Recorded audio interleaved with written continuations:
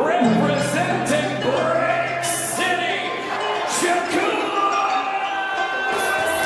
Finding those levels too. Look at that four-punch combination. It's a masterclass right now from Shakur Stevenson. That's what you're seeing. A masterclass. Right hand, and Shakur meets him with straight left hand. Oh, there's a knockdown scored with the left hand.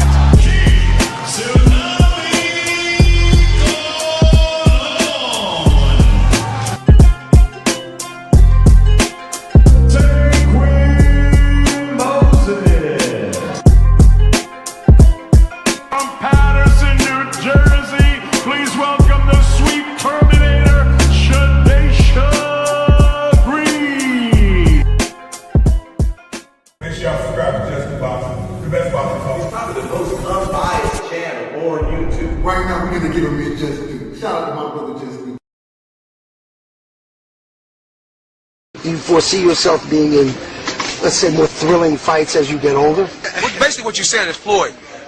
Get beat up and get some black eyes, then get your hand raised. No. Stoop to everybody else's level and be stupid. When you get older, I'm saying. When you get older, do you think there's nothing cool about taking punishment, getting beat up, getting bloody lips, and getting a check? The coolest thing I can do, I can dominate you, shut you out, and make crazy money, and go home and live with my family in a very, very comfortable and happy way. That's how I like to. That's how I like to do it. Lifting weights and being strong doesn't win fights. Having great timing and being a very, very smart and intelligent fighter wins fights. I mean, I've been in there before with guys that was a lot bigger and probably hit a lot harder and a lot stronger. But Floyd Mayweather always has the remedy. Okay. Well, 37 opponents had a heart, and all of them came up short. Speed kills, I guess, right? Watching you in person is a lot faster than on TV, man. How important is speed? Well, it's not really. It's not about speed. It's about smarts. It's about smarts, and it's about not getting hit that much. Baldamir's a big guy. What are you going to do to offset the size difference? It's not by size. Skills pays the bill at the end of the day. It's about being smart, and the smarter fighter is going to win. Most guys I don't beat them with speed and power.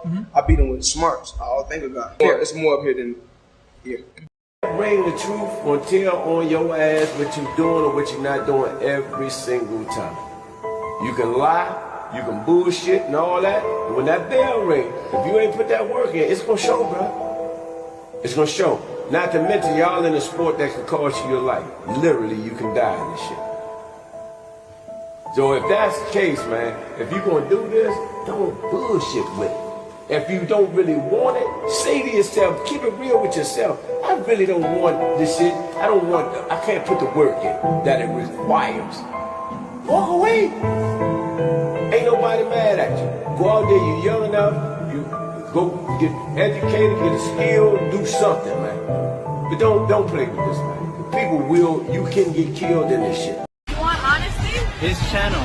It throws real punches. Just Do Boxing gives you skills, heart, and culture. Straight up. I catch every drop on my lunch break.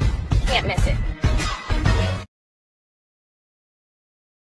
What's good? What's going on? Salute to the family. How y'all feeling, man? We back. We here. We gonna build on this boxing. We gonna talk about it.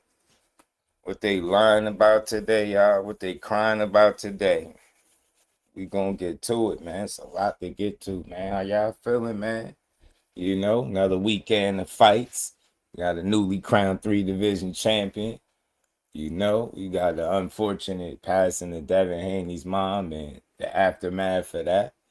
And the Tank Davis got everybody buzzing, going back and forth. You know, threats being sent out, huh? You know, it's a lot going on. We're going to get to the drama, but we're going to get to the boxing, too. We're going to cover it all, man. We ain't ducking no conversations over here. We're going to talk about all of it, man. Blue, what it do? My God. COE in the building. What's good, fam? Shout out to Irvin Mack, my dog, man. What's good with it? Mello, what's good, fam? Shout out to you, Irvin Mack. Blunt, my dog. Son of God is in the building. Floyd working with Shakur. Got some people in their feelings. Yeah, they in their feels blue. You know how it be. BJ was good, homie. Demarius in the building was good, my guy. You know what I mean? The people in their Feelings mad at Floyd doesn't agree or feed into their false narratives on Shakur. That's a fact. You know it. Marcus, my dog, always showing love, man. How you feeling, bro? Shout out to my dog. You gonna get to it? Yeah, man. Floyd pissed them off with that video, huh? They hot. They like, man, ain't no way. Why you helping And we ain't him? never got a box again. Well, Right. well. I already been getting these bets, but now it's time for you to get your just due. Shout out to my dog, man. Radio, what's good, family? Mike Kirkland, what it do, homie? How you feeling? Good, brother. Shout out to my guy, man. We're going to talk about it. We're going to talk about the fight over this weekend. I got people talking. Seem like everybody got some different opinions on what happened this past Saturday, man. But I ain't tripping off none of it, so we're going to get to it, man. It's always unfortunate, man, when somebody lose a loved one in the sport of boxing, man, especially like a mother or something like that, man. So prayers and condolences to Team Haney, you know. Shout out to Team Haney. We was doing a lot of talking about if he was going to come back. Shit, I would think after this situation, he probably want to sit it down for a bit longer, and I wouldn't even blame him. But, you know, tragedy strikes and people handle it different ways. We all know the history between him and Tank Davis ain't been nothing nice. At once upon a time, they was cool, right? It was cool once upon a time. I think that all shifted. with the idea of them fighting each other, man. And the fan bases, you know, they sided with their guy. And we got what we got today. You got the Tank Maniacs. You got the what I call the Haney hoes. I'm going to lay up all from today because of the situation. So we just going to talk it. We just going to be real about it. It's unfortunate that happened, man. I had seen a post and, you know, a couple people sent it to me. I'm like, damn, that's unfortunate. I really wasn't looking forward to making no video or nothing like that. But, you know, the aftermath, you know, like I said, with him and Tank, it's always been war. Them dudes have been known to go back and forth with each other, post each other's moms. ASAP was good with it. Post each other moms. It don't matter who started it. I'm just here to be real because I think real conversations need to be had. It happened in the space and we in this boxing space, so we gonna build on it, but we gonna do it the right way. I'm not about to condone neither one of their behavior, man. Like, I don't care who started it, how it started, who posted what first. It's always like if you a man of principle and code and you got morals, then you know the women and the children is usually off limits. Like that's standard, right? For everybody, no matter how tough you are, no matter how gangster you are, no matter how mad you are, no matter how, none of that, right? It's just a standard. It's a code. Women and children off limits. We leave the women alone. We leave the children alone. Through these situations with whether it be Tank or any of these other guys, like I done seen those lines be crossed too many times, and once the line get crossed, and it don't be a lot of coming back. So, you know, it's always sad to see somebody pass away, especially unexpectedly like that. But then it's even worse when somebody go low and make fun of it, make light of the situation. And it was just disgusting behavior, man. You can call it what it is. Shout out to Tank, you're a hell of a fighter, but I don't got nothing to do with how you handle this situation. It was nasty to see. And what's even more nasty to see is the people that justify it, you know, with words like karma and nah, it's nothing. This is not karma. This is ignorance. This is despicable. This disgusting behavior. And we can call that out. We don't got to make it, we ain't got to take it no further than that. In this particular situation, don't nobody win. Boxing look crazy. We out here dissing the dead. That's like a cardinal sin. We all got to know better than that, man. That go for Tank. That go for fans on both sides. It's never cool. When they was posting each other, mom, or he posted Tank, mom said Happy Father's Day.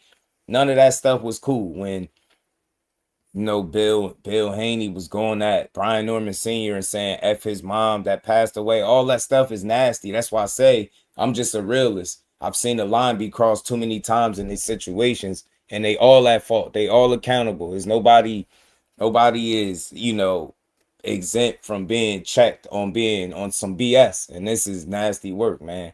You let people rest in peace and you move on, man. My thing is this. me as a man, if I got an issue with somebody, I got an issue with that person. I don't got an issue with them, everybody they related to, everybody they talk. Not, I don't move like that. My issue is with you, then it's with you. That's it. Not your mother, not your pops, not somebody, not your sister, nobody. Right? Just you and you only. So try to get back to boxing, man. This is why this fight needed to be made. See, because as much as we, the drama is the drama, and we get it, man. We hold Tank accountable. You wild. That's not the way to do it. Anybody's justifying it. You wild too. They bogus, man. You crossing the lines. You putting people moms, pictures of people moms. You trolling. You open up a different can of worms, bro. And you cross a line, and there don't be no coming back from it. So that's what it is. You get what I'm saying? What they say, an eye for an eye leaves the whole world blind.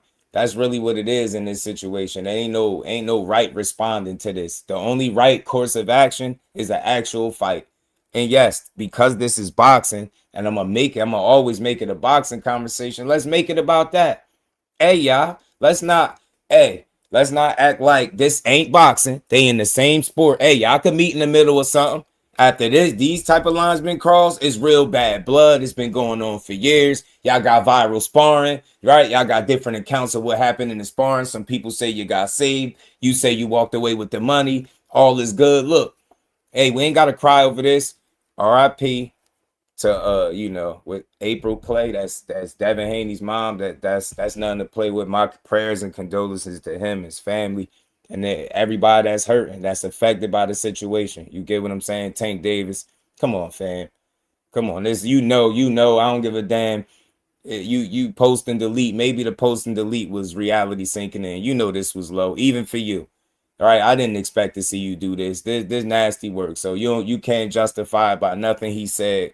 I get it. He made jokes in regards to your mom and so on and so forth. But y'all both wrong for playing with anything but each other. Right? Y'all not keeping it on anything but each other. Y'all wrong. However you want to look at it. Because I'm a realist. Not siding with neither one of y'all. Leave y'all mothers and any females, any relatives, anybody but each other. Y'all the two boxers. Y'all in the sport where y'all get paid millions of dollars to beat people up. You get paid millions of dollars to train, right? Lock in, focus, and beat somebody's ass. Let's focus on that. This is a fight that I thought was done, dead in the water. But after this situation, it just makes me want to see it. Hey, y'all, let's not forget, this is boxing. They said what they said. I gave my take. Tank, I don't rock with this kind of shit. Devin, when you posted his mom, I don't rock with that either. Y'all could fight each other, bro. Y'all at the top of y'all sports, respectively. Y'all accomplished, right? Y'all got the names. Y'all got the fan bases, right? Just fight.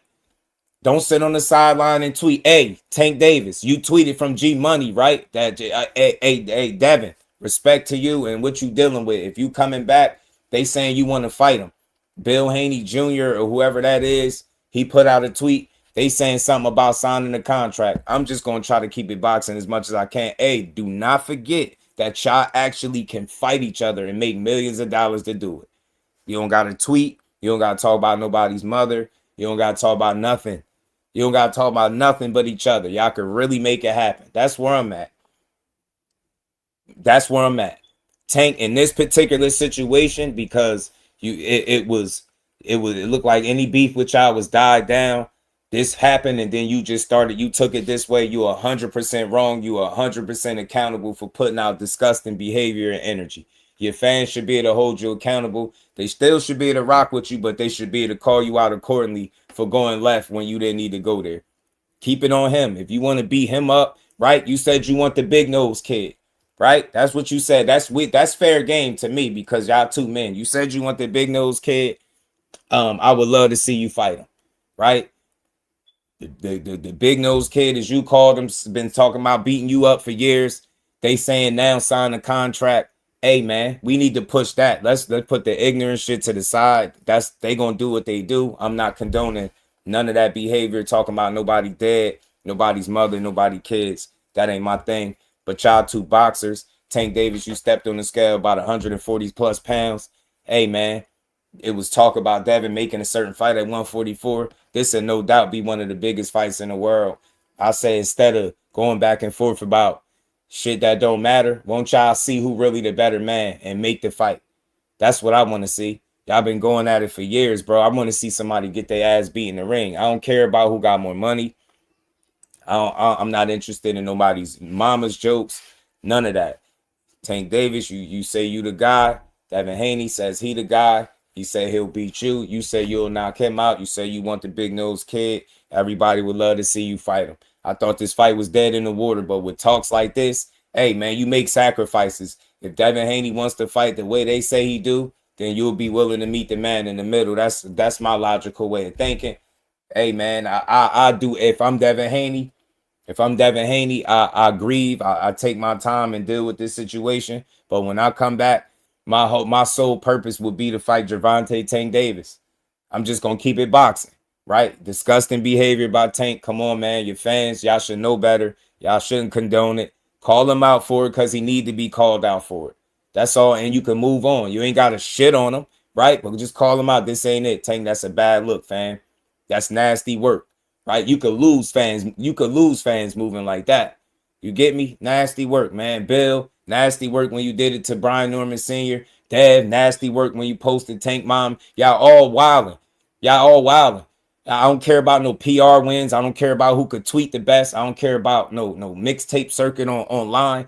Hey, man, I just want to know something. The world want to know something. Do y'all really want to fight each other? Because the opportunity is now. Y'all bossed up. Tank, you a boss. You been one. Devin Haney, your name is as big as it's ever been. I think it's time to make the fight.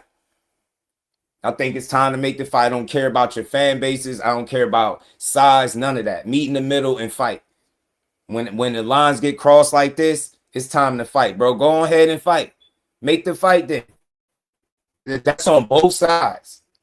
Tank Davis fans say he the baddest thing in the world. He knocks everybody out. Can't nobody beat him. I don't have an argument at all. Devin Haney fans feel the same way. He beats everybody. Don't matter what weight. He can beat them, right?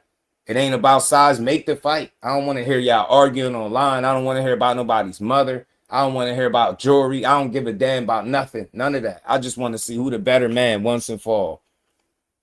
I only need to see this shit once, too. Just get it to me one time, bro. Y'all been arguing like this online? To not get the fans a fight would be a slap in the face, man. Shout out to Rivera Johnson, man. Fanaticism is a terrible drug. It causes people to justify stuff like this, right? And it's just, you know, it's so simple, bro. You can just say, yo, this is not the way to move as a man. Call it out. And then move on. People think you got to change up on them, hate them, don't like them, don't support them. Nah, you could not support this energy and this way he moving. This ain't it, right? But to try to say, well, he had it coming. Nah, man, shut up. Did she have it coming? She didn't have it coming. She don't got nothing to do with they boxing beef. She don't got nothing to do with it. Nothing.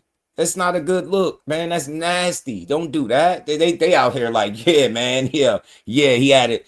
Nah, fam, y'all all bugging. Leave the women and children alone, off limits, man. All men, we move different. Principles, morals, standards, man. You get me? Leave the kids and the children alone at all times, man.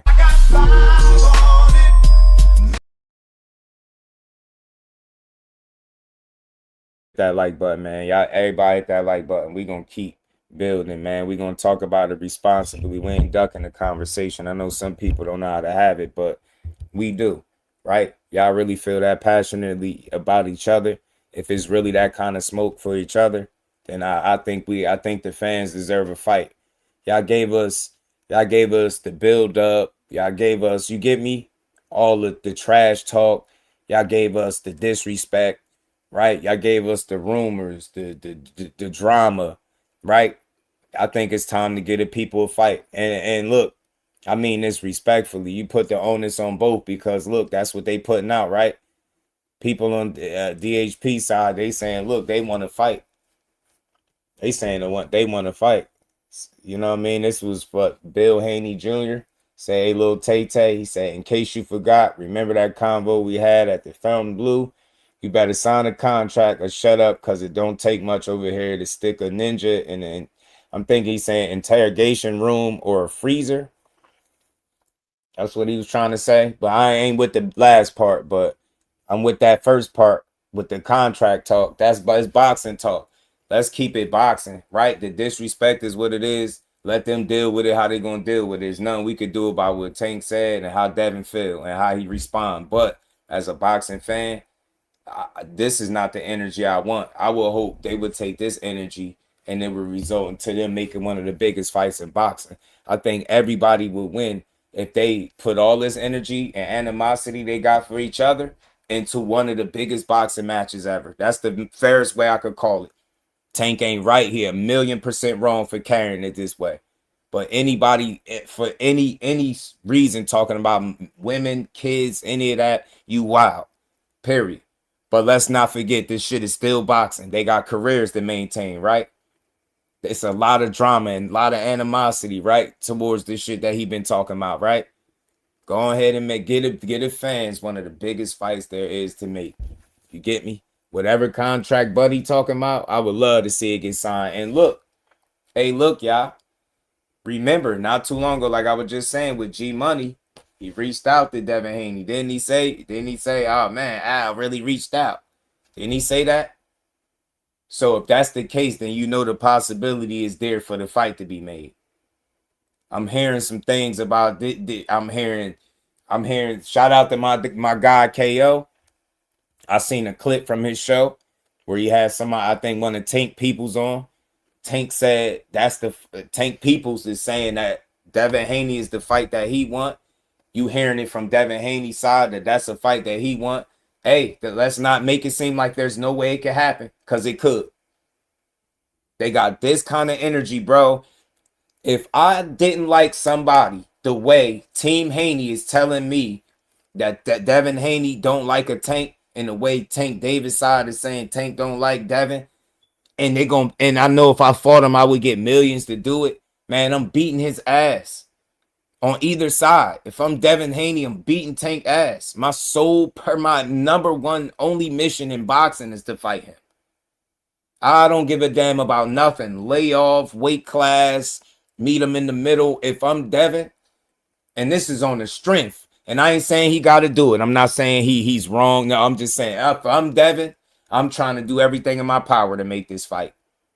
Win, lose, or draw. I'm trying to do everything in my power to shut him up in the ring.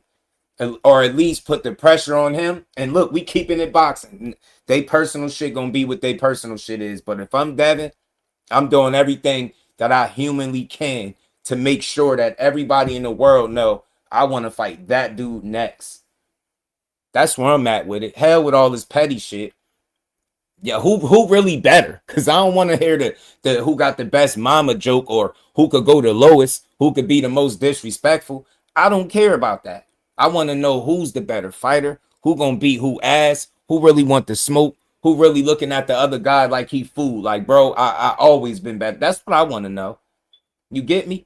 Shout out to both fighters as fighters. The shit that we know them for, not the personal shit that they on right now. That shit weak, right? But don't tell us on the internet that he got Al to contact y'all. And then after being this disrespect, I'll be that same contact that Al used to reach out to me. I will be contacting that individual or that line, making sure that they know full well I want his head on a damn platter, bro. I want to fight your man. I want to fight y'all cash cow. Yeah, that dude that's talking crazy on the internet, make the fight. That's what I'm on. Make the fight. I wanted this situation right here should prove that who really want this fight, because they've been crossed the line. Right? This is fighting words, as they say. Ain't that what Tank was saying? Them fighting words, right?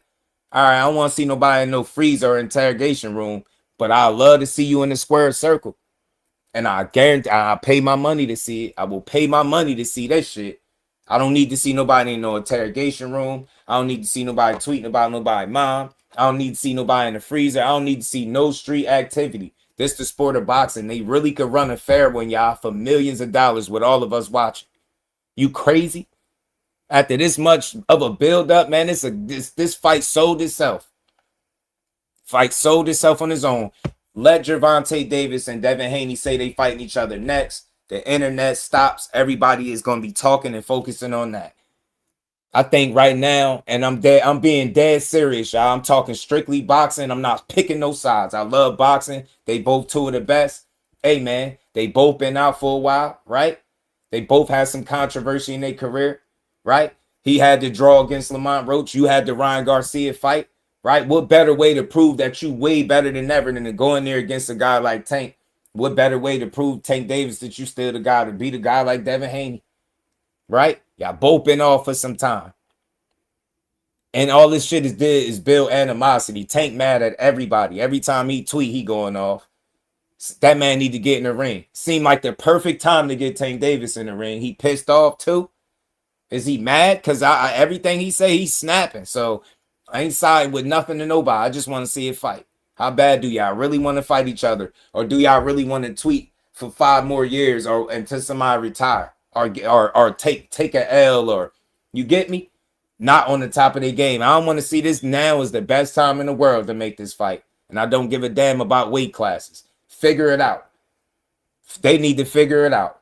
Both of their teams collectively, bro. That's the best way to deal with what we've been seeing from these two guys through the years. The best way to solve all this back and forth is with a legit sanctioned fight.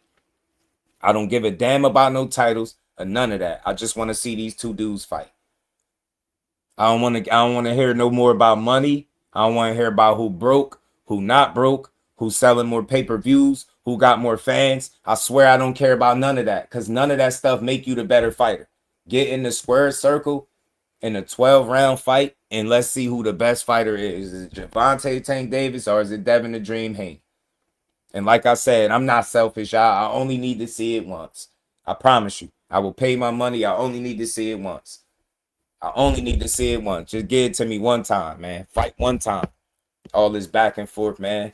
Like I said again, prayers and condolences to Team Haney, man. That's a tough break, man. Especially unexpected.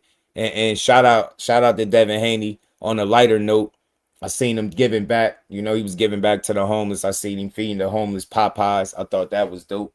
You get what I'm saying? So it's not all bad, you know, but I could only imagine that he would possibly want to take some time off, some more time off now after this situation, man. Shout out to everybody in the building. Y'all double tap the screen and hit that like button, man. We gonna talk about it, man. Shout out to both teams, man. I ain't taking no side. Wrong is wrong. Like I said, 2 wrongs is never right, right? And I feel like the only way you could right this ship after it went this far, is if they fight each other. You get what I'm saying?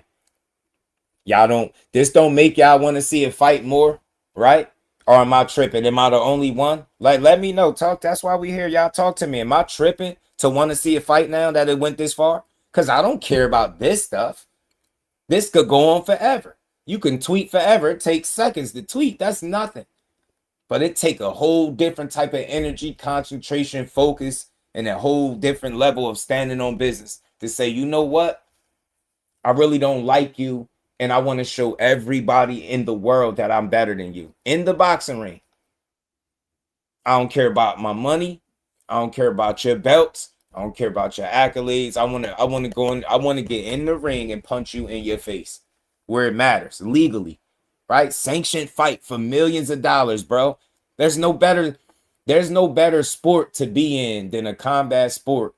And you got a problem with somebody because y'all not street dudes. I don't want to hear no street shit. Y'all not no street dudes. Y'all professional boxers, right? Then y'all some of the best at y'all craft, man. Go out there and make one of the absolute biggest fights in boxing, fam. Just fight each other. You get what I'm saying? Shout out to Team Haney. Tank, man. Show the people, man, that you really wanted this. And I'm going to play the clip that somebody sent me. Shout out to KO again. It was a clip from my guy's show. He had one of, I think, Tank Davis' people on. And he was speaking on behalf of Tank, saying how Tank really want this fight with Devin Haney. And if that is true, and you got people on Devin Haney's side saying the same thing, sound like we got a super fight on our hands, y'all. Sound like it might be a little bit of life into this fight, man. I thought it was dead, but hey, man, the way I'm looking at it right now, y'all could put all BS to the side, all fan shit, all weird shit to the side, and y'all could make one of the best fights in boxing, fam. That's where I'm at with it. This is boxing, bro. People do great shit all the time. You get what I'm saying? People do shit great all the time. I think now is the perfect time. Devin Haney's name is big as it's ever been. Tank Davis could come back right now and he say he fighting Devin Haney, gonna break the fucking internet, and we all know it to be true. Everybody in the world is gonna be talking about it. They're gonna be talking about how he was just talking crazy about his mom. That's the unfortunate side. And then you got the history of the back and forth for years with him and Bill for years, right? You got the situation where they ran into each other and Devin was outside the car with the security, right? You got a bunch of little situations to draw from where at the end of the day, I think the only way to fix all of this is some them fight. Guarantee you, there's no way both of them dudes get in the boxing ring, share the ring 12 rounds, or however long it go, and they don't respect each other when it's all said and done. That's the only way for them two to earn the respect for each other again. Right now, where the level is at, they gotta fight, bro. And I'm dead serious. Instead of people from Team Haney or Team Tank, whatever, pushing the ignorance and enjoying the back and forth with your popcorn, y'all should all be pushing that they should be fighting each other 100%. 100%. Both sides. Y'all shouldn't even be talking about nothing else. And man, Devin Haney just found his opponent. Look no further than Tank Davis. You found your opponent, fam. After this shit, y'all all should be talking about y'all want to see Devin Haney fight Tank. Unless y'all want to see this type of shit go on for, like I said, 5 more years or however long they going to do it. Because they clearly ain't never going to like each other. They never going to respect each other. The only way to get that respect is in blood, man. Both of them dudes get in front of each other in the actual boxing match and let the world see who really the man. Fuck that sparring tape, right? Fuck any edited clips that came out. I don't care about none of they back and forth. None of that. We'll all get to see it in real time.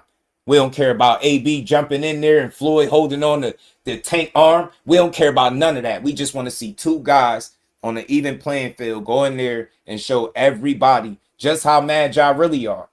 Right? Just how bad you really are. Because Devin jump in there with Tank. That'll be the best fighter he's fought to date. Tank jump in there with Devin. That'll be the best fighter he fought to date. They've been going at it for years. His father don't like Tank. Tank don't like his father nor him. Right? Tank don't even like his security. Tank don't like nothing Devin Haney from what I hear. Sound like more of a reason to fight. Y'all hate each other that bad where y'all willing to go low, and color outside the lines, man. Get y'all asses in the ring and fight. Y'all men, right? Nah, man. Hey, this Tank Davis fans, I'm talking to y'all like the super duper fans. Y'all got the baddest fighter in boxing, right? Y'all should be saying, hey, Tank, we don't want to hear you talk about his mom. We want to hear you tell us how you going to beat up this big nose kid. You said it already. He said it again on Twitter, right? 70-30. Let them figure it out. I ain't talking about no splits, no money. Let them figure it out. Boxing fans, that's not our fight, yo. We should all be pushing that they need to fight each other. This shit they done took us for a ride so long that the only thing that makes sense at the end of all of this is a fucking fight. And I ain't siding with nobody. I want to see the fight. Man, I was giving up on it. But after this shit, nah. After I seen the way people are condoning and side picking and nah, fam, y'all forgetting this shit is boxing. Let's see who the better man is. Do y'all forget they still in their primes? Is y'all forgetting? They still two of the best. Are y'all still forgetting if they fought each other, it's going to be one of the biggest fights? Well, why we bugging? This shit ain't over. Nah, let them fight, fam. I want to see it. I want to see it, bro. I want to see who the best is, fam. I really want to see who the better man is, man. Shout out to both, but the responsibilities on both of y'all. Y'all bosses, y'all stars, y'all the biggest names. Fuck that. Let them argue about A side, B side, splits, money, all that shit. We want to see the fight, and I want to know why we ain't getting it. Y'all want to know that? Then never mind all this BS. How the hell is we 2026 and we ain't got no Tank Davis, Shakur, no Tank Davis, Devin? And right now they giving us every reason for boxing fans to push for this fight. Y'all both been out the ring for a while, right? Y'all got some controversy. Y'all clearly got smoke for each other. Y'all sides don't like each other. It's a big discrepancy of what happened in the sparring. Did you knock him out on his feet? Or did they get the money right? We don't care about none of that. We done argued about all of that. I did a live stream, y'all. When that sparring dropped, I did a live stream, fam. That live stream did over 43,000 views. A live stream, bro. less than 2 hours, a live stream of me playing them two sparring each other. You telling me a fight ain't going to, imagine what a fighter do. We talking about not no crazy big YouTube channel. We talking about me over here. 43,000 people watched me repeatedly play a sparring clip that was more than likely edited, right? But people didn't care. They watched it anyway. Now imagine how people will go crazy about a fight between these two. I just want to see a fight, fam. I think we deserve it as fans, bro. We done got enough headaches no matter what side you on. Whether you think Team Haney is the guy to win this fight, you done got snapped on, you done got cursed out for whatever your opinion is on what you think the fight would be. You deserve to see the fight, fam. Just Do Boxing is telling you, if you ever got cursed out for giving your opinion on who will win on this between these two, you deserve to see the fight, fam. Tank Davis fans, if you ever told somebody, man, Tank could knock Devin out and you got cursed out just for giving your honest opinion, you deserve to see the fight, fam. I'm telling you. If you've been on the ride and you've been following this journey of theirs from when they used to be cool with that fight hype video way when they was cool with each other all the way up until now, and you feel like you mentally fatigued, you deserve to see the fight, fam. On everything I love, both of them teams respectfully need to figure it out and fight each other or never speak each other again. I'm dead serious. That's where I'm at with it. Because if y'all not going to fight, I don't care about how much y'all don't like each other. If you never going to think about this, how long do I care about hearing the same shit about who got more money, who's beating the better people? But when we ask, did y'all beat anybody better than each other? No.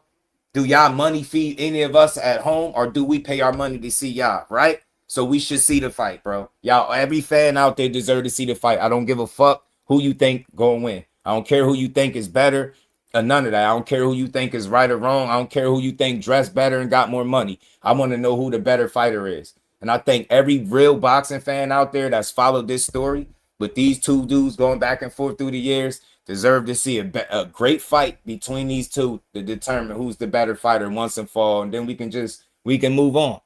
Shout out to my dog Judah. What's good with that? What's good, homie? That's all. We just want to see it, bro. Two of the best. There's no denying that. They proven it. When they written Devin off, he found a way to stay relevant, right? They try to write him off, right? The boxing world, we seen the boxing world turn on Devin Haney for getting cheated by Ryan. Did we not? We did. We definitely seen it. We seen it. He bounced back since then. He back. We seen the boxing world kind of turn on Tank Davis having a draw, right? He ain't have an opportunity to bounce back just yet. This would be a great opportunity right here for both of them. Get me? I want to see a real fight, bro. I don't want to see the cat fight online or the dog fight, whatever you want to call it. I don't want to see the dog fight online. I want to see that shit in a square circle. You know what I'm saying? I want to see y'all get paid to go off on each other. Shout out to the Queen. Lisa, how you feeling today? Kawhi was good. He said they both acting scary because they can make the fight. And I don't think they scary. I just think it's a lack of intent. It just kind of, because I don't have all the answers, so I'll just give you what I think. Look, man. Y'all both in position to get each other on the phone clearly, right?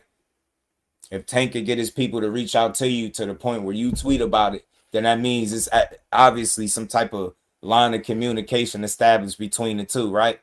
So if, like I said, and I'm not trying to say Tank ain't wrong for the energy he put out. He 100% wrong. We established that. But if I'm Devin Haney, the only thing I'm thinking about is beating Tank ass. This one gonna be for Mom Dukes. I'm beating your ass on the strength of Mom Dukes. I'm making t-shirts, campaigning. I'm changing my logo on social media to some shit promoting me beating your ass. I'm getting somebody with the dopest AI to make an AI video of me beating you up, calling you out. I'm making an entire campaign about beating Gervonta Tank Davis ass. That's me. I'm just saying. I'm just strictly talking about boxing, not in the street. I'm putting all my attention and focus on you for a minute to convince everybody that's listening, that's paying attention, that I want to fight you. And when the fight don't happen, they can say you ain't want nothing to do with me, and vice versa. You Tank Davis, man. The hell with a tweet and delete. I don't care about your post and delete. I don't care about that. Beat his ass. You talked about getting Al to reach out to Bam Rodriguez, right? You talked about beating up the big nose kid next. You got Al to reach out to him. Hey, man, it's time for you to really stand on that shit. And I'm only having this conversation because they took it this far. If they could do this, then I could have this real boxing conversation. Hey, Tank, you said you got your people to reach out. Fight that man. Because if you clearly pissed off at him to the point where you would take shots at his mom, you clearly owe that man a fair one, and he owe you one too. Straight like that. Y'all owe the boxing world a fade, man. Y'all owe the boxing world a fade, and I ain't trying to hear shit. You could side with who you want. You could think on win. Hey, we all should be pushing that they need to fight each other. Get what I'm saying? But they sit up here and argue for hours about who right or wrong about dissing each other. Wrong is wrong, bro. It ain't no wrong is wrong. I don't care how you slice it. Wrong is wrong. Now, how do they right that wrong? Get y'all asses in the ring and boss up for real. That'll show the boxing world that y'all everything that either one of y'all ever said and y'all fans ever said y'all was. Getting in the ring with each other would prove that. Get what I'm saying? OTB, my brother, what's good with it? Jordan, what's good, homie? Devin thinking about fight right now? Nah, I don't know. But again, I'm just having this conversation again. Keep in mind, I already threw it out there. Take all the time you need.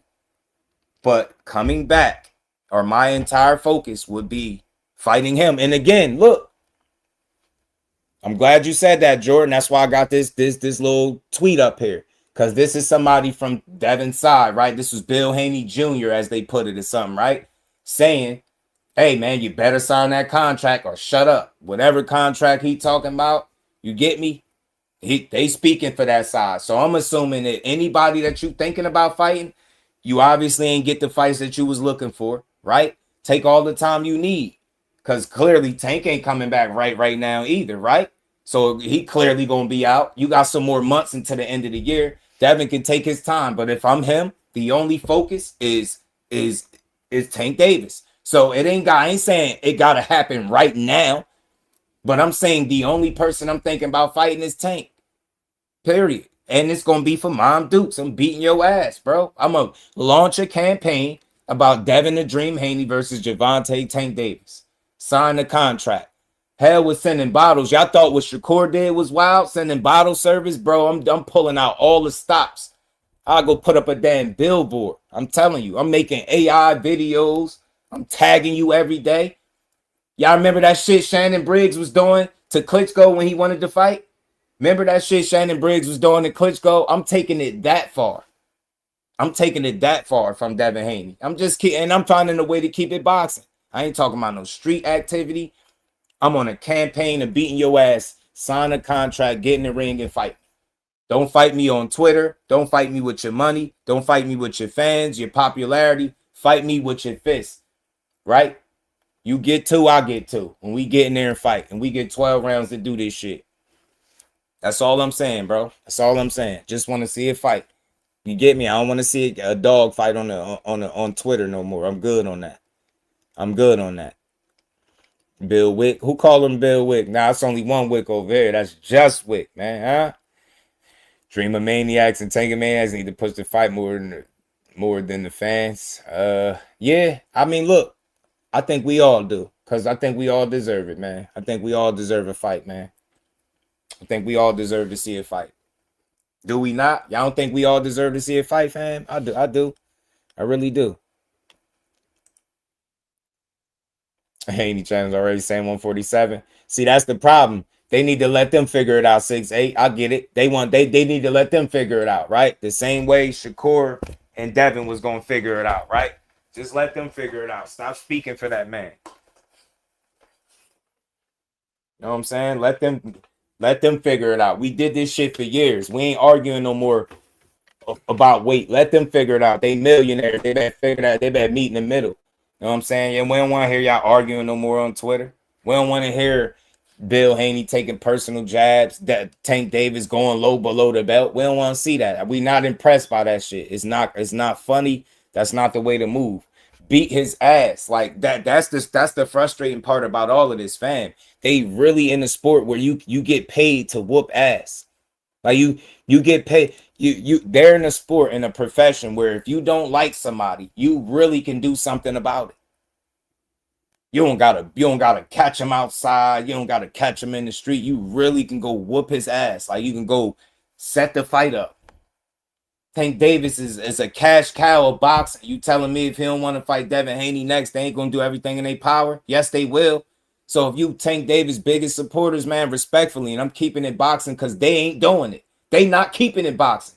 This fight has been like just talked about and dreamt about and argued about, but they ain't even put no muscle into it. Y'all not pissed off about this? Hey, Tank Davis fans, y'all cool with him just saying, he gonna get out and reach out and that's it?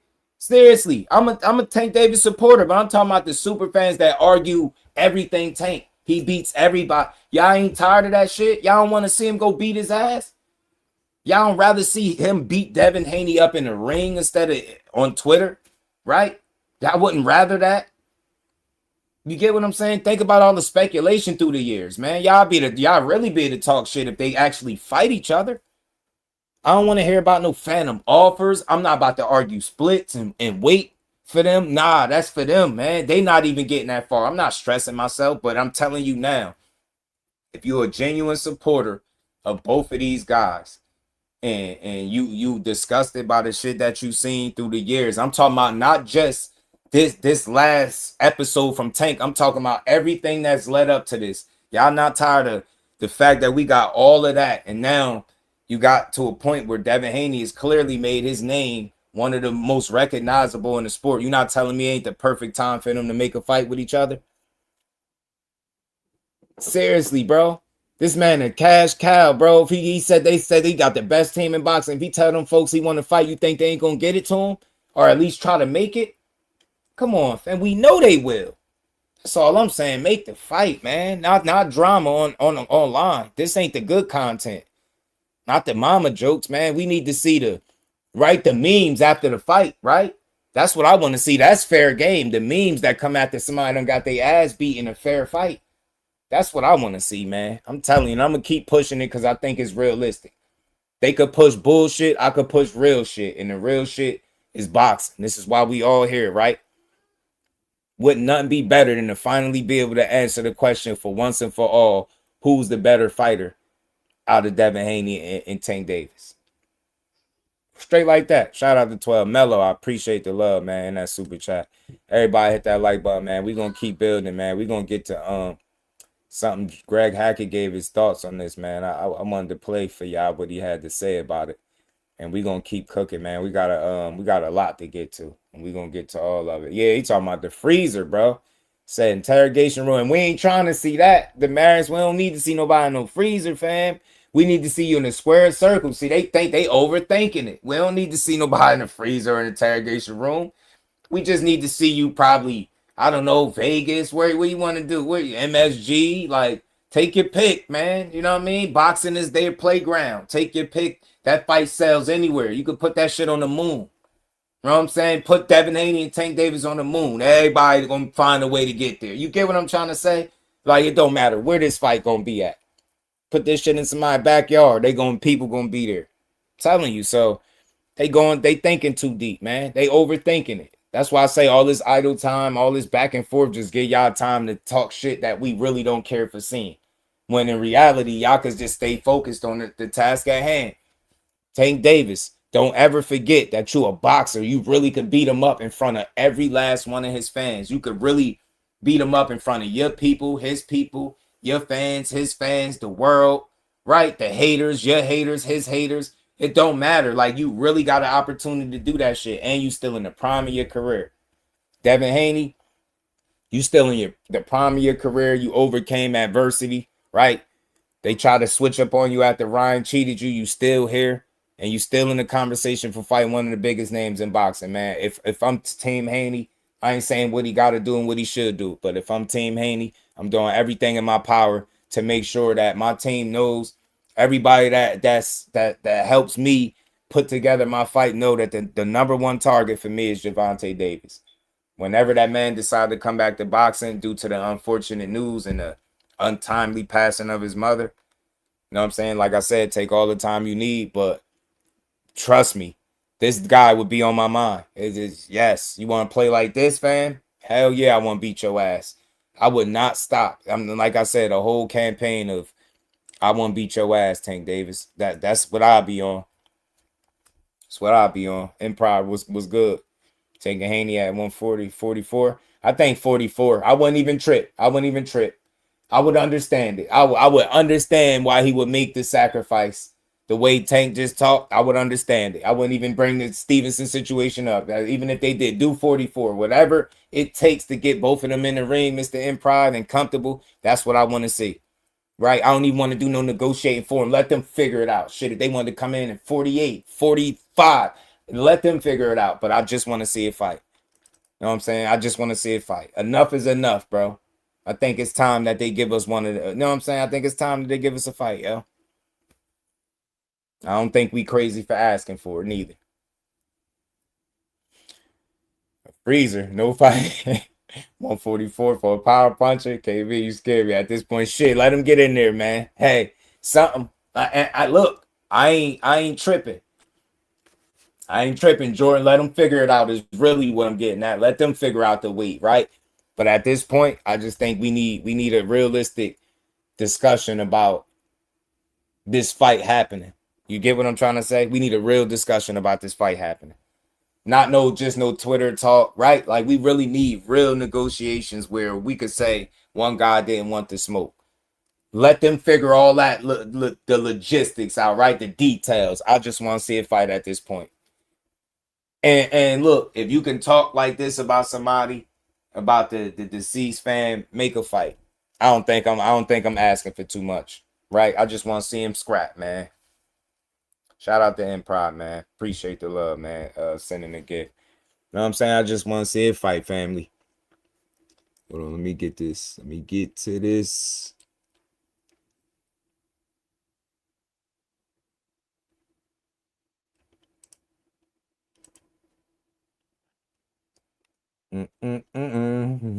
Jordan said I'm scaring him 144 for a power puncher.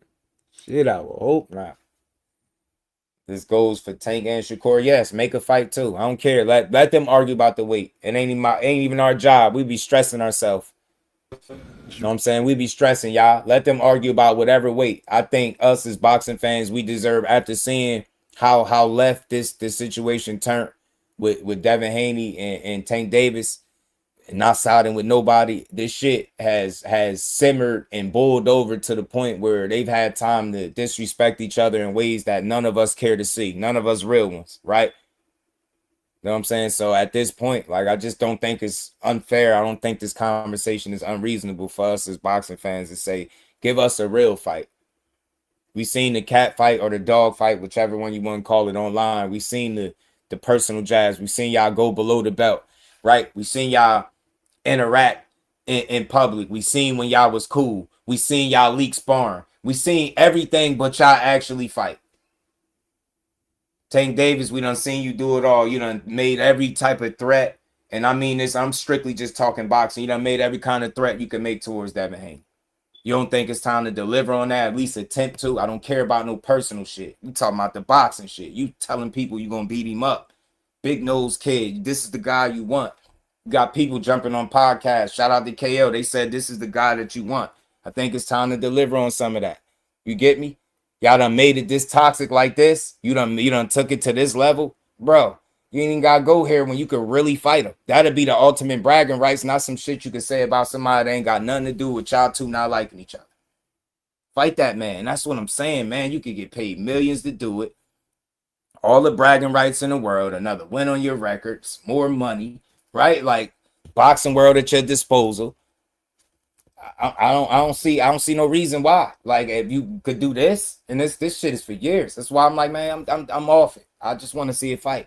Give us a real scrap and give a damn what weight. That's why I say, man, when people keep asking what weight, man, let them figure that shit out. And then they'll argue.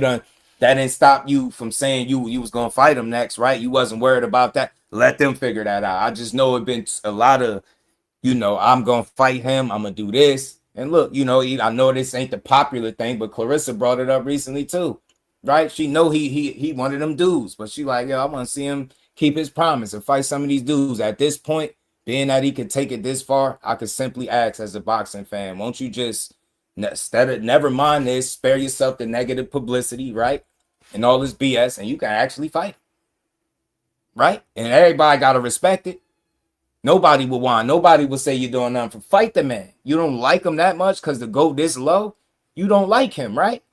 Don't you know somebody remind him? Team Tank Davis, you get paid to beat people up. In front of people, in front of their fans, in front of their family. That's what you want to do. You got an opportunity to do it. And your team said it, man. If you want to fight somebody, they get it done for you. 503 was good with it, homie. Just dude, can you hear me, bro? What's good? I can hear you. What's good? Yeah, man. Yeah, man. I appreciate you coming on today and saying what you're saying, bro. Like everything that you're saying is making 1,000%. Like it's all based off of wanting to fight. You know what I'm saying? Right. And in actuality, I don't think Devin Haney is gonna come back this year.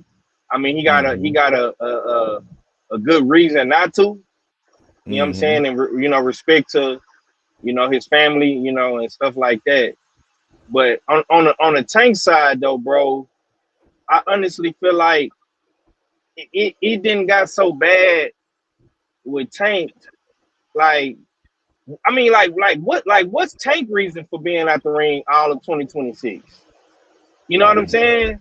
Like, that's a valid question. You was fighting your cases and you couldn't get the Jake Paul fight. You know what I'm saying?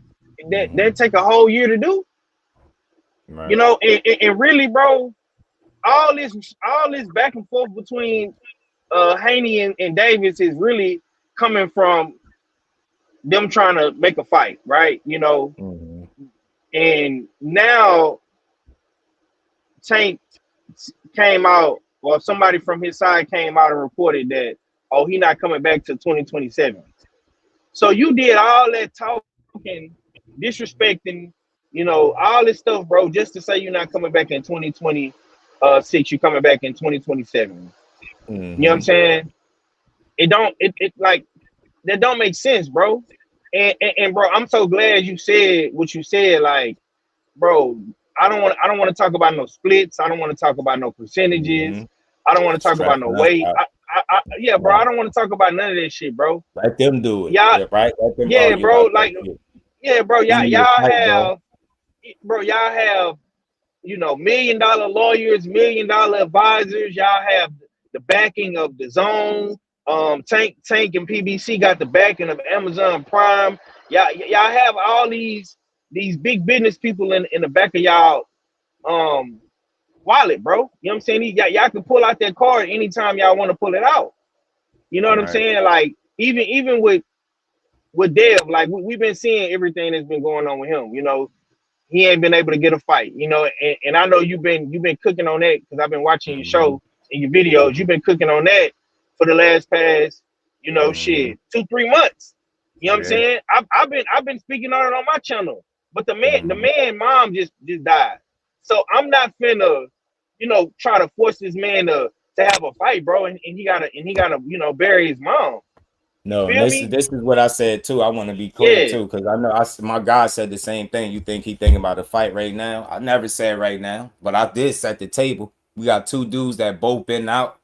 Controversy, whether it's their own doing or something that's untimely. So I would expect him to take some time off, but still don't change the fact that Tank ain't coming back the rest of this year either.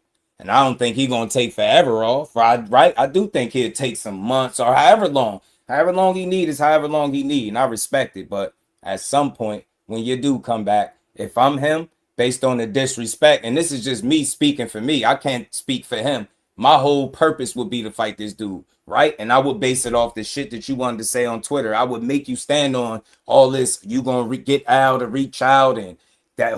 Remember, they got on Twitter and said something about Al reaching out. So if that's real, I think that's the only fight for me if I'm Devin Haney, and I'm basing that off disrespect. Now, I ain't saying you got to come back right now, make a fight right now, but Tank ain't coming back right now, and we know that too. So shit, it's a good chance or possibility that them dudes could return to the ring around the same time.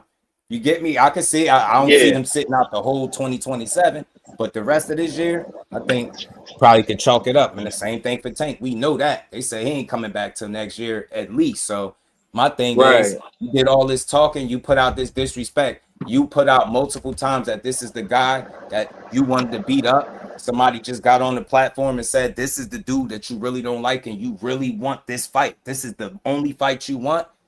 It's time to start delivering on that. And I think as boxing fans, that's fair game to ask for a guy that is the A side, right? The cash cow in boxing. You just do some of what you said.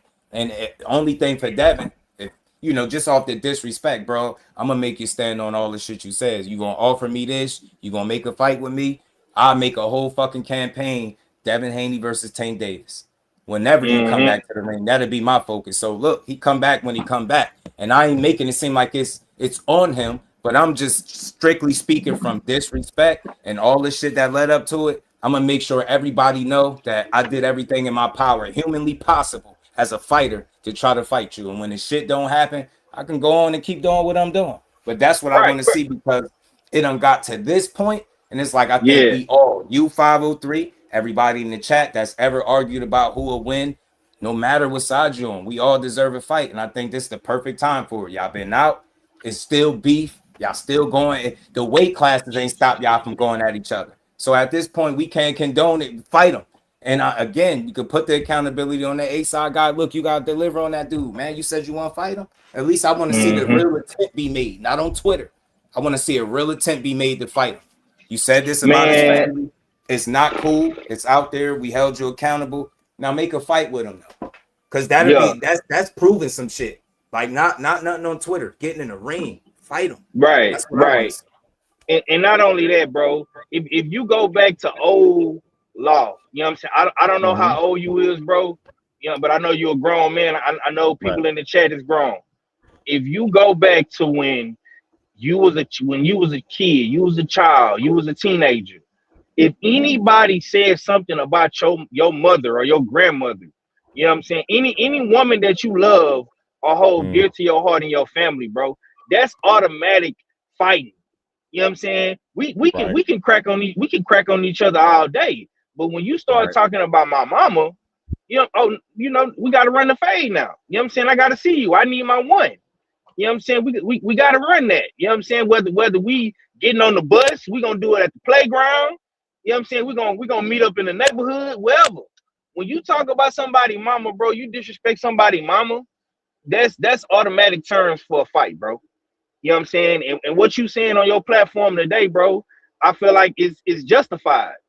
You know what I'm saying? Because especially with Tank, you know what I'm saying? Because like I say, the last time we seen Tank, he was fighting Lamont. And let's just be honest, bro, he did not look good in that fight. You know what I'm saying? He did not look good in that fight at all. Right. And Lamont has been able to secure other fights just based off of Tank's bad performance. You know what I'm saying? We didn't see Lamont fight multiple times. You feel me? And he's made good opportunities and good financial decisions off of fighting Tank. You know what I'm saying? I believe it was KO. I think I was listening to KO videos. Bro, all these guys, like when you think about the big three, you think about Shakur, you think about Dev, you think about Tank. All these guys, former opponents, bro, you know what I'm saying, have made something of them like in the ring. You feel me? Like all these guys have made something of themselves, bro. Like I'm pretty sure you talked about it with Tio and Rolly. You know what I'm saying? That's a former Shakur opponent. That's a former Tank opponent. Too, though, bro. Like all these fights for this dude are bigger now than they was before that Lamont Roach shit happened. Shakur went on to win bigger fights for himself. Devin Haney revived himself. He bounced back after getting cheated, and people wanted to write him off. The fights are even bigger. It's more of a reason to make them. And the fact that you still arguing with them as if you can make a fight. All I'm simply asking as a boxing fan is you put the real energy behind doing it. We see what you capable of doing with tweeting. We see how nasty it could get. That's nasty work. We don't want to see that. Y'all gave us everything we didn't want to see. All I'm saying is just give us something we want to see. And one fight, one fight is all I'm asking, bro. All that disrespect, bro, that sound like a fade need to happen, right? And we don't want to see it in the street. Y'all get paid to do it. Let's see it, bro. Show the world how great you are. Come on, man. This man and not only that, bro. The man, listen, bro. The PBC, it's the last of the Mohicans over there, bro. Tank is like the last one outside of probably the Cholo brothers that's left, bro. We just seen what happened with Earl Spence when he was out the ring for 3 years, bro. He wasn't the same. Right. You know what I'm saying? I'm hearing all these reports about, oh, Cholo supposed to fight Virgil Ortiz and he supposed to fight Tim Tszyu, and you know what I'm saying? I'm kind of worried to see if Cholo gonna look the same. I think Tank fans should have that same concern, bro. Like, about time Tank get back in the ring, my guy. It's two years. Oh shit. No, it's all good. Let's see. Camera from yourself. Yeah, man.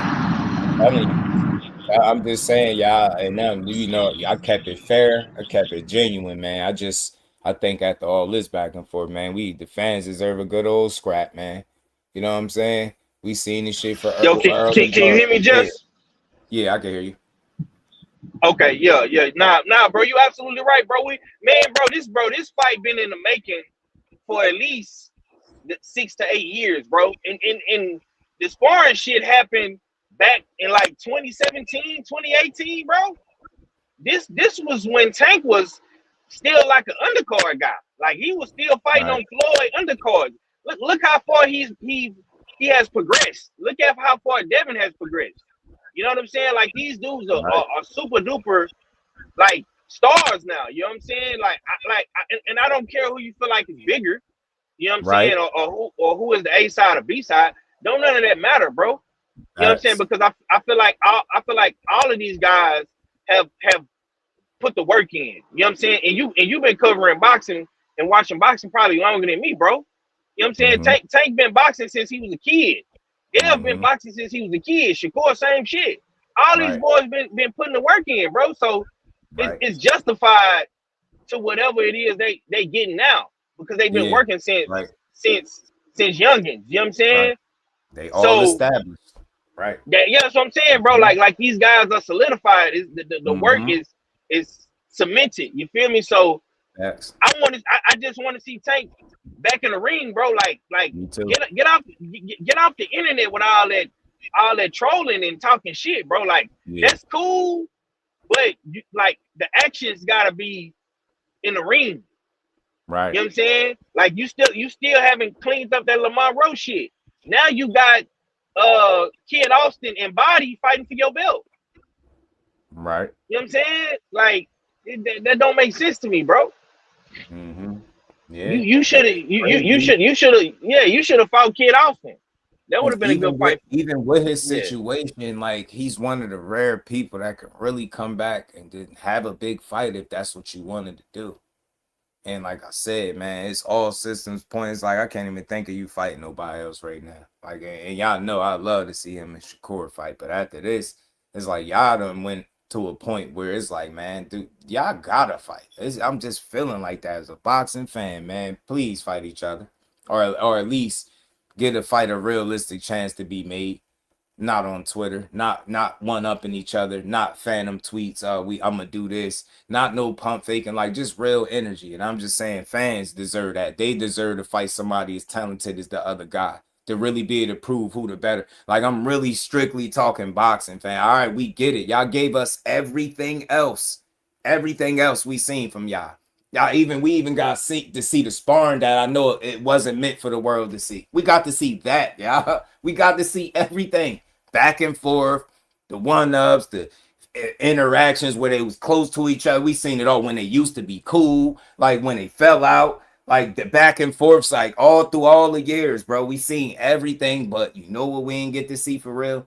Them fight in the ring with no headgear for 12 rounds or however long it go. Don't matter. You know what I'm saying? That's all I'm saying, bro. Y'all got that much animosity towards each other. It's a fight, especially, for the guy that is saying what you're going to do and what you could do. And I believe you can do it. I believe you do have the power to say, hey, man, that's who I want to fight. Man, That's all I'm saying, and I just want to see it done, so I can say, okay, he tried, he did what he was supposed to do. Cool. That's all, bro. I'm not cool with this situation being like this. Some people like it because they like the back and forth, the one-ups, the personal shit. Nah, I don't want to see no street shit, bro. We ain't following them for that. We following them because it's cool for content, man. bro. It's Right. cool for the content. You know what I'm saying? You can, build your channel up, get clicks, get views, get comments. That's all that shit is cool. I'm not tripping on nobody, making content off the situation, whatever. But when you look at the business side, you look at the logistics, bro. Where's PBC now? PBC is on the zone. Where's Devin Haney? Oh, he's on the zone too. Been fighting on the zone for his past couple of fights. He chose not to do the Zuffa thing, right? So everything aligns right now. It makes sense. Yes, it do. It's no reason why they can't make that fight, bro. If you telling me, that's all I was saying. Right, and I understand exactly what you're saying, bro. If you telling me every other week the zone got a pay-per-view, whether you got the platinum subscription or you just got regular the zone and you just paying for whatever fight you want to pay for. If you subscribe to the zone and you have the option to pay for these fights, or you know what I'm saying, or you got the premium package or whatever, every other week, bro, it's a fight on the zone for pay-per-view. It's no reason why Tank and Dev should not be one of those fights, bro. Right. You know what I'm saying? Because let's just be honest. If we talking about last week with Tio and Rolly, I honestly don't feel like that was pay-per-view worthy. From just being honest. You know what I'm saying? The undercard wasn't really that good. I mean, you had Gary Russell. We haven't really seen Gary Russell. We had Yo-Yo on there. Nobody really know Yo-Yo. Unless you're a diehard hardcore boxing fan like me and you. You know what I'm saying? Like, dog, you could charge people $100 for that fight, bro. Plus $100 plus, bro. And guys like me and you and females like me and you, bro, they'll buy it. You know what I'm saying? They'll buy that Tank versus Devin, bro. Because it's already sold itself. You know what I'm saying? Good dope sell itself, bro. That fight is good dope. You don't gotta do no extra concoctions to make it look good. It's already good. You know what I'm saying? All you gotta do is package it up and give it to the customer. That's it, bro. Yeah, man, like I'm glad you on your channel doing this today, bro, because it needs to be said, bro. And people need to hold Tank accountable for what he been doing. You know what I'm saying? Right. Whether you agree with the disrespect or you don't agree with it. Let's get back in the ring, fam. Right, that's all. And he can make it splash. I know it's asking a lot because ETB, shout out to my dog. I know that, Haney gotta, he gotta grieve, and he deserve all the time he need to do so. But I wouldn't be mad at him if his sole purpose is to get the guy that been talking that much. Like, think about it. You ain't been getting the fights you was looking forward to, right? Whether it's Shakur, Keyshawn, for whatever reason, right? The Jack Catteralls, the Lynn Parrows, the Rollies, all these different fights didn't happen. But that one guy's still over there. He ain't got a fight neither. He done been off. You done been off. I mean, it just seemed like the perfect opportunity. And I mean, even if they had to do something else first, after this, me personally, I was cool with not seeing this fight from them ever, right? At this point where it was the way it was looking. But for this to happen like that, like the way it materialized, I just hate to see this shit. It was like, it's disappointing. It's like, come on, fam. You know what I'm saying? Like, come on, fam. Like, you know what I mean? If it's energy like that, then it shouldn't be much to make a fight with a dude like that. Really? Like, you got a really good team, right? You the man, you could beat everybody, right? You will cook all these dudes. You did all this shit to them in sparring. So eight and no headgear, right? I'm just thinking all the shit that been said. In the middle of him negotiating on Twitter, you interjected right in the middle of that. That's recent. That is recent. So it's like, what's to that? Is all I'm saying. I ain't asking for nothing extra. I just want to know, like, as a fan, like, what was to that? Was that just something to get us to talk, or is it really something to that? And me understanding the shit the way I do, it could be something to that if you want it to be, right? I really want to get a clear cut, answer as to who didn't want to fight. That's all I'm saying. And I'm cool, and I'll walk away. I'll make my peace. Shout out to both teams, but I just think, I think they owe it to themselves to try to secure a fight that big with each other. Because I think the Devin Haney fight, for even on Tank Davis, right, is a big fight for him too. All right, I think that his name has grown, right? He's positioned himself very well. I think it'll be a great time to make a fight. He's still undefeated, 33-0, still 3 divisions, right? Former undisputed. We get this stuff. Tank Davis, even with the draw, still undefeated, right? It's an opportunity, and that's maybe that's a conversation people ain't get this far because they rather see them go back and forth. But I'm off that. I'm not entertained by that. I'm not impressed by it. It's content, but it ain't good content, right? I want good content. I want a conversation for the years about how good the fight was when they actually fought each other. You know what I'm saying? Think about this, y'all, and this is some real shit. And I'm gonna play this Greg Hackett video in a second. If they did all of this arguing through all the years, for everybody in here, no matter who you think will win, whichever side of the coin that you've been on when you talked about this fight, if you've been snapped on and cursed out and people argued you down about for your opinion, and we seen all this back and forth through the years, right? We seen the different turning points with their careers, from them being cool when they was younger to them being possible contemporaries, to it falling apart, to the leak sparring, to the below the belt shit from Bill's side, to now Tank going way below the belt, right?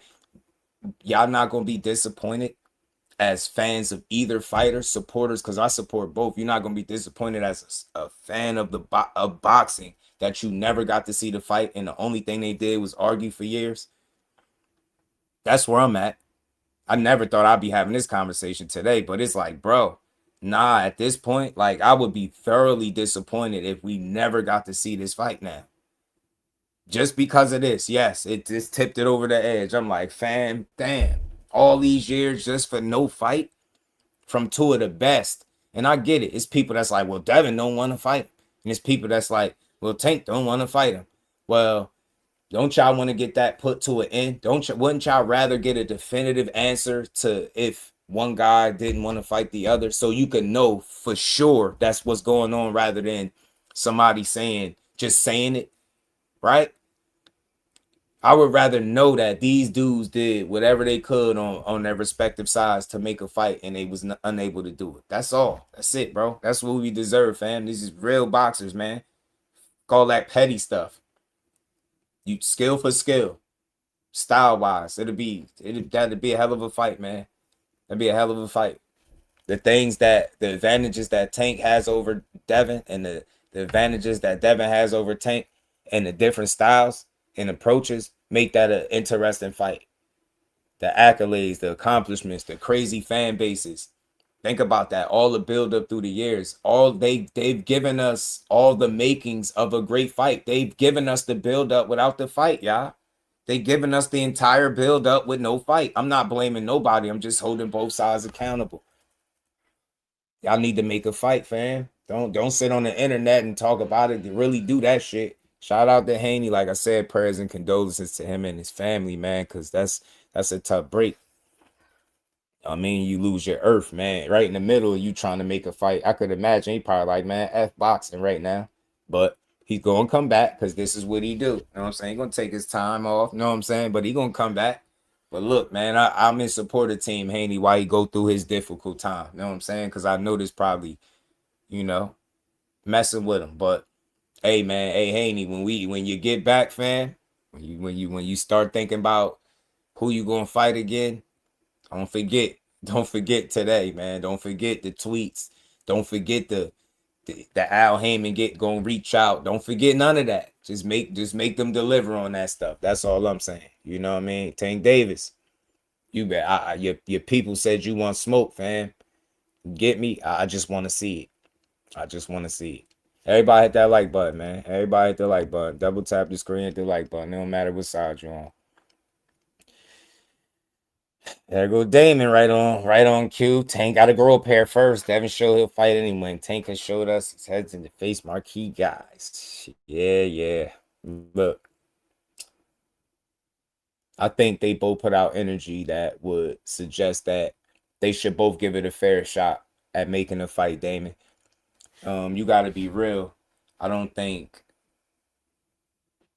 it's a matter of being scared or anything like that. I just think it's a matter of business and actually being intentional with what you do behind the scenes, right? If you could tweet about it, then you could actually be about it, right?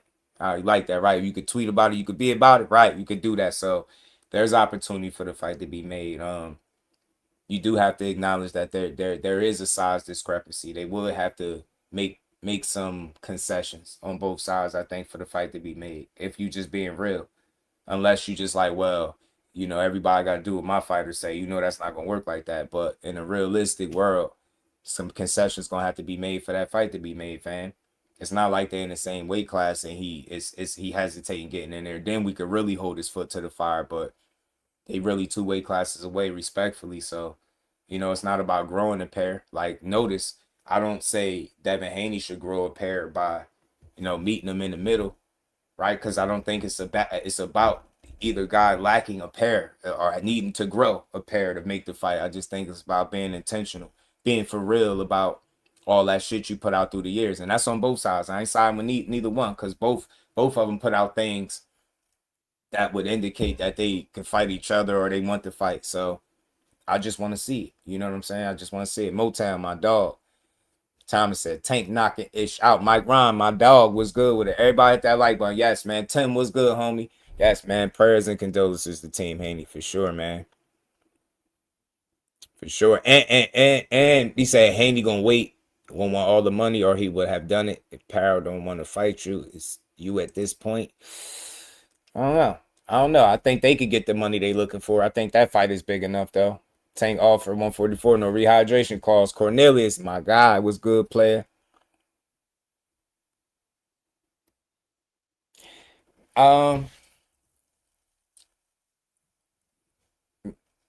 Bad gotta be talking. Yeah, bad. Prayers to Team Haney for sure. For sure, man. We supporting Team Haney in this time unfortunate tragedy for sure.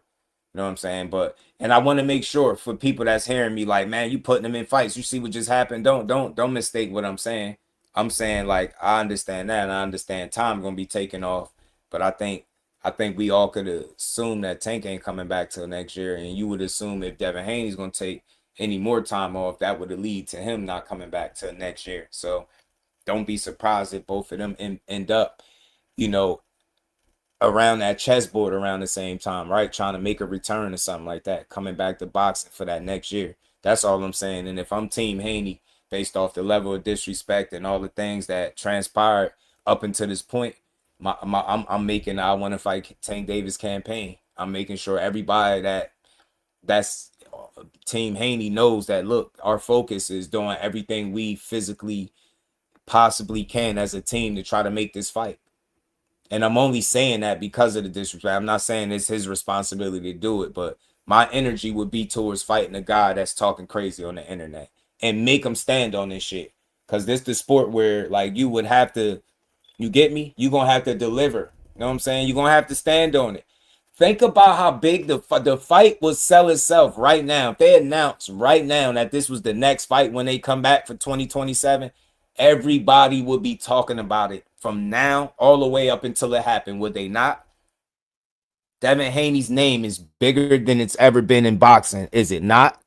Tank Davis' name, regardless of the draw and the controversy, still a viral guy. He could come back right now, and if they tell you Devin Haney is who he's fighting, it's going to be the biggest fight going on right now, is it not? There's so many, it's more life into this fight than I ever thought possible. It's really still a possibility. No matter how slim or how big of a pot, it's still a possibility for the fight. I didn't think like this a week ago. I was like, it's dead. But I'm thinking, nah, fam, nah. People do great shit all the time, right? You get me? I want to see it, man. I want to see it. I want to see it. At Ryan Garcia, the fight, let all three of them squabble it up. Tay, throw Ryan in there in the mix. Tank versus Haney is not a fight anymore. It's war. There you go, Improv. You get me more the reason to want to see it. Shout out to Improv. More the reason to want to see it. You feel me? More the reason to want to see it. Let's keep building, though. Let me get to a little bit of this. Shout out to GHB, my guy. He gave his thoughts on this. I wanted to hear what he had to say on it. Shout out to the homie YSM, too. Brill Noble defeats Wanzel. What's your thoughts, Jay?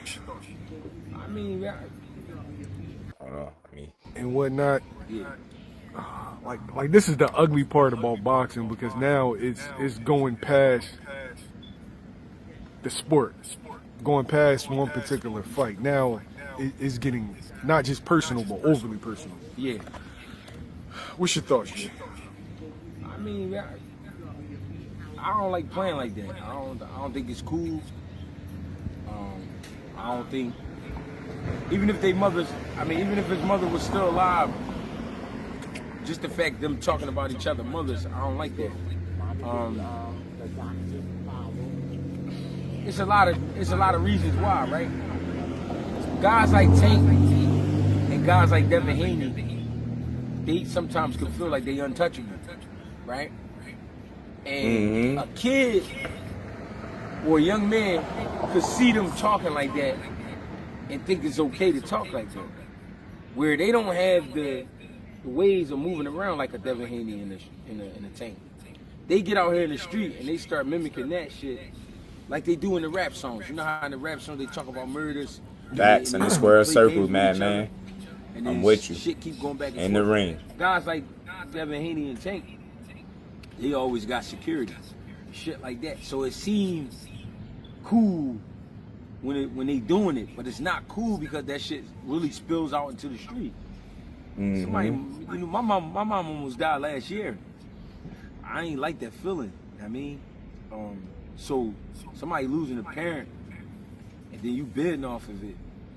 Even though at one point he was talking about your mom. I mean, I don't know. I just don't play like that. I don't know. I really don't. Yeah, it's a tough situation. And see, I like to play it so you can hear different perspectives because you're a person that's not taking no side. It's nasty on either side. Currently, it's only one guy that's doing it. So you hold Tank accountable, but then you would have to be honest and be like, about the separate time when it was both going back and forth about it. And it's just, ultimately, that's why as men, you have a standard, you have morals and principles because you have things that you won't do for certain reasons because you just know it's not the way to carry it, right?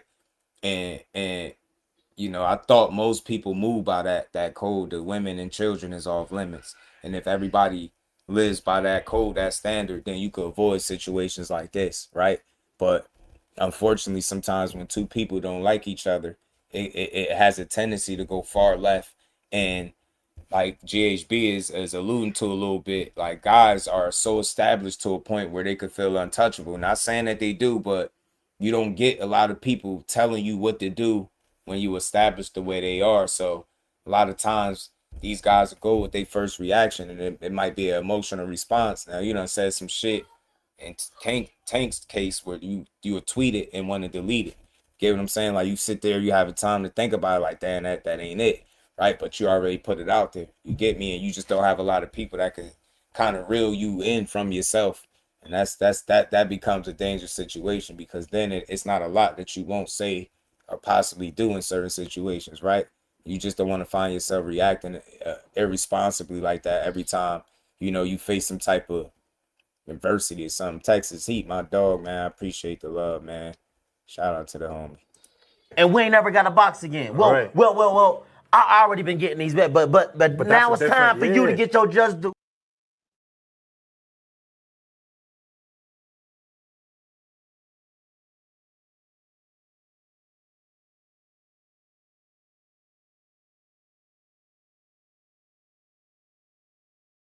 And when Devin's involved, you respectfully leave it alone. That is a fact, fam. Just leave it alone. You know what I'm saying? Certain stuff just ain't worth it. You're worth the energy, the bad energy, the karma, the bad press, You just don't need it. You know what I'm saying? And you just got to react a lot more responsibly in situations like that. Not so much emotionally or out of anger.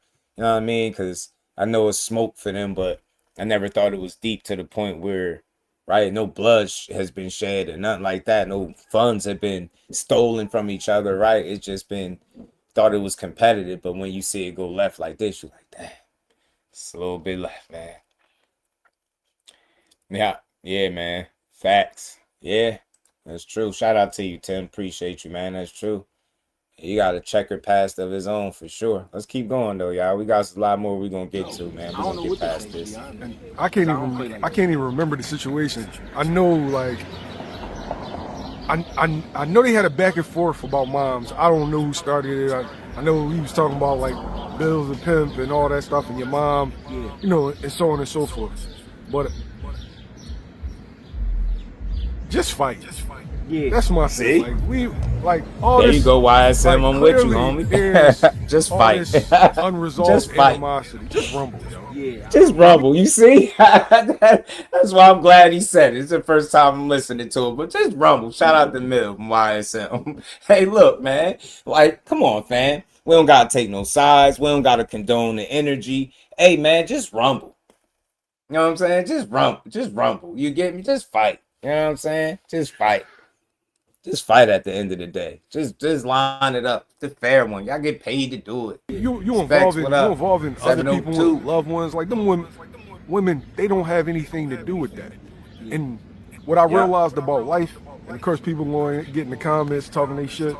Yo, energy never dies, man. That shit is undefeated. Yo, what you give out into the world comes back. Yeah. I wouldn't be talking that way about people's loved ones, and I got kids and my loved ones. Yeah. Anything can happen. Yeah. Blink of an eye. Like, so I wouldn't even want that kind of energy around me in the atmosphere. Yeah. That's what I'm saying. It's a lot of things people still don't understand. And you know, some people don't care, and that's fair, that's cool. But you gotta always take what come with it. When you do shit like that. When you do shit like that, you gotta take what come with it. And that's for both sides. It ain't just for Tank, it's for Dev too. You mean y'all playing them games like that. You know what I'm saying? Just like when Bill and Brian Norman, I remember that shit. Yeah. They get to telling each other fuck your mom and all that. Like, I mean, I ain't in boxing for that. So me either. Right. You know see? I mean? But that's see? It's refreshing to hear, man. Shout out to GHB and YSM, man, to hear, you know, echo some of the same sentiments that I had, bro. We don't watch boxing and watch y'all disrespect each other in that way. Like, we like it when you talk about knocking each other out or beating each other up, whatever the case, something within the realm of boxing, right? Competing with each other. But when they go left, that's when it's not fun for us. And then the way you kind of kill all of that, you say, look, if it's that much smoke, you in a sport where you really can beat each other up, and for money, for the glory, for the respect, the bragging rights, for everything, right? Like, you really can do that. You don't gotta sit on Twitter and be mad and argue, and like, it ain't like dealing with a troll on the internet. You really can get to these people, and y'all really two of the most established in the sport. So y'all will make great entertainment. Y'all got fans that'll watch y'all fight anybody. Y'all got people, y'all got a sold out fight if y'all want it. Y'all undoubtedly raise y'all levels to another level. The bragging rights, all that stuff, people got to respect y'all. You go Devin Haney, regardless of whatever, however they figure it out. But if he beat a Gervonta Tank Davis, man, you got to respect Devin Haney a little bit differently, fam. Just being real, we talking boxing. Got to respect him a little bit differently. Tank Davis go out there and beat him and Devin Haney, man. You got to put the respect on his name a bit differently. Just what it is, man. More the reason to make the fights, fam. You ain't got to side with everybody, or you can still have your guy, but hey, man, acknowledge that. Hey, man, it's real on the other side, too. It's real on the other side, man. This is real versus real. Go in there and fight. Well established, man. They both proven. Now prove it against each other. You know what I'm saying? Come on, man. You brag a little bit different. You beat Tank Davis. You the first one to beat him. You know what I'm saying? You brag a little bit different if you the first one to beat Devin Haney, fan, on an even playing field officially. Not no contest, not no Osterine, right? You brag a little different. You talk a little different. Now all that tweeting you was talking, all the stuff you was saying about what you gonna do to him. Now it hit different. Get me? Now all the Haney fans, all the times you said that with Devin Haney to do to Tank Davis, he actually go do it. Now all that shit sound there hit different now. Now they gotta respect what y'all was saying. So y'all don't want to see that opportunity. Y'all don't want to see your favorite fighter get an opportunity to prove that shit against somebody as good as the other guy. Shit, man. Sign me up for that. Sign me up. It's a good position to be in, man. It's a sellout fight waiting to happen, fam. It's a sellout waiting to happen. I hope they put all this BS to the side and make a real fight. I swear for boxing, I hope they do it. And for themselves and their teams. I hope they do it. You know what I'm saying? Let's keep going. Keep going.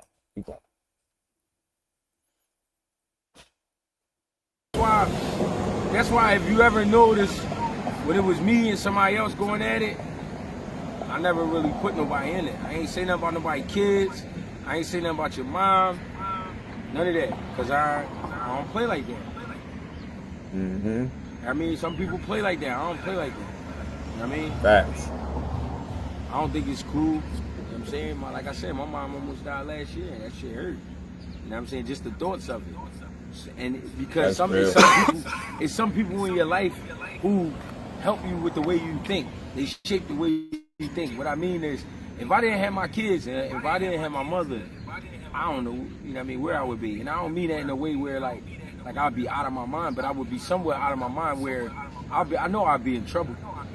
I know for a fact I would. Whenever shit get crazy, that's what I think about, my kids and my mom. You know what I mean? My brother. So taking somebody's mother and putting her in the equation and thinking that it's funny, I mean, you gotta take what come with it. If you like paying security that much, cool. I don't want to pay security, so.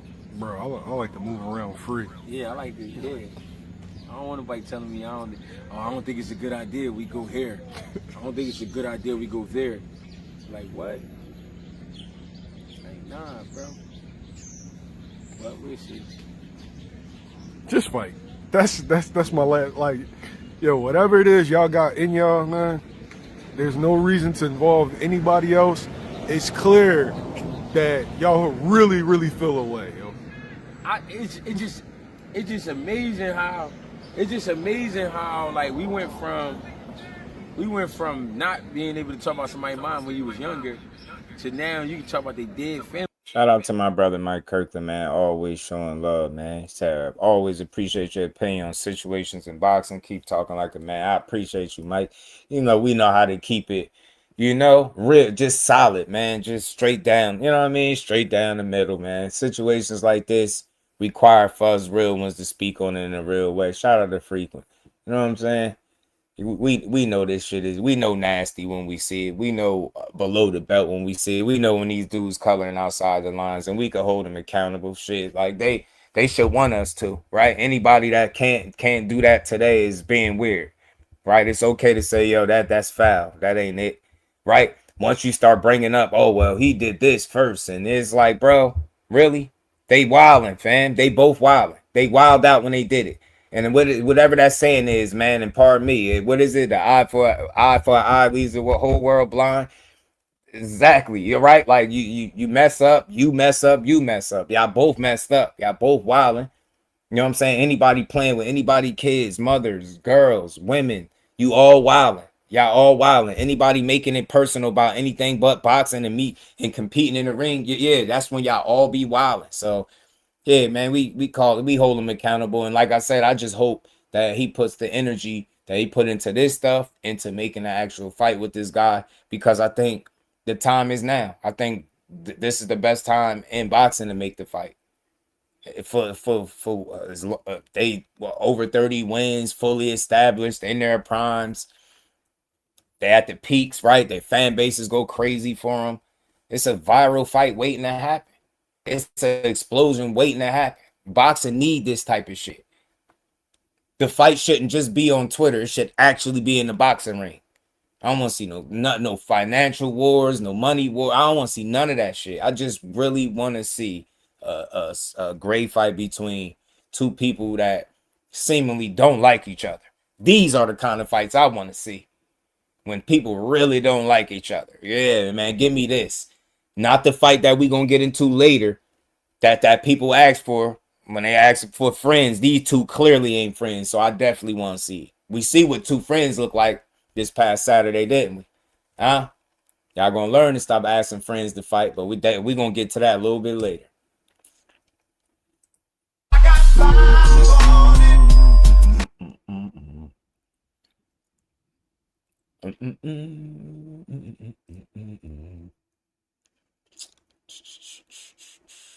See, that'd be the problem right there. See, Mac, the problem is not that nobody forget nothing that the Haneys did, but the problem I have with people that force that conversation is, did they do it right now? Right? Like right now, currently,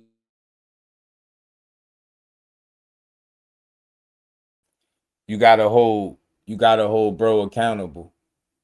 You could still point out and highlight, because I've done it, how the Haney said some things in the past that been wild, right? They've done it. But right now, this guy did it, right? So to not be able to hold him accountable without saying, well, the Haneys did this, so that's when you start justifying it.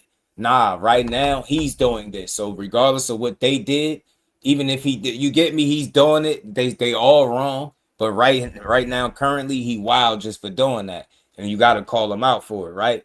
That don't mean you can't support him, but you know this ain't the way to carry it. You know what I'm saying? This ain't the way to carry it. Nah, this ain't the way to carry it. See, I tried, but I already see what you on. You got your Tankamania shirt on, and you're not trying to hear no logic. You just wanna protect them. So let me talk to you directly so you can get it. Fam, Mag 7 Life 269. I'm gonna read the whole shit. Fam, Gervonta Tank Davis is fucking wrong, bro. He's wrong. Don't try that shit with me about telling somebody how to respond to disrespect. Show me where Devin Haney's mom disrespecting Gervonta Tank Davis anywhere. Show me. See, that's coward energy, and I'm talking to you as a man. That's coward shit, fam. The moms on neither side got nothing to do with it. When Devin Haney posted his mom on Father's Day or whatever he did, that shit was weak. It was weird. And we held him accountable right then, but he didn't do it right now. Tank Davis posted his mom passing away. Ain't no, you can't tell him how to respond. What are you talking about? That's sucker behavior. I'm saying it. Men don't move like that. Men move off standard and principle. Women and children are off limits. And even further, as kids, we knew the respect the dead. Everybody knew that. Speaking on the dead to get you beat up on the spot, that'll get you some street shit done to you. We're not trying to see that. So again, this is why shit like that is people are cool with pushing that kind of energy, because they got people that'll get on the internet and be like, yeah, man, but yeah, it's a spade. No, it's not. His mom never did deserve no nasty ass comments like that from that little angry troll, fam. He a little angry man. That's not it. I tell him to his face. I don't respect that. Not that. I respect him beating ass, because I know that's what he do. I don't want to see him go low like that. As mad as he think he is, the real man in him is like, yo, I know that's not it. I know he ain't. I know he knows that's not it, fam. That's wild. You don't do that. You don't wild out like that. He's dead wrong. Nah, Cornelius, he dead wrong. He dead wrong. He's fucking dead wrong. 100% wrong. And was Devin Haney wrong when he did it? Yes, he was wrong too. They wrong. Ain't no, I'm out with Devin Haney did it before, so he doing it now. Devin Haney went low, so he went lower. Nah, that's nasty shit. Keep the women and the children up out of it. That's all. Know what I'm saying? Maybe we got different standards, and that's all that is. If you think what he did is not wrong, that's on you. That's not it. I'm telling you, I don't respect it. That's not it. That's not what you do. I don't see nowhere where his mom is disrespecting Tank Davis. I've never seen that lady post anything in regards to Tank Davis. So just because you got beef, and this is me, how I address real problems in my life. If I got a problem with you, I got a problem with just you. I don't got a problem with you and your family. And it's like, I got beef and war with. Nah, if the issue is with one person, it's with one person. You don't just lump everybody into the same box.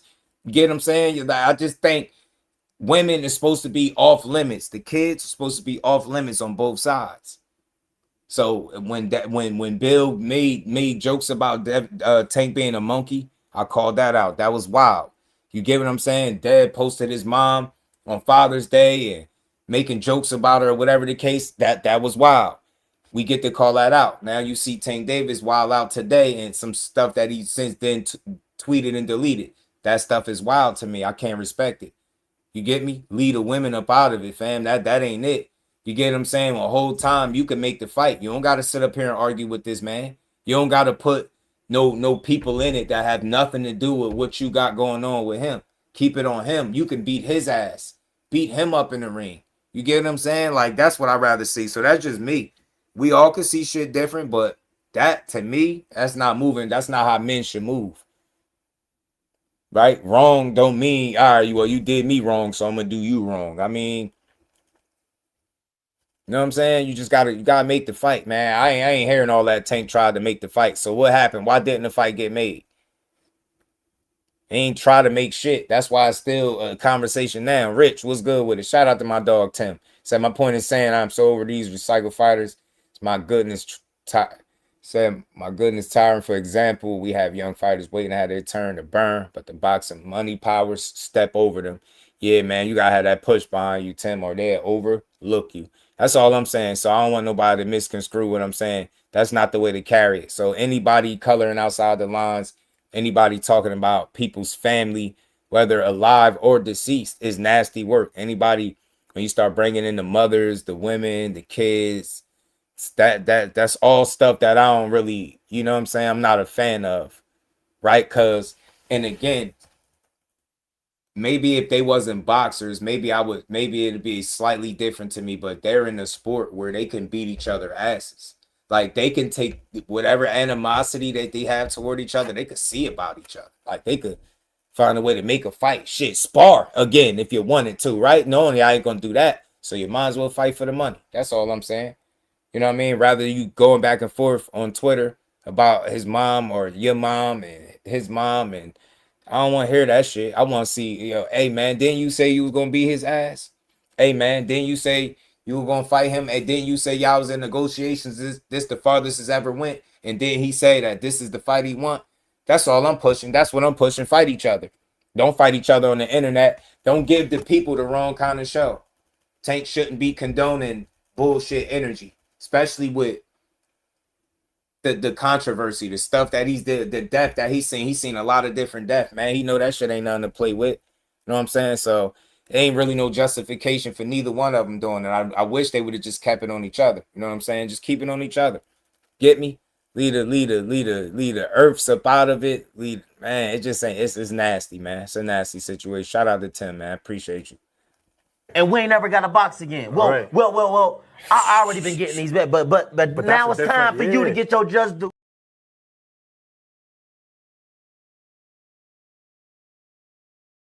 You got somebody from Team Haney talking about interrogation rooms and freezers and shit like that. Like, shit crazy. Tank make that man sign a contract. Now, he can't make him sign a contract, but ain't no contract been sent. People skipping steps. They ain't get that far. They ain't get that far to have no contract be sent. In my opinion, I don't think so. I didn't hear that from nobody. I didn't hear Tank come out and say he ain't signed a contract. That's why we ain't fighting him. You know what I'm saying? Nah, improv, that's a little different. You know, that's a little different. But it's like, what I'm saying is, if my problem is with you, then it's with you directly. I'm not looking to beef with you and your entire family. I know it could be like F you and them. I get that, but you get me? I just think, given their position, and especially him being a viral, popular guy, you got to be smarter than that. You know what I'm saying? You want people to, or maybe he don't care. Maybe he don't care. I mean, maybe he don't see it as being a cruddy guy. I just think that's some low shit to do. I can't rock with it.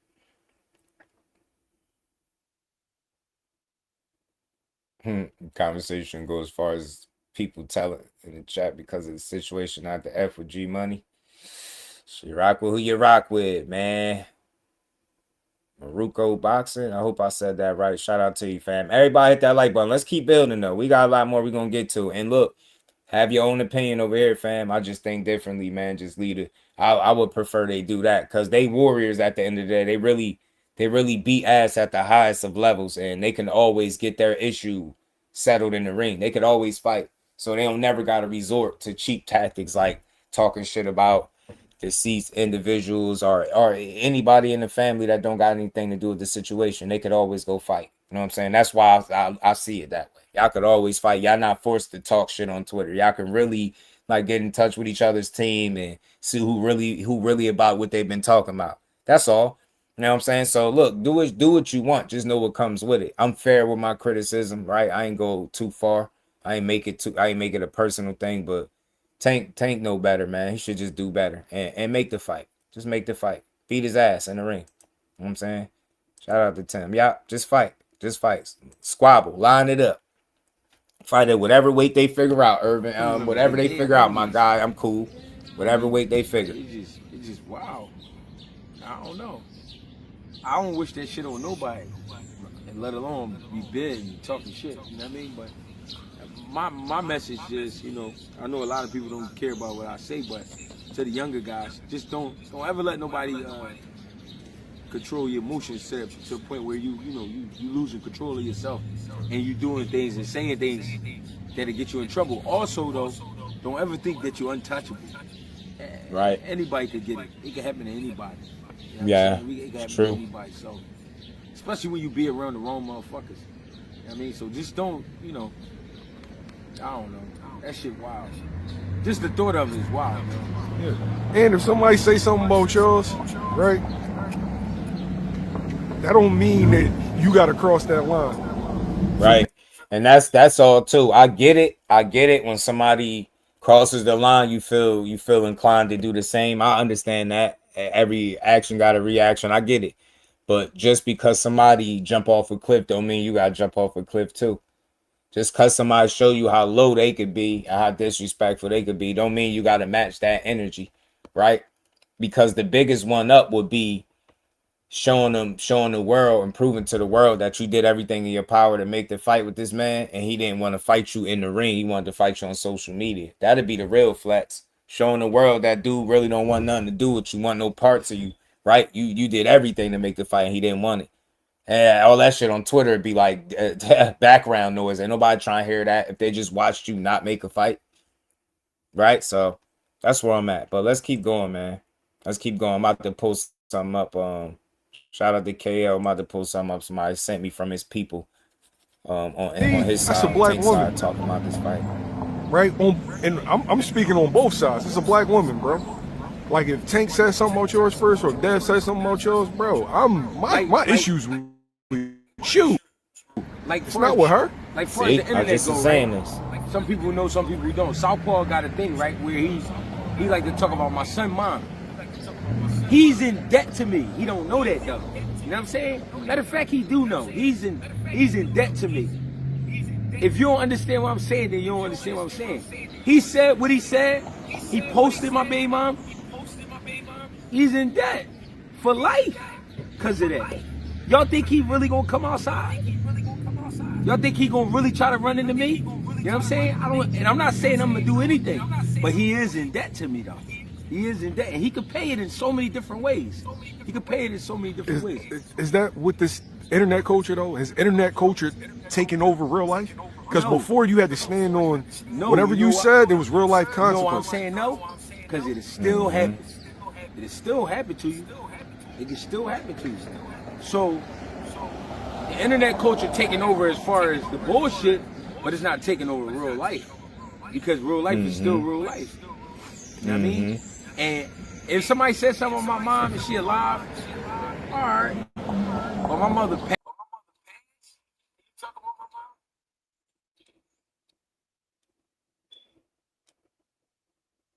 My bad, y'all. I just wanted to pull something up real quick.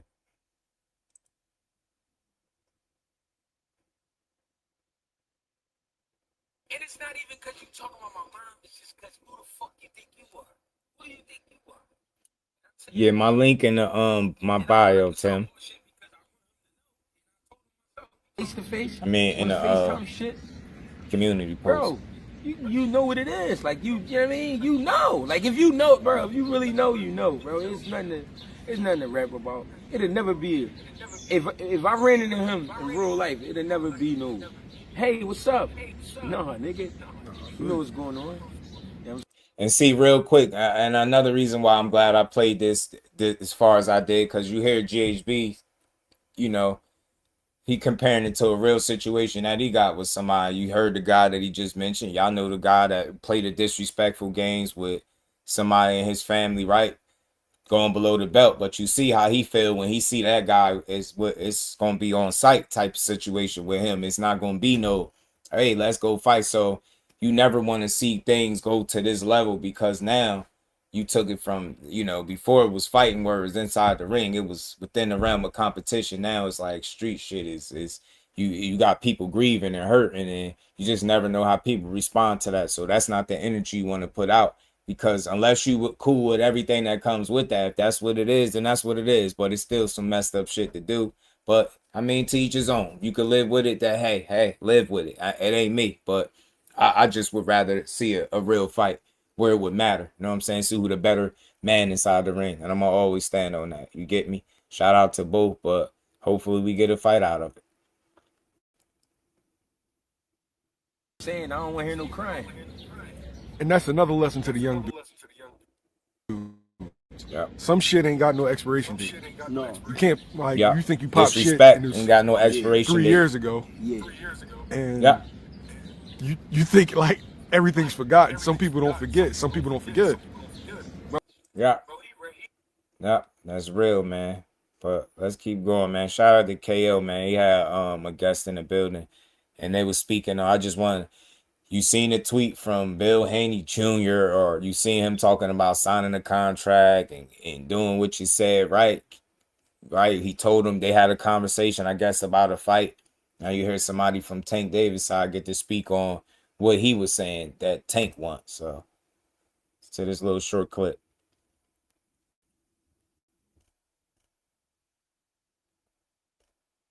If you don't know him, you would never think he would said something like that, because believe it or not, he's one of the most polite, respectful to his elders person I ever known. Facts. Believe it or not. Facts. Except when it comes to Devin. He really do not like Devin nor his father. So let him cook, bro, please. And real quick, shout out to my dog KO. This is a clip somebody sent me, I guess, with somebody speaking on Tank's behalf. But I just wanted to stop it real quick. You heard the first thing he said, though, right? He really don't like Devin Haney and his father. That's why you keep the disrespect on them. If you would have been going in on Devin and Bill, nobody says nothing. But it's just when you go all the way left, you see, you got the issue with them. That's why I feel like that's where the energy should stay, because that's who you really got the issue with, not somebody that's never done anything to you. Get what I'm saying? I've always went through life that way. Get your issue with the person you got it with, not the people that just so happen to be related to that person. They ain't got shit to do with the situation. I don't believe in innocent bystanders and just undeserving victims. I don't believe in that. Go get the person you got that issue with. You know what I'm saying? Because a lot of times what ends up happening is person end up getting somebody else involved that had nothing to do with it, and the person that you have issue with ends up getting away clean.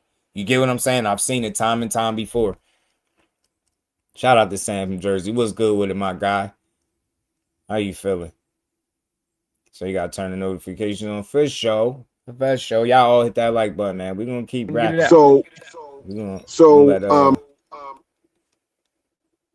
Let me go to Kenya real quick. If anybody don't know, that's his mom. She's way deep into her recovery, and the little things that say, I heard Miss Duke say something about she maybe could fall back. She's so deep into it that all the comments and everything and all the mean stuff that be said to her falls off her back like water off a duck. Right. She don't take it that personally, but her son do.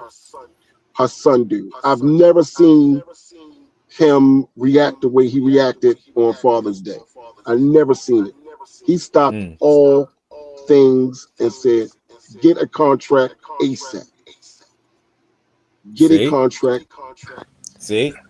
And Hey, that's his Just. people speaking, man. If he could get a contract ASAP, then this fight could be made. Hey, Just. Yeah. Hey, Just. You get me? But that's the funny thing about it. When that shit came out and I was over on Fly Channel, I said, man, do you know calling someone, you don't know what that nigga been through growing up, and you disrespecting that man mother about crackhead this, crackhead that. You don't know if that nigga been through shelters, group homes, all types of stuff he probably seen growing up when she was doing drugs. So that's kind of that shit hurt crazy. But as far as what Tank did, he did wrong. You know what I'm saying? Because the person dead. But like I said, man, No, they both wrong. When Devin they was both doing they both definitely wrong. But and I ain't gonna say but like I had a problem with some clown ass nigga on here about, and I had brought their kids into the mix. You know what I'm saying? And it's just how you feel at the moment. You know what I'm saying? I don't know how Tank felt at the moment, but sometimes that shit just be like for real. And in my mind, I'm thinking like I ain't do nothing disrespectful in the first place for you to even disrespect me the way you disrespected me. And I'm like, nigga, fuck you, and you know what I'm saying, whoever. But that's how people be feeling. But it's definitely wrong, man, when you really look at it, though, man. Right. It's just you wish they rather not go that route. Because I could understand it as it's being dished out. Nobody right. Ain't no right and wrong, even if somebody did it first. A lot of times, the person that did it after could be looked at even more wrong. Because you got a chance to see how it felt. Then you go dish out that same type of energy and double down on it, even worse situation. So at the end of the day, wrong is wrong. We the women. Yeah, wrong, definitely out of wrong. It, and I think everything else is fair game. It's That's all we talking about. It's a matter of principle here. Some people don't care. They don't look at it that way, and that's cool. But for me, nah, leave the women alone. Yeah, it's definitely wrong. I just don't. It's just like a bunch of hypocrites. If niggas wasn't really standing up on that, talking about a nigga mother being a crackhead, if you wasn't really standing up the same way you standing up for this, it's like you hypocritical though. If that ain't nothing, like if you ain't know you step back and think like, damn, what the fuck? Why is these niggas calling this man mother a crackhead? You know what I'm saying? Like so that's how I look at it though, man. Yeah, I feel you. Shout out to Cornelius, man. My dog, appreciate you. Said my wife has cancer, and when her sister got into it with their best friend said, that's why your sister has cancer. He said, my wife, I just said, oh, well, that's their beef. You what? She called me. A welfare check. I feel you. For me. Oh, what? Aware. I just think I'm not really trying to solve the beef between Devin Haney and Tank, right? I get it. It is what it is between the two. But I just feel like as men and adults, we can have real conversations and we could say as men, that's not the way to carry it, right? But that's what he chose to do. That's what he chose to do. That's why I kind of shifted the conversation more so that don't y'all just fight. If you really feel that way about him, right? And then this gentleman that came up here on this platform, on KO's platform, was talking about he never seen him react the way he did on Father's Day or whatever. Basically, like he stopped everything to say, yo, I want to fight this dude. So that's all I'm saying. If this is true, if this is a guy speaking on your behalf and this is really true feelings of how you feel, I'm with it. I want to see the fight. So I get you. I don't want to make it seem like I'm trying to solve the beef, but at the same time I am. Because one of the best ways to solve it, Cornelius, would be them two men getting in the ring. I think you, yourself included, myself, and everybody else would enjoy the conversation about them two fighting rather than this shit, right? It's just nasty work, right? And I just call it out accordingly. Bill color outside the lines, going personal with Tank, I think it's nasty work, right? And I feel like as men, we could say that, come on, Bill, keep it boxing. Devin did it with his mom. Come on, Dad, that's nasty work. And then you see Tank do it. Come on, Tank, that's wild. And then now get to the point where it's like, yo, y'all can fight each other, bro. Why don't y'all run that fade real quick? You get me? Won't y'all shoot her fair? Y'all mad at each other? Y'all like each other? Huh? Won't y'all shoot her fair in front of everybody? And y'all can do it in front of the world, you know? So I just hate that it came to this, but the good thing for them, no, they really good. They in a sport where they can fight. And we ain't never got to box again. Well. I already been getting these bets, but now it's time for you to get your just due.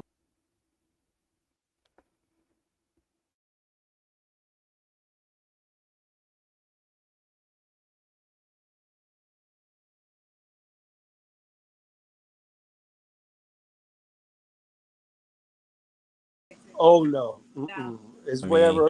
Look on that. it was a lot. It was a lot of weird stuff, but it is what it is. Tim, what's good? Oh hey, Just from Baltimore. How are you? How are you doing today, my brother? All good, all good. Yeah, I just wanted to chime in. You and I have talked about this in the past, believe it or not, about this generation that we're seeing in boxing today are not the same mannerism that the old guys, the old cats have. For example, you were articulating, look, man, when we had a beef, we didn't bring in the women's, the ladies and the children in our beef. Yes, we chopped it up, but your mama eat corn, up her nose and things like that. But that's the farthest we went. We never said, man, if your mom is dead, F that B. I'm glad she did. I mean, who raised you? Wolves? I mean, what kind of mannerism is that? Right. But I will say this as a grown man, right? Your one's past will predict their future. Yes, some people can change, and a lot of people do. But when they get angry, those bad habits slips right back out of them, bro. Like it was always there. And Yeah. so it breaks my heart, man, to see, look, my wife and I love Tank. We went to every fight Tank had, my brother. Jumped on planes, flew over to Vegas and everything, man, following that rascal. Because he's Baltimore bred. And we Baltimore, ourselves, right? So, Right. but, just to keep seeing this slow decline, it breaks my heart, number one. Number two, boxing has become, I think I'm going to cut off social media. Yeah. Here's why, just. Yeah, We that's just, true, ETB. It's true. yep. Hmm. We just saw a boxing match with Teo and Rolly. No sooner than the fight was over, we got to see the mannerism of some saying, "Oh my God, you already know my take." I believe it was a gift given to him. So because the boxing powers to be dictates who's going to fight who next. I wrote in my comment to you earlier that these boxing powers to be, the money movers, are recycling the same fighters over and over again and putting it in our faces as the boxing fans and saying, this is who you're going to see. No sooner was over, Teo was asked, they were saying, well, Teo should be fighting. They started naming some names. I'm like, didn't he already fight Ryan? I mean, I don't want to see him fight Ryan Garcia. Rolly, I don't want to see him fight Rolly again. We got guys in the wings that are waiting. I want to see him fight a Brian Norman Jr., right? Guys who are waiting in the wings, who done pay their dues and saying, I'm up next. But we keep getting the same recycled guys over again. Tank going to fight Haney. Haney going to fight Shakur. Shakur's going to fight Keyshawn. Keyshawn going I don't know about you. I am tired of hearing their names. We got these new bloods sitting there, and some of them are just as good as they are as the Keyshawns and the Shakurs, but they're not getting their due. They're not putting them in our faces. They making them wait. I watched Ryan Norman Jr. on someone else on the Ring channel, on the Ring magazine guy host Fashashi, and man, he's ready. But he said no one want to fight me. He said he's willing to take anything. Listen to this. He said, you can give me pennies. I just want to get my belt back. That's the fire that we're missing. That's the dog. That's the Roy Jones Jr.'s. That's the Muhammad's. You know, that's the killers in the game, how they got down. And he wants bad to be back, but guess what? They throwing Ryan, they throwing T.O., they throwing Haney, they throwing, which I love. You know, I love the Shakurs. You know, because they my dudes. But I'm just at the point like, come on, please give us some new blood in this. And boxing need it right now. I want to see them guys who are waiting in the wings. What's your thought on that? About seeing the guys waiting in the wings? You said, what's my thoughts about what? We want to see the guys who are waiting in the wings, meaning the ones who are number 2, number 3, who just sitting there not getting no knocks on the door. I mean, I think they are. They are to a degree because we know who they are. I just think what's happening is you see the guys that's at the top get a lot of the coverage, man. It's just that's the way it go. But it's only a matter of time for those other guys too, because it's always the same guys we talking about now gonna get old, and those same guys that are not maybe not getting the looks now, they damn sure gonna be getting them because we know they there. So why they and look, if these dudes keep doing shit like going back and forth with the Twitter wars and not fighting, and these younger guys keep coming up and they start fighting each other, you get me? Then they gonna naturally make themselves obsolete by not making the fights, while these younger guys gonna be in position to do so. So it's a matter of time. And we as a community, as a whole, we just got to do a better job at speaking on the overall picture as much as boxing as we can, not just the best of the best, but the guys that's underneath, the ones that's coming up. I think we touch a lot of the bases, but that's what you're seeing. You know what I mean? The guys that got the bigger names getting the push, getting the headlines, the stories, right? But from your mouth everybody they go. You know what? Just from your mouth to the boxing god's ears. Right. That's just a little joke I like to say. Because right. That fight with T.O. and Rolly, where they fought at, held 20,000 people, but only 12,000 tickets were sold in that fight. It held 12,000. Here's my point in highlighting that. Boxing fans, real hardcore boxing fans who put butts in the seats like me and my wife does, are saying, you know what, I'm tapping out because you guys are not listening to what we want. We are tired of keep seeing the same recycle. How is it possible? Watch this. You may disagree. How was it possible that we watch a 135-pounder guy come up, Shakur Stevenson, beat a 140-pound champion, right? I mean, belt to AZZ. That's how I like to smell it. And you know what that smells. And then 2 months later, he jumped in front of number 2 guy and the number 1 guy, and he gets a belt, get a chance at the belt, knowing, and Rolly said for weeks in every interview he had that T.O. deserved this belt. And he didn't, meaning Rolly, said he himself don't care about boxing or the belt. The gift was already laid out. Now, how unfair that is to the guy who's been putting his sweat and tears in and say, you know what? I'm next on the mandatory list. Or you know what? I'm next because I'm ranked 2, 3. They move this dude right on in there. That's the slap in the face that us true boxing fans are saying, you know what? I'm not putting my butt in the seats no more. F it. I'm going to go and get it.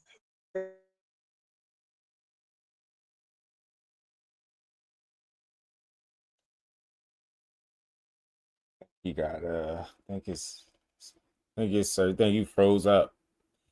Everybody hit that like button, man. I don't think boxing dying. There's too much money in boxing for it to be dying. It's just it's perspective. I can't tell nobody what's dying to them. To me, boxing winning. It's either you look at the glass half empty or half full. It's just that simple, and it's okay. If you want to look at it, the glass is half empty, cool. If you want to look at it as half full, cool. It's all good. But for me, it's just too much money in boxing for it to be dying. The coverage needs to improve. I'm gonna keep saying it. The fans need to improve, and the overall sport need to do better with giving us what we should get. Right? There's no way we should have to hear about 2 people going at it about each other's mothers. Cause if they'd have made the fucking fight years ago, then we wouldn't be arguing about this shit. It'd be irrelevant. They wouldn't even probably have this kind of animosity toward each other if a fucking fight been made. And I ain't blaming nobody. I'm just saying in general, boxing be full of shit. The fact that we this far into it, and these two dudes up on the screen gave us everything but a fight between the two. Yeah. Right? They back and forth. We, like I said, we really seen the stages. We seen when it was cool before they was looked at as opponents. We heard about the sparring, right, for years. We actually seen the sparring. We seen them fall out. We seen the beefs. We seen the back and forth, the shots. We seen them both go below the belt, color outside the lines. We seen everything, right? But a fucking fight. They owe us this shit at this point. I don't give a damn. They owe it to us. I don't want to hear shit else about them going back and forth unless they gonna fight each other. And to your point, what you were saying about guys like Teo getting the opportunity, you know what? I'll give you something else to think about or consider, right? What you're saying is true. It's like how he jump up there. I think because Teo was about his business. Reason I say that, he did a deal with the zone. Shit, we even seen him bid on the fight with Keyshawn and Devin Haney, right? He had his business affairs in order. Devin Haney had the opportunity to fight Rolly first. Mm-hmm. He had the opportunity first, but after saying the money was good and all this and that, then he took to Twitter, said the money wasn't good. Boop, unification falls out for him. The next thing up, Teo and Rolly. You know what I'm saying? Two guys that was friends, and they probably could have made some silent agreements, and we're gonna get to that shortly too. But I just wanted to play the rest of this video that I had up here with this tank. Shout out to my dog J Bean. Said today makes 5 years. No cable for me. 5 state boys. Shout out to you, JB. I think cable a waste of money, but I do pay for my boxing. Got to, man.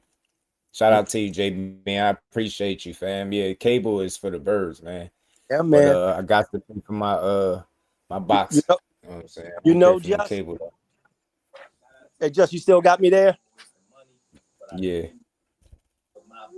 Okay, you still got me? Yeah, you still here?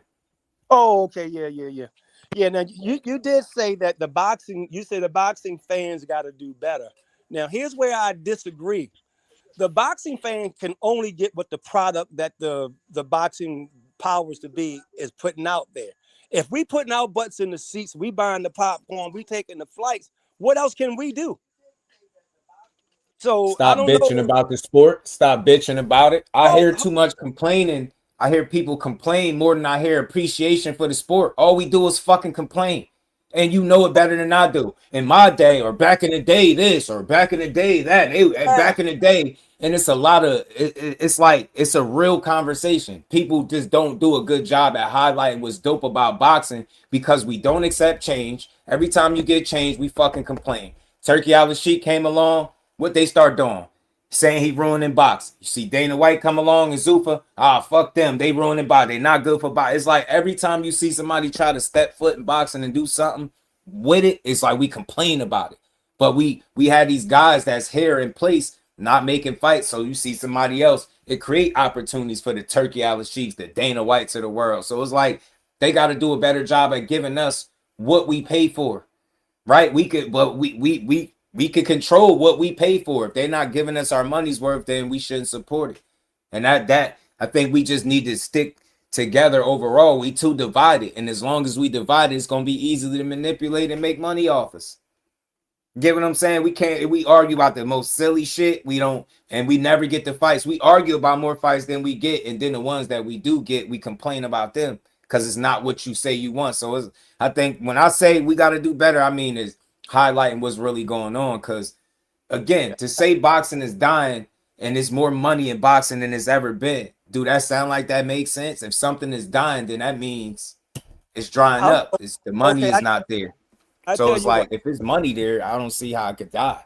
I just think it's changing. And again, what these fighters get criticized for a lot this year in today's boxing is, wanting to be overpaid. That's these fighters of yesteryear. Not even so much the fighters. That's some of these people of yesteryear way of thinking. Everybody wants to be overpaid, but guys don't want to be manipulated and cheated no more either. They know the money is in the sport, so they want to make it. And I think guys are being more business oriented, like Bud was saying, and they not just going in their head first thinking about just legacy without their money. That's what people, I think back in the days, You could sell people on legacy and glory, and I think now today's boxers like they can't feed their kids with that shit, and it's real. It's like, and then you see some of the fighters that was all guts and glory, right? You just had a recent hot topic with James Toney going at Shakur Stevenson, but trying to be respectful about it and telling him how he need to fight how he did. Now this dude could barely form a fucking sentence, and that is exactly what I'm talking about. The fighters of yesteryear, the people that represented the sport, we don't do a good job at explaining what's going on. We expect everything to come in the same fucking package that we seen it in years ago.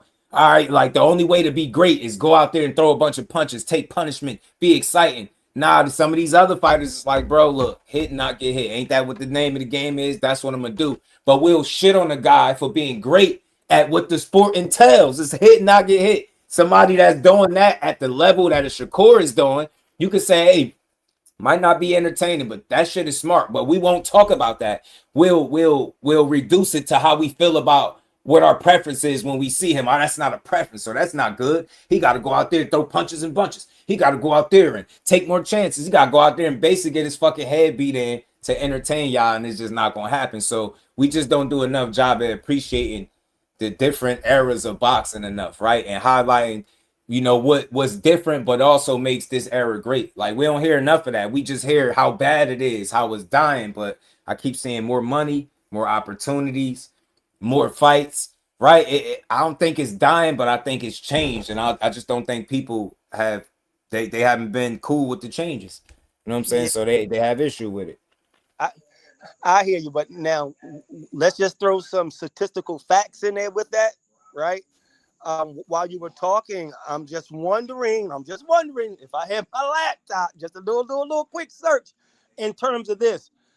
The seat counts in these live fights have not been the same overall. You probably gonna eat me up, but overall, on how they, here we go, how they used to be. I know you hate that, but hey, listen, you said a lot of good stuff, Jess, and I can't compete, against it, but I'm just only giving my point of view from a boxing fan, and I just love the sport of boxing. And you know what? I think after the day, man, I'm just going to, keep my mouth shut and just watch what the products. We could always voice our concerns, but and this is just me. I don't think a lot of people speak on this. I'm one of the few. I just don't. When I listen to a lot of people speak boxing, they'll start off by what they don't like, and before you know it, you'll have a whole discussion, and then not one time would that person have ever told you anything they enjoy about what they fucking watching.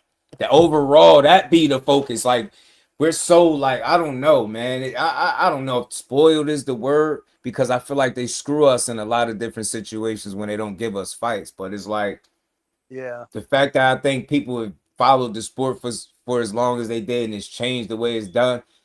It's just certain changes that some of these people are not cool with, and they it's just not gonna be like it was back in the day. It ain't gonna go to that. But I think we got a lot of talent. I think boxing is great. I think it's just evolved in its own way, man. You get me? I think you might have had some glory years, but I think you could get back to that, man. I think you got all the talent in the world to make boxing one of the best sports. But we don't have enough overall support, it seems. It just don't seem like it. You know why? Guess what? I just had a great thought, and Jess, you're going to have to give me this one. Listen to this one. Here's what I think it is. I think by listening to you, I'm going to hit the ball out the park, Jess. And then I'm going to hang up. Here we go, Jess. Okay, watch this. Boxing, I'm just going to say, used to have rules, right? Just like any sport, they have rules. Just follow my trend here. It was always, you had ranking. You put rankings for a reason. You had the number one. If he lose, he went to the back of the bus. Number two stepped up. Here's what I think is confusing the boxing community, us, the fans. I used to remember when whoever the mandatory was, damn it, that's who you fought. Whoever was the number one, number two, number three, number four, number five, these folks, we had a rule to know that, okay, I'm going to tune in. Muhammad Ali beat, Joe Frazier, all right? George Foreman was ranked number 3. I know George Foreman's going to be up. And guess what? He was up on the next fight. It was always structure and the fairness. So everybody got their, shot at it. Your number 10 want to be number 1, but you got your number 10 sitting on the side saying, put me in, coach. Or you got your number 8 sitting on the side. 5 is on the side. Your 4 is on the side for years. So they just say, damn, by the time they get there, it's like, so I think that's what confuses us, the fans, and frustrate us. Because when I say recycle, be honest, do you want to see T.O. fight Ryan Garcia? I wouldn't mind. I wouldn't mind it. I wouldn't trip on it. I don't trip on them fight. I just wouldn't trip. Because, I mean, shit, I want to see people fight that's going to fight. I want to see people fight that's going to fight. Oh, my That's goodness. That's Tim. That's Tim. Oh. Okay, yeah. I want to see that fight. I think, I got T.O. winning. People got Ryan Garcia knocking him out. I got T.O. winning, and I think I can make money off that fight. I'm going to hang up. Maybe I'm in a different generation. I consider both of them. Nah, man, we just don't. First of all, we can't control who nobody fight, but we can choose to support it. If Ryan Garcia was to go out there and beat Conor Ben, now T.O. he just beat Rolly, right? He took his belt. That'd be unification. I'm not against them seeing them do two dudes unify. Because it's about people not bullshitting. There's other fights that would have been made if guys would have got their business in order. And it seems like to me, T.O. was about his business because not only did he secure a deal with the Zone, he went and made the same Rolly Romero fight that Devin Haney had a chance to make. This is what I'm saying. I'm not blaming Team Haney for the fight not happening, but he had opportunity, just like the Ryan Garcia opportunity was there before the Conor Ben thing was there. But guys be rather play on Twitter and then they don't make fights and think I'm going to argue for why I'm seeing a particular matchup. I know why we would be seeing Ryan in the T.O. These guys got to stop playing. That's what I'm saying, man. Let me say this. Stop bullshit. Tim, let me ask you this question, right? You keep saying about back in the day boxing and all that stuff. Back in the day, them niggas had 50, 60, 70 fights.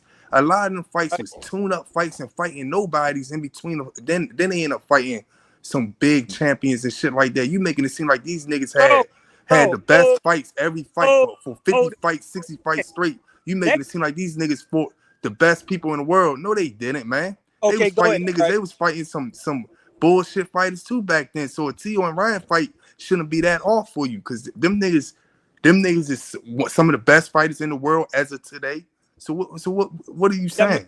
Young man, so what is you saying? I don't get it. All right, okay, you are going to get it now. Listen, these guys only fight 1 or 2 fights a year. The guys back in the day used to fight 3, 4, 5 times in a damn year, and they went 15 rounds. So don't you ever try to say that they was weaker than these weak asses that we seeing today. They were. You mistaken what I'm saying. I don't care how many times they was fighting. Some of the niggas that they was fighting with some straight ass. That's what I'm saying to you. They wasn't no top notch fighters. Like you trying to make it seem like that these niggas fighting 3 or 4 fighters and they was the best fighters. No, they wasn't. Some of them niggas was ass. Bro, listen, young. Funny as hell. Smash that like button, man. Leave us on, just leave us on. What's your name, bro? My name is Tim. You already got That's Rich, bro. Hold on, my name Rich. Rick. Yeah. We gotta get back to the cook. Y'all done took me somewhere else, man. Let me get this off, bro. Hold on, Josh. Hey, Rick, listen to me, Rick. Yeah. Do you follow WWE? That's called World Wrestling Entertainment. Nah, man. I think I stopped looking at that shit when I was a kid. Listen. That's what you just witnessed on last Saturday. The WW damn Boxing E. That was a setup for T.O. to have the fight, and you looking at this stuff as real killers. That was from the dirt. They don't give the black fighters from we get our shit from the dirt.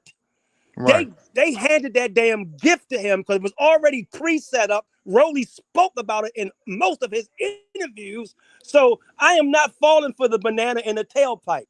They are. I'm gonna let just continue the show, but I'm gonna let you know. I that's why I ain't bet on that fight because I said both of them niggas gay, and I have a feeling that they playing around, man. I don't know. I'll give y'all something else to consider.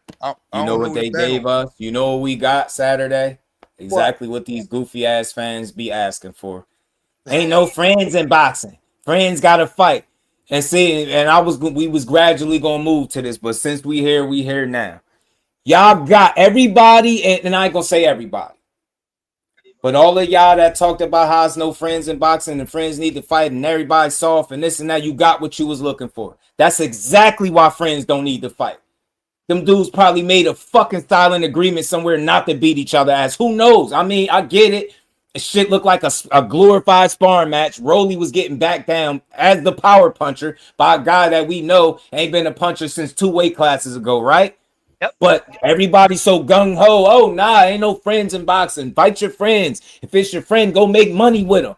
No, I want to see people fight that want to beat each other ass. Not that shit that we just watched. And I'll be the last one to shit on the fight. But why I'm not complaining? Because, good for y'all. Now, tell me again why friends should keep fighting each other. So they can go give us sparring matches. So y'all can complain about how nobody really tried to beat each other up and they just gave the belt to the other guy. We wouldn't have seen that fight. Team Haney would have secured it. We wouldn't have. We wouldn't be seeing Connor and Ryan if they would have made that fight. These guys be dragging ass, doing all the negotiating online, and there's other guys that make the fights, and those are the ones that we stuck with. It's just unfortunate we got stuck with 2 fucking friends that's like on a fucking bromance. You get what I'm saying? Now, some of the heat that Rolly was throwing, yeah, it looked like he was trying to knock his head off, but his overall approach was very odd. He fought the way he typically fights, but I don't remember him going backwards that much. Willingly. Utilizing around. I'm looking at Rolly. I'm like, what the hell you doing? Like, you moving up. You getting backed up the entire fight. Now, maybe you respected T.O.'s power or something like that, but this is exactly why friends don't need to be in the ring. We don't want to hear that shit. I want to see people that really want to hurt each other, not somebody that's like, well, like Tim is saying, right? I get your point, your angle with Rolly keep alluding to that this belt and this position, this opportunity is for T.O. And if it was anybody he was going to lose his belt to, it would be T.O. I get it. And then to see him lose it like that, you like, see, he gave it to him. I get it. So that's what they got to deal with, the criticism, because they went in there and gave us that lackluster ass fight. You get what I'm saying? You backing up the whole time, not listening to your trainer. Yeah. I got a chance to watch it over. Rolly wasn't listening. So I get it why people questioning it. Now, I don't think it was a fake fight, but I think why Tim, guys like OG is feeling like it's fake because they ain't really go all in. And that's what we was able to gauge from watching. He was like, ain't no way this is 2 people that really trying to fuck each other up. Yeah, that's why I didn't bet on that. Rolly got him hurt, and he went for it a little bit, but it looked like his punches just was like, he was throwing the wrong punch. I'm like, bro, I had a chance to watch it over, fam, and I'm like, and don't tell me friends getting there fight again, because you're gonna get that. So don't complain. Either you want somebody that's an advocate for friends fighting each other, but you don't get to determine how that shit look too. Pick one. Now I'd rather see 2 people that don't like each other fight, not friends, fam. Not people that's got emotional attachments and shit. And again, we set ourselves up for it. You got Rolly. Didn't Rolly tell the story about how T.O. gave him $5K? When he had no money. Then y'all just see the clip of him talking about how he love him and he gonna always love him. Y'all ushered him into it. Go ahead and fight your friend. That's what you got. A friendly ass sparring match for 12 rounds. Now y'all mad? Nah, fam. Y'all asked for this. So many people fight your friends. Nah, it's too many friends in boxing, man. Now there's brothers in boxing shit. Nah, it's messing boxing up. How much boxing you think gonna be fucked up? You get all these guys that really got emotional attachments to get in the ring and start half-ass fighting each other. How mad y'all really gonna be, as opposed to seeing 2 dudes that really don't like each other fight? Devin and Tank, get y'all asses in there and fight. And again, we got the opportunity to show them how we really supposed to do it. You don't like each other, get your issue in the ring and have a real fight. If it's 2 people right now that I know don't like each other, it's Gervonta Davis and Tank and Devin Haney. Fight. I don't think Tank likes Shakur either. He need to get in there with him. He needs to send that same. Fight him. Shit, fight him. Fight any one of them fights. Fight them dudes, man. He needs to send that same shit over to him. I'm telling you. Yeah. I don't want that friendly fire. They was in there, man. Look, Rolly hurt T.O. was like, I had to pull some punches real quick. Let me punch over his head a couple times. Let me swing over his head a little bit and miss. Hey, I Just, don't know, man. That shit just Just, not a hey, good Just, fight. hey, Just, did you see at the end when he hugged T.O. and he winked at him? And kissed him in the side of the head. Hey, And kissed Rick. him in the side of the head. Hey, Rick, did you see that, Rick? Rick, did you see Nah, that? I said before the fight, man. You can ask people, man. I said I ain't betting on that fight, man. I seen too many videos. This shit look like look funny, man. They look too funny to me. I was like, I don't know what they trying to pull. I won't say it was fixed. It just I ain't. you just got people that didn't really have that animosity, and what made me start thinking like that, it looked manufactured toward the end when they fake got mad at each other. Yeah. You know what I'm saying? They fake got mad at each other. I ain't see that, man. I'm gonna go back. Yeah, like the last presser or whatever it was. Oh where they kinda got yeah. mad at each other, got I annoyed. remember that.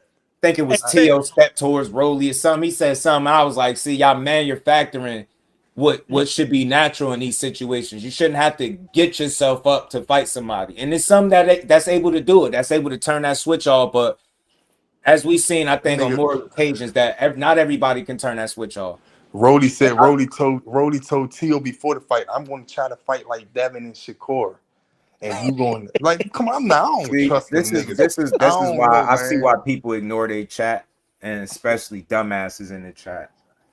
Hey, Rick and Jess, did you guys see when Rolly Corner was trying to tell him what to do? Rolly rolled his eyes up and started looking in the ceiling like a girl, like I'm not listening to any instruction you giving me because that's my buddy over there. He probably betting on himself, man. He probably put a bag on himself to lose, man. I don't know, man. Hey, but listen, man. Hey, Just, I'm out of here. Listen, guy. Hey, Rick, nice meeting you. I hope to hear you more on the radio. I mean, on the air. And I'm just all right. I'm about to go to somebody let Just run the show. Nah, you already know, man. Yeah, let's get back to it, man. Okay. Hey, Just, thank you here. Thank you, brother. Thank you, brother Just. Y'all hear y'all hear what y'all want to hear. So I'm gonna say this again. The reason why that fight looked the way it did, and the reason why people be saying fixed or anything of that sort, is because when you look at it, you look like you had two guys that didn't give it everything they had. You know, you got Rolly that came out of there clean as the other side of the pillow, man. He looked like he ain't even been in a damn fight. And I'm not big on marks on your face and shit like that, but just watching it and seeing how he fought this safe ass, like, I'm gonna stay away and I'm gonna move back and let Tia walk me down. Like, that shit just didn't make sense to me. And we all know Rolly can't win no fucking fight going backwards. Show me a fight that he's won doing that shit. So when I see that, I'm just like, call that shit like a silent agreement. You look like you was fighting your friend. You look like you had no problems losing to him. It didn't bother you. Just didn't. You could try that. They robbed me and I want a rematch and I did this to his face. I don't want to hear that weak ass shit. You had 12 rounds to do something to his face. He got scar tissue. I'm not overly impressed you bust his eye. Shakur did that. You say he got pillow face. So look, man, that's why that shit like a sparring match, because you got two guys that really didn't want to hurt each other. That's what it looked like to me. So when I say fixed, I mean, I think just think the decision was made. I think the effort showed everything I needed to see. You know what I'm saying? So that's why the fight was that. But shit, yeah. Greg Hackett called it fixed. I ain't played a clip yet. Blaze was good. Salute, Just. Yeah, I don't necessarily think it was fixed. I mean, my thing is there's levels to boxing, and these guys is on like a lower level. You dealing with like elite boxing. My thing with Rolly was, I thought ultimately something was like wrong with his right hand or something, because he wouldn't throw it. And so I got to go back and watch the fight again, because I just watched it live that first time, and so I got to go back and watch it again, maybe to see, because people were trying to argue, oh, T.O. hit him with the body shots and made him put his hands in his pocket, but his hands was in his pocket from the rip. From the beginning of the fight, before he got touched, and he was catching T.O. with those left hooks, but all he was throwing was the left hook. He would not throw the right, bro, and it would bother the shit out of me. And so it was just his whole fighting style was weird. It wasn't T.O. more so than it was Rolly. And like I said, I get what people say is like he threw the fight, that's his friend, because it was his inactivity. He landed 73 punches, bro. Like he literally, like when he talked about I want to fight like Devin or something, like he didn't fight like Shakur because he didn't throw a jab, you know what I'm saying? But his punch output, as far as him just staying back in boxing, like that shit was weird. And so it just be like with him having the belt and Sergio Moore made it a good point. And this is something that we got to start looking at too, which is a good point. You got title holders and you got champions. We remember he got that belt. He was elevated. They petitioned him. And then remember it was like he was fighting Ryan and then they elevated that to a title shot and he got that title. It's like he was a title holder. Yeah. He ain't necessarily a champion. When you defend that title, when you fight other champions, like this is where you show you where your levels of skill was at. And so this fight was kind of like I said, it's like Rolly didn't seem right to me. Even with the old school we just got on there, he was talking about in his corner. My wife, when we was watching it, she thinks that the nigga's on the spectrum. As far as him not being there, like mentally, like he was not listening to his corner. He wouldn't even make eye contact. Because I was thinking he was looking at Tio in between rounds. You know how watchers be where their corner be talking to him and they'll be looking across the ring? So like you don't necessarily got to be looking at your corner just like Floyd. Floyd didn't necessarily look at his trainers directly in the eyes when they was giving advice. But he was listening and downloading. You know what I'm saying? And so it was just Rolly's whole disposition was just off. And so that's just what made this fight just, you feel me, it's just a bad look as far as with individuals complaining about what they want to see. And like you said, they're going to them guys being friends. And you made it a good point. I didn't think about it until you said it just a minute ago where you was talking about them guys making that manufactured beef at that press conference. Because sure enough, that's what it was. Them guys is not upset with each other. Them guys do not got no beef or no real smoke for each other. And like you said, people can argue that it looked like a glorified sparring match. But what I would want to just say with this as far as with the state of boxing, people can complain about boxing because you're only focusing on, if you're in this YouTube algorithm and you're only focusing on these names. Yeah, if you just focus on Devin and Shakur and Tank and these guys, then yeah, you're going to be disappointed in boxing. But there's so many other fights that's going on. Moses about to fight on Saturday. He's the real deal. You feel me? His opponent's the real deal. Bam's nice, Boost nice, Inoue's nice, like David Benavidez is nice. Like these guys is fighting. We getting fights and this shit's active. So, Cass is just nitpicking on these certain fighters who done hacked into this YouTube algorithm and what we talk about. But it's like, hey man, there's a whole bunch of fights. Shoo, there's a whole bunch of fights. It's like, Shock fighting Navarrete. Like, bro, there's fights going down the line. This is a good year for boxing, in my opinion. And with these names is on a collision course, because they all just got these bags this year, and it looked like this money's going to be too much for these individuals to refuse to ultimately be fighting in the next couple of years. So I'm excited as far as seeing what all these guys got to do in the near future. And I'll let my play right there. No, I'm with you.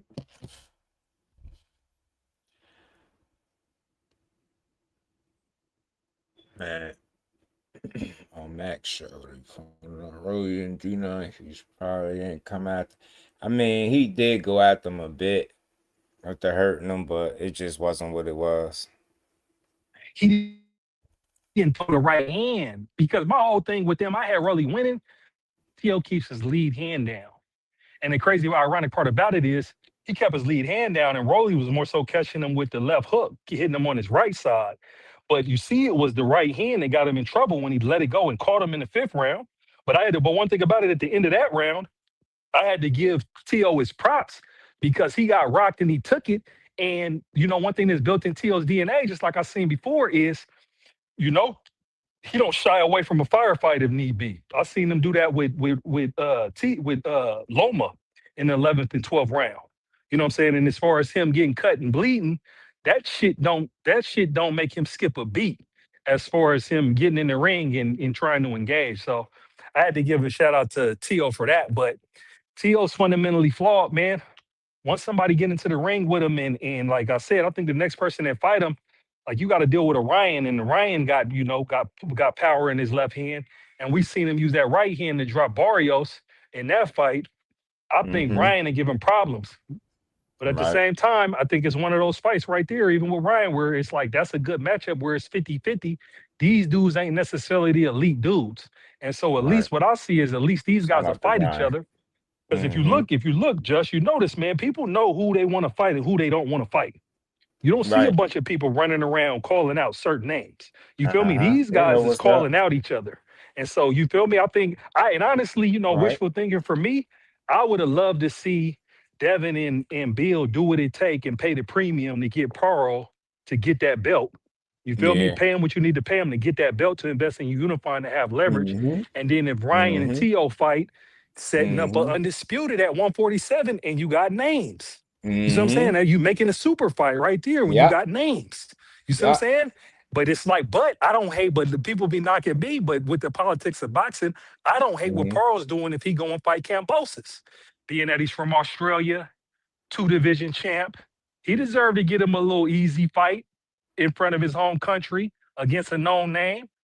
I ain't knocking him for that. He still got to double back and deal with people after that fight. So I ain't knocking Pearl if he set up the Cambosis fight. I ain't knocking him. But at the end of the day, the door's gonna be knocking with him as far as, whatever he does after that for him to unify anyway. So, we're Right. gonna see what goes on. We're gonna see Right. what happens. But the thing right now is looking like, Devin's on the island as far as the fight. And so it's like at this particular point, if he go longer than a year, he gonna be in a position where me as a boxing fan and really respecting the sport is he gonna need a tune up. Right. He don't need to be in no ring rust, get caught in there rusty. You feel me? So he probably have to go and just fight somebody and all of that. But and just like I said, I'm interested to see what's up with him, and then I'm interested to see what's up with Shakur as crickets. Because me, honestly, I would want him to fight Rayo. Because just think about it, Jess. If De Los Santos won, it would be undeniable everybody calling and clamoring for that fight, the way he performed in that fight against him the first time.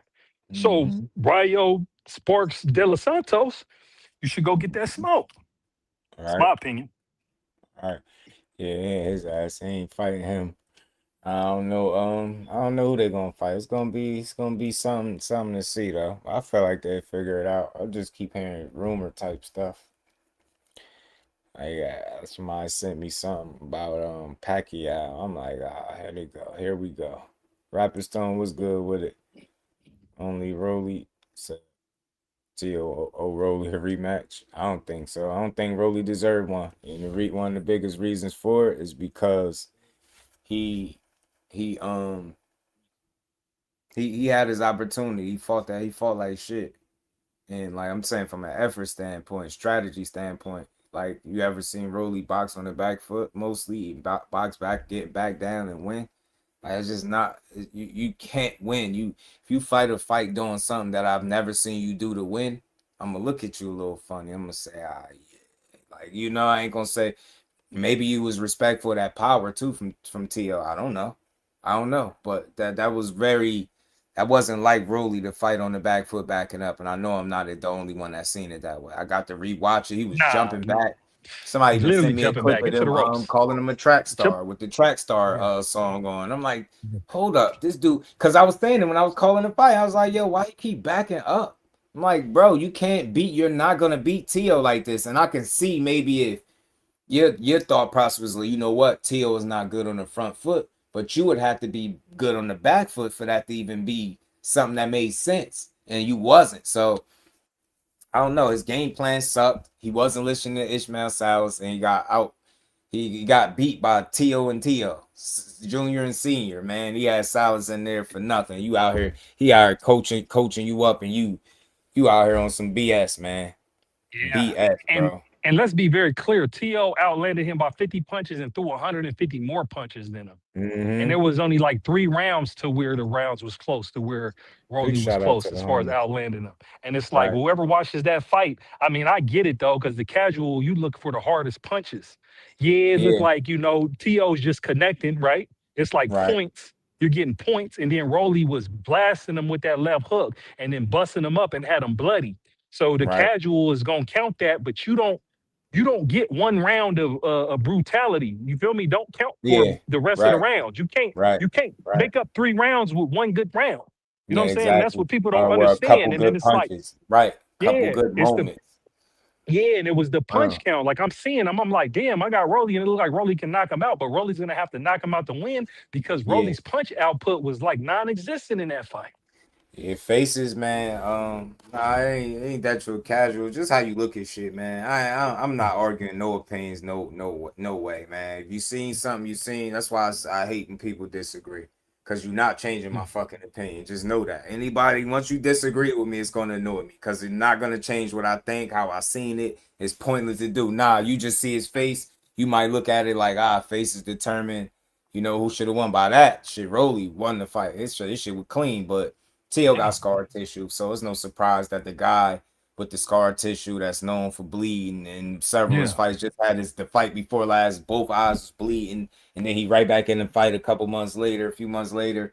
No surprise that he was bleeding and getting hit by a guy that punches harder than him. It wasn't no surprise there. So, his face was, what it was, but that shit don't mean nothing, man. And it was really just when we talk about his face, it was just a cut. Right. It was just a bad cut that was bloody. He wasn't swollen all up like in other fights. Because if you see him in the post conference, it's just like he got that one, like his eye swollen where the cut was at. One like his nose was busted, both eyes was black. Like, you feel me? Yeah, it was that left hook where that left hook was landed. It's what you expected, bro. The eye. You expected the eye. If anything was gonna be bleeding, you knew it was gonna be them eyes. You know what I mean? You can see when you could start see the scar tissue from the interviews and when they just on camera, it's starting to be an issue. And Teo, that's something we known has been an issue for years. So look, just so I want to be clear, I'm gonna play the video from Greg Hackett saying he was fixed. And I always like to hear different perspectives. It's not about even arguing with it. It's not that I feel like it was fixed, like they sat somewhere and set it up. But what I think we got was why I'm not an advocate, and it's just my opinion. I'm gonna use this as an example of why I don't advocate for friends fighting. People that actually do when they already just don't seem like they want to, right? And then it's like, where you gonna pull your punches. The situation might call for it, so you do it, but you don't. It's not something you wanted to do, and that's the only reason. I'm not saying everybody should be friends and it's cool, but this is why I don't demand it, because I'm not sure. I don't feel blazed that I can go into this shit feeling like they gonna give us the best possible show. Sometimes you can though, because I know there are several cases where you could say, hey, they was friends and they fought. But that's not the case with all these dudes, bro. I'm telling you. Not how these guys communicated with each other. Nah, these guys forward, some different shit. Like your best chance is coming forward to get this dude, and you're not coming forward. You backing up. And you got a low ass punch output. That's a double negative. You already don't throw a whole lot of punches anyway, but you at least was aggressive. You will come forward. You would take chances. You will be awkward. You will put guys under duress. You can't do that backing up. So I just thought he fought the wrong fight. Shout out to BJ, man, for the love in that Cash App, always supporting the grind. He said always for the bill, man. I appreciate you. And we ain't never got a box again. Well. I already been getting these bets, but now it's time for you to get your just due.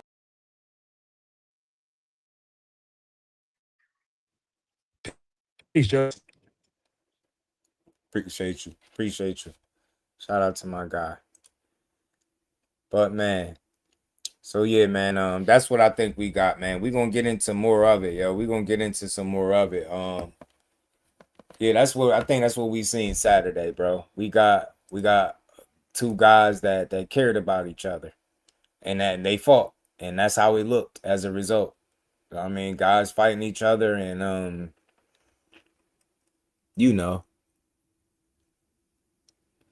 really having some type of, I don't know, bond, because they had some weird like bromance about themselves, right? They had like this bromance type of vibe situation going on with them, right? Like they just seemed like they didn't really want to beat each other's ass like that.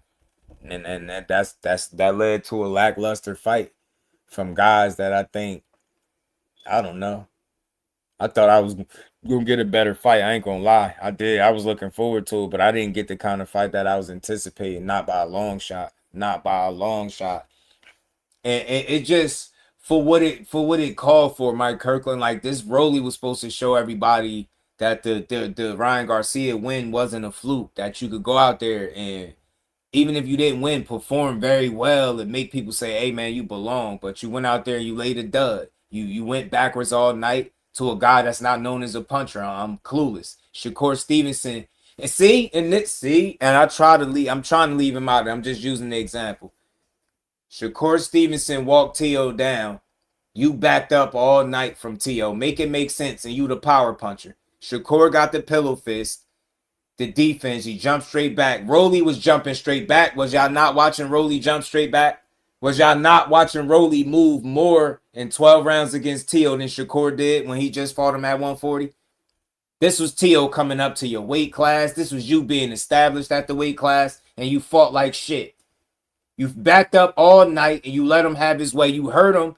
I ain't gonna say you let him off the hook. Rolly ain't known for being a great finisher per se. Teo ain't never been knocked out, so he did do a good job at avoiding a lot of those shots after he got clipped initially, right? It was like a equilibrium shot, well-timed shot from Rolly, caught his ass on the temple, big-ass head. That was that shot right there. He clipped his ass. Boy, hit him on the temple somewhere, but nah, you fought the wrong fight. You was super friendly. You was, y'all was embracing after the 12th round. He kissed you on your head. It was a lot going on, fam. You talked about how you loved him. Like, y'all think I'm playing. Where that little clip at? I gotta find it. Rolly talking about how he loved him. It was a lot, but y'all asked for this. T.O. loaned Rolly 5K when he was in a tough spot. Like, they gave us every reason not to want this fight. But people was like, nah, ain't no friends. Nah, friends gotta fight, see? That's why Shakur and Keyshawn gotta fight. Cause see, T.O. and Rolly was friends. See, and they fighting. Yeah, they went out there and did what? Now, what fight? It's crazy. Shakur fight against Teo had more action than Rolly fight. It's crazy. Shakur did more than Rolly, and Rolly's supposed to be this big-ass puncher and all this and that. Crazy, man. Crazy how this shit played out, fam. Payda and Lopez wins look better. Yeah, they mad at him for saying saying both of those dudes became champion after fighting him. Which is true. It's just a fact. You know what I'm saying? They both ended up becoming champion.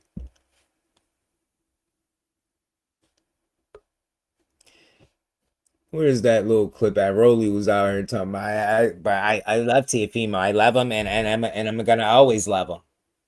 It's like, yeah, bro, yeah. Y'all couldn't turn the switch off. I ain't knocking y'all. I mean, I ain't knocking it, but I ain't gotta say I enjoyed it though, because that shit wasn't that enjoyable. And y'all know me, I don't do a whole lot of complaining about no boxing matches, fam. I ain't had no problems supporting it, but when I seen the way the shit played out, I was like, shit, man. Shit, let me pull up this clip from Rolly though. There we go. Real fight. And have you heard it? Yeah, what you? Yeah, I saw that, and I was completely confused because that made no sense to me. Like what, like, are me and him like he said that like we had a run in and like but right, he's just trying to fake beef that isn't there for whatever reason, you know. He telling you trying to create fake beef that ain't there. These dudes ain't had no animosity, bro. They went out there and bluffed it. They had the weirdest press conferences. They was bringing feet and rubber ducks. We should have known we was in for one. We should have known, bro. God damn, they went out there and faked it till they made it. He can't fight me or whatever. No, dude. And I don't do fake beefs. And as you guys can tell with this whole promotion, I have done no fake beef. I have not made up nothing. I'm like, no, me and him are friends. And it's been like that. We didn't talk for a while because he did get envious when I won my world title. Yo, they sound like boyfriend and boyfriend or something, bro. Before that, you know, just a person like this. You hear this shit? He's happy when people are, you know, when he's doing better than everybody else. But when I did better than him, he started trash talking me and calling me out and all that stuff. Wow. That's where the true drift started. But my heart never changed towards him. I've always loved him, and I will always love him. My heart never changed. I've always loved him, and I will always love him. All right, Whitney Houston. God damn. All right, Whitney. Somebody play Whitney. God, that's how I will always love you. All right, okay. All right, Rolly. I seen this shit. I said, God damn, they got us. I said they got us, fam. Said they got us, bro. Rolly said, look how he looking in the camera too, man. We should snuff Rolly out right now, bro. Rolly look like that right now. Rolly did 12 rounds with Teo, and he looked like that right now, y'all. Right now, his shit look like that. He ready to go. Rolly could fight next week. Damn, bro, they got us, man. Rapper Stone, they got us. They got us, I bro. was just about to come in here and say this. Man, This is I why always I love don't want to see Shakur and Keyshawn fight, man, because that aftermath is going to be too much dramatic scenes, and then in the fight it's going to be too dramatic. I don't want to see that ever. You think they hate Core and Key now? Let them go out there and bluff through 12 rounds and have a sparring match. Boy, they gonna be sick as hell, bro. They gonna be sick as hell. And these are two dudes that had some type of weird bromance. Core and Key done broke bread, slept under the same roof, families know each other. Now think about how deep that go. And Now then that they you mother's telling me going to them be two ringside. dudes- Now realistically, like, and I say this all the time. I get it, bro. If it's your brother, break bread with your brother. I think if they was both in like situations where they needed the opportunity and they was each other's biggest opportunity, I think they would address it differently. But that's not the case. But think about this in real life. Name anybody that you shared the roof with, broke bread with, families know each other. You know, seen people at the highest and lowest moments. Now picture you having to try to kill that individual. Pick one. Pick anybody that fit that criteria, what I just said, and picture yourself trying to kill that person for money in front of people. That's just real shit. Now, maybe some people like, man, shit, you offer me this. And I get that. I get that because people ain't in position to make 6- and 7-figure paydays not fighting each other. Shakur and Keyshawn have been able to make that money without fighting each other. So that the pressure is not there. They're not in each other's way. And then on top of that, you add the emotional attachment layer to it. Now you talking about a whole different situation. Could you fully expect them to try to kill each other for money? Right? If you rock with somebody, you do it. You just got to know that. It got to be somebody in life that you rock with. Outside looking in, Like I'm expecting you wouldn't want to Shakur put and Key hands to go on in for and kill money. each other. And that's all. They too competitive, so I'm expecting both of them to go in the ring and kill each other if that actually happened. They ain't gonna be no playing around. I mean, you know what? I think it's a part of me that see that angle too, like the competitive nature of like it'll cause for it, but I just still I can't bet my money on it.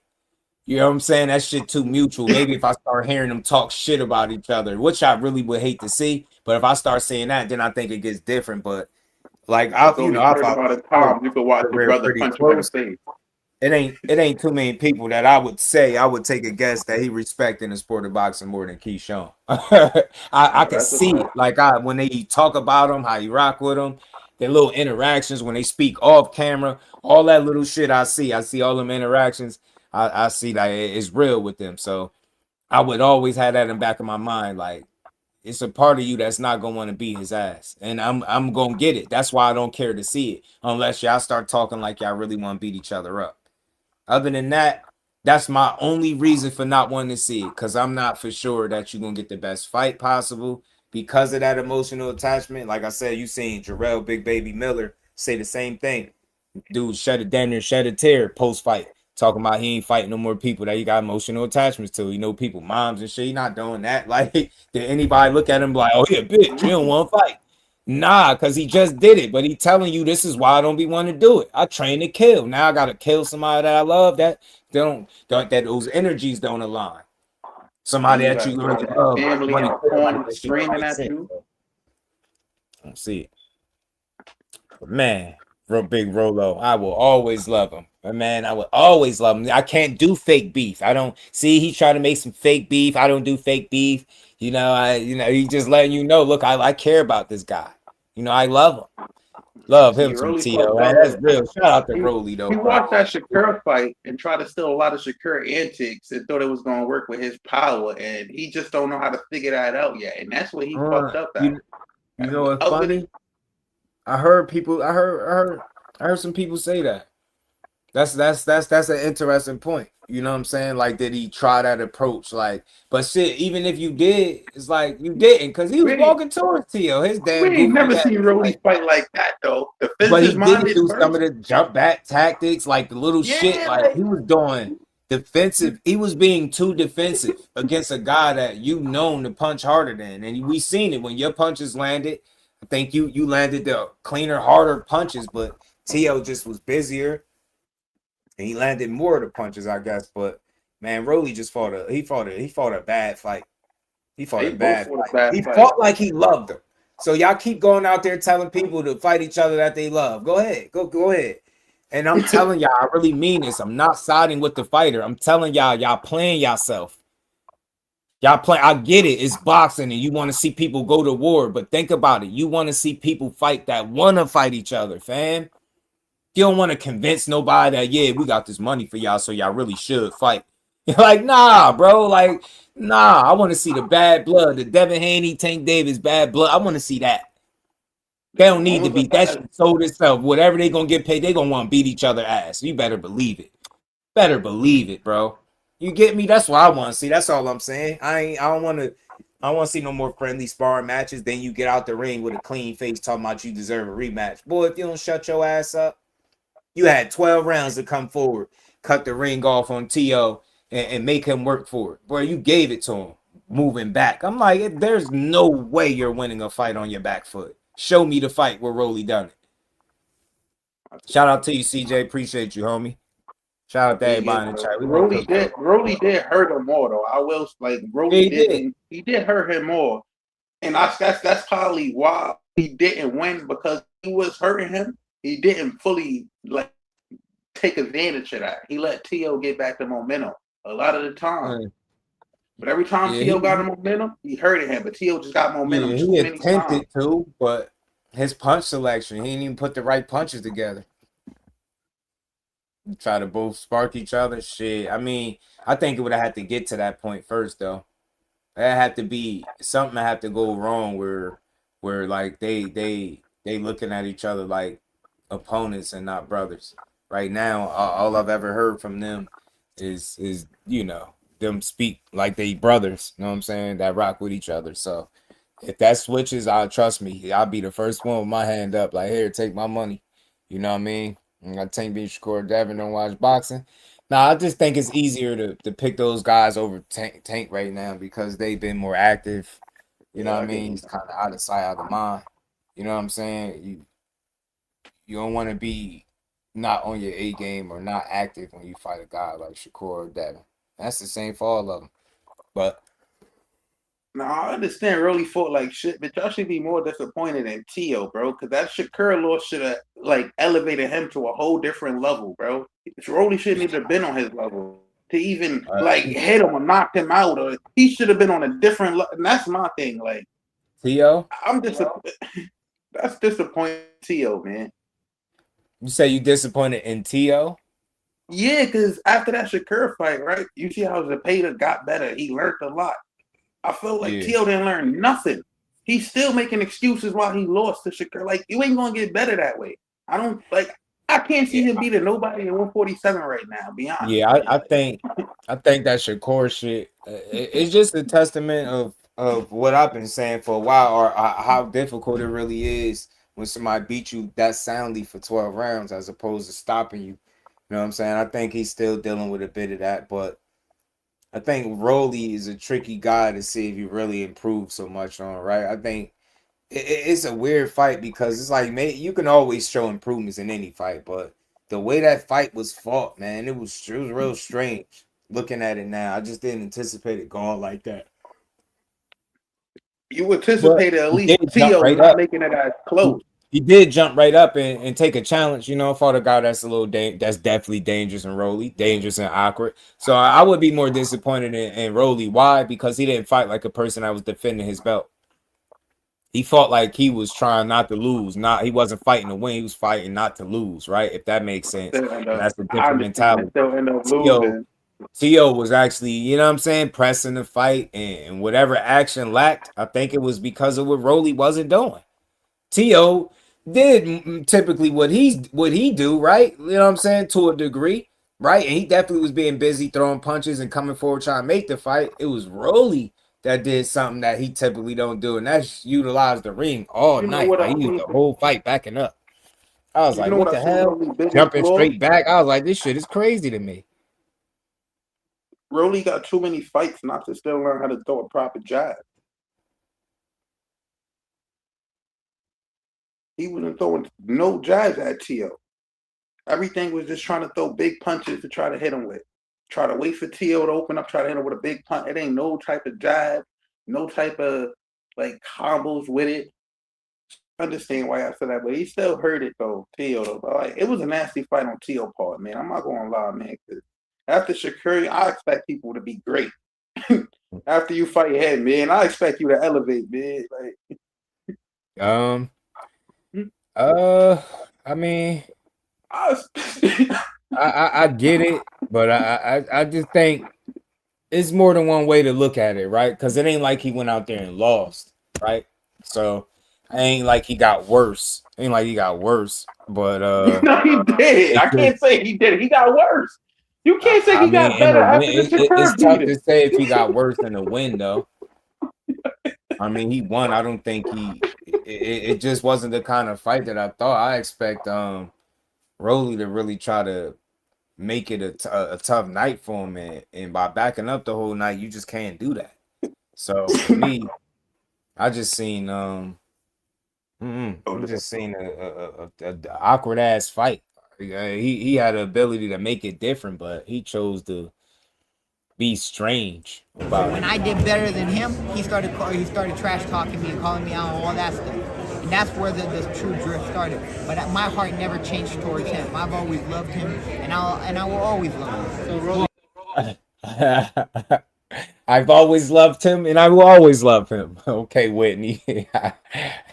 Nah, it's all good. He's like, okay, Whitney. I've always loved him, and I will always love him. Couldn't beat Lamont Rhodes, who just got whooped by Zepeda, I think. Yeah, sometimes it's not that simple. You know what I'm saying? It's not that simple. But I get why you would say that, but it ain't that simple. Still different, much different challenges, though. You know what I mean? Much different challenges. Man, yeah, I love him. I've always loved him, and I will always love him. You know what I'm saying? Look, Rolly's a late bloomer, an overachiever. I respect his success that he had in the sport. You only can make the most out of your opportunities. We never thought he was the most skillful guy ever out of any of these dudes that we talk about, but we've always given him credit, you know, for getting in there and fighting, right? You getting in there and being willing to scrap it up, man. Just scrap it up. But let's keep rolling, man. I got some other stuff to get to before we get out of there. Just hit the like button, y'all. We're going to keep rolling, man. Monday to talk about this. B Norm did something with the ring, inside the ring, man. He got on Keyshawn helmet, man. This is a fight that who knows you possibly could see at 47. You know what I mean? One thing I like about Norman, he seems willing to fight whoever makes sense for him to fight for real, for real. I like the fact that he took the Devin Haney fight and what he did, even though he lost it, he still didn't make him apprehensive about taking challenges and being willing to test himself. And you got to respect guys that's moving like that. And he one of them. So I like B Norman, man. He went on inside the ring and he had a conversation. He got on Keyshawn helmet. So let's get to it, man.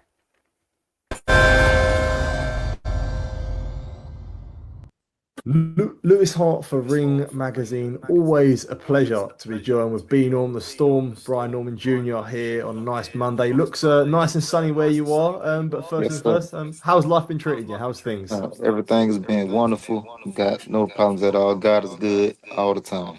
Yeah, that's all I can say.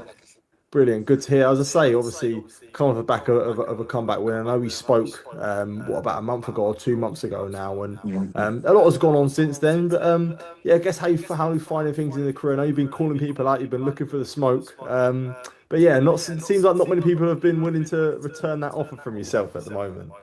Not at all. I mean, I'm trying to make something shape. These guys, they do not want to fight. I could say that cold-heartedly. They not trying to do anything. Even with the last fight. Yeah, B Norman said, man, I can tell you wholeheartedly, these dudes not want to fight. Hold on, let me take this all out. Show B Norman while you talking.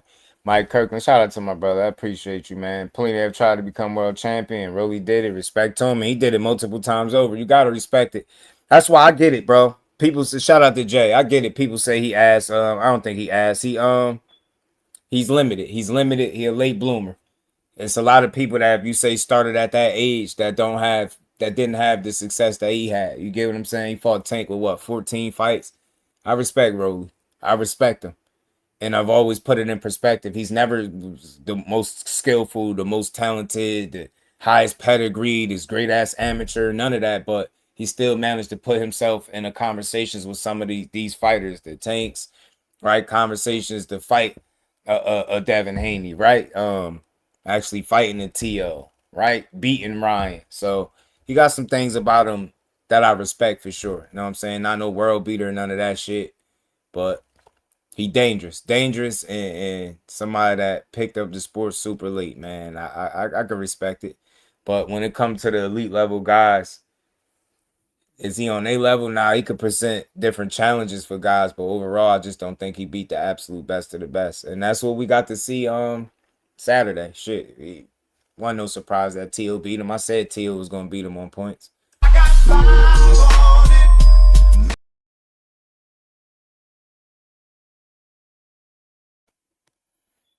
Hey, Hall of Fame, good choice of words, Josh. Yeah, you feel me, Jay? I try to start. I really feel that way though. I just so you know, I really feel that way. I get what you saying. Like, you ain't gotta be as diplomatic as me, but I try to keep it consistent with my message, and I really do. I think he's a limited guy. You know what I'm saying? I think the very same thing about Regis, another dude that picked up boxing at like 17. The same thing about Connor Ben. Those dudes all have had successful careers with not great amateur backgrounds, right? Without having this crazy ass Olympic pedigree, right?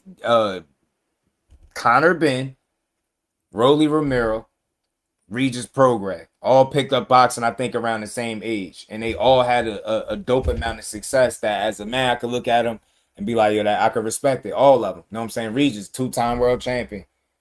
Successful career, overachieved, some would say. So that's all. I think guys are limited in his levels. Jay, you know how we say it all the time, his levels. He's not at that elite level talent. When we think of elite level talent, we don't think of guys like Rolly, respectfully. You don't think of guys like Connor Ben. And you think of Regis as achieved, right? In shape street fighter, as they used to say. That's why I always would rock with that dude. You get what I'm saying? I try to do that because I can't box, bro. So I try to give these dudes the credit they deserve. This shit hard to do. And Rolly made it this far. Beating Ryan, shit. You know what I'm saying? I definitely respect it. You know what I'm saying? Seeing the Devin and Ryan fight and then seeing how Rolly was able to neutralize this dude and beat him. You get me? Just little shit. It's like I give them the respect for sure. They definitely limited. And it's just they not gonna be in a conversation when we talking about the most elite fighters ever. Like it's just not gonna be them. But again, shout out to my dog, man. I appreciate Mike Kirk. But let's see what Beat Storm and B Norman had to say, man. Said dudes don't want to fight, man. Tough guy Joshua at the 19-2. I was looking for an even tougher fighter, but they were saying no. So like, okay, cool. We're gonna have to go with this one. But right after that fight, we were trying to make some shape. Wasn't nobody trying to do anything. And I came to realize these boys are soft. And what I mean by that is they don't got no real hustle. They ain't got no real dog in them. I want you to look at me just last year. This year they've been avoiding me, so I haven't been able to fight as much. But just last year, I was a world champion, and I fought in 3 different countries. Let me take that back. I'm a world champion. I fought 3 times in 1 year. That alone says everything. And then 3 different countries. How many guys is really down to do that? How many guys is really down to defend their belt 3 times in 1 year? And also, not even just that, it was all piled up in one little small spectrum. Came off of a hand injury and got a 3rd round knockout with a jab. That was in Vegas. 2 months later, really less than 2 months, but 2 months later, I'm all the way in Japan. And guess what? I get knocked out of the year. Then I come back home less than a week later. I got a fight signed with Devin Haney. A week after that, I'm out here in New York. That's what real hustle. And that's how you're supposed to get down. That's how you get busy. And tell them.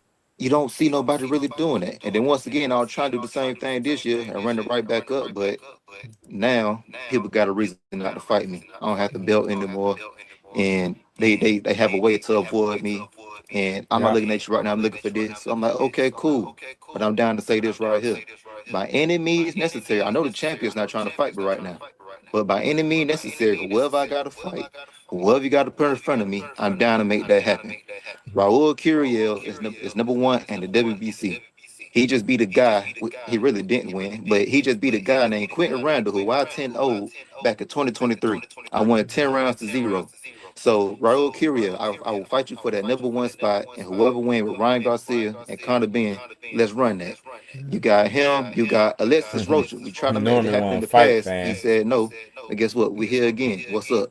You got him, Arnold Barboza. What's up with you? Keyshawn Davis. You wouldn't take the Devin Haney fight, but guess what? I'm right here. What's up with you? I can't really think of no other names, but no matter what, since the champions, they ain't trying to bang, they ain't trying to get busy. Cool. I'm gonna let y'all have it right now. But guess what? I'm gonna trap every single last person into a corner. I'm gonna be number one in every ranking. No matter what I gotta do, y'all gonna have to fight me. And that's what I'm down to do. We got names already. We're going to get into it, and obviously I've got a lot to talk about, as you say. But you mentioned there like how 2025 went for yourself, fighting in 3 different countries, and I was even thinking to myself, like, with the way welterweight's going, it's like, why aren't people mentioning the name Brian Norman Jr.? Like, is it frustrating? You go from being the best in the division 2025 to now, I don't want to say on the shelf, but now like for some reason people don't even want to get in the ring with you. I know you mentioned there like they don't, people don't have to fight you now because you aren't a champion. But is that frustrating? You've gone from being number 1 at 147 to now, for some reason, your name isn't in people's mouths. Yeah, I try my best not to be too indignant or angry about that, but like I said, they found a way to avoid me, and no matter what, like I said, I will get back up to the top. I will become that champion, and they won't have no way to avoid me then. My only thing is I'm trying to go out here and get mine, and people know to avoid that hungry little dude right there. Got the little chip on my shoulder now. I got a little extra. You feel me? Last year, you know what I'm saying? I ain't gonna lie. I was doing my thing, but I got comfortable. As in the fact of I was on top of the world. Let's be real, we all slip sometimes. I'm a world champion.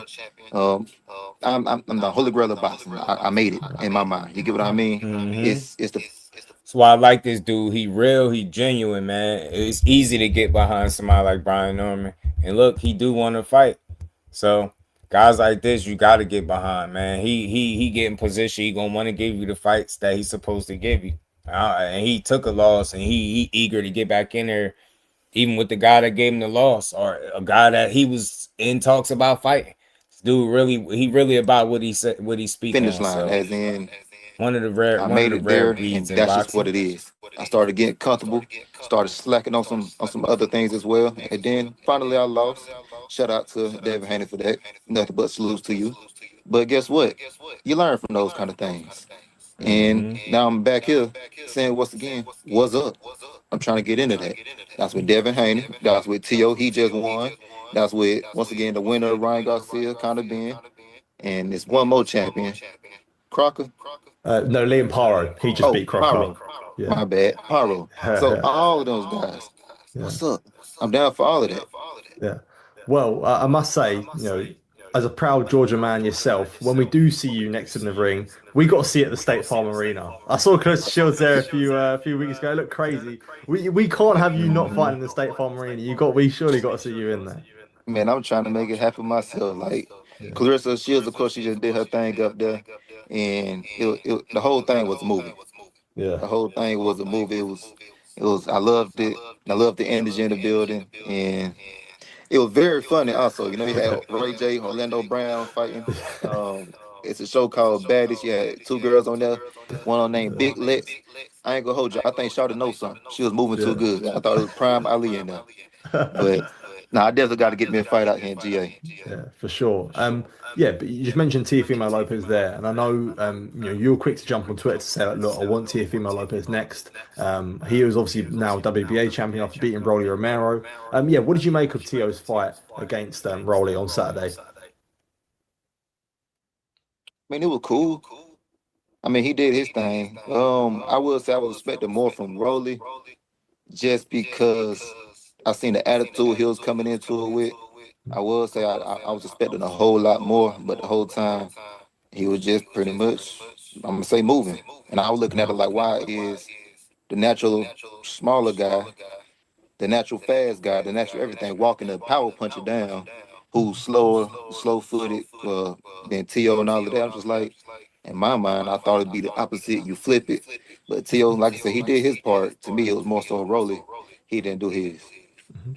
I wanted to ask as well, from your point of view, there's so much things that get said about like friends in boxing and this, that, and make no mistake, Teofimo and Rolly were, before the fight, they were definitely friends. Like, how do you sort of see that dynamic Man, I wouldn't be surprised if they ain't call each other after the fight. Them dudes do not hate each other. They fought. They had 12 rounds to show what kind of disdain they had. And they fought like they had love for each other. And again, I'm going to always stand for why. That's my number one reason why I don't demand friends fighting each other. Because you get near and you start thinking about, you know what I mean, how y'all came up and, oh, man, nah, bro. I want to see people that ain't got to worry about it. Go out there and beat ass, man.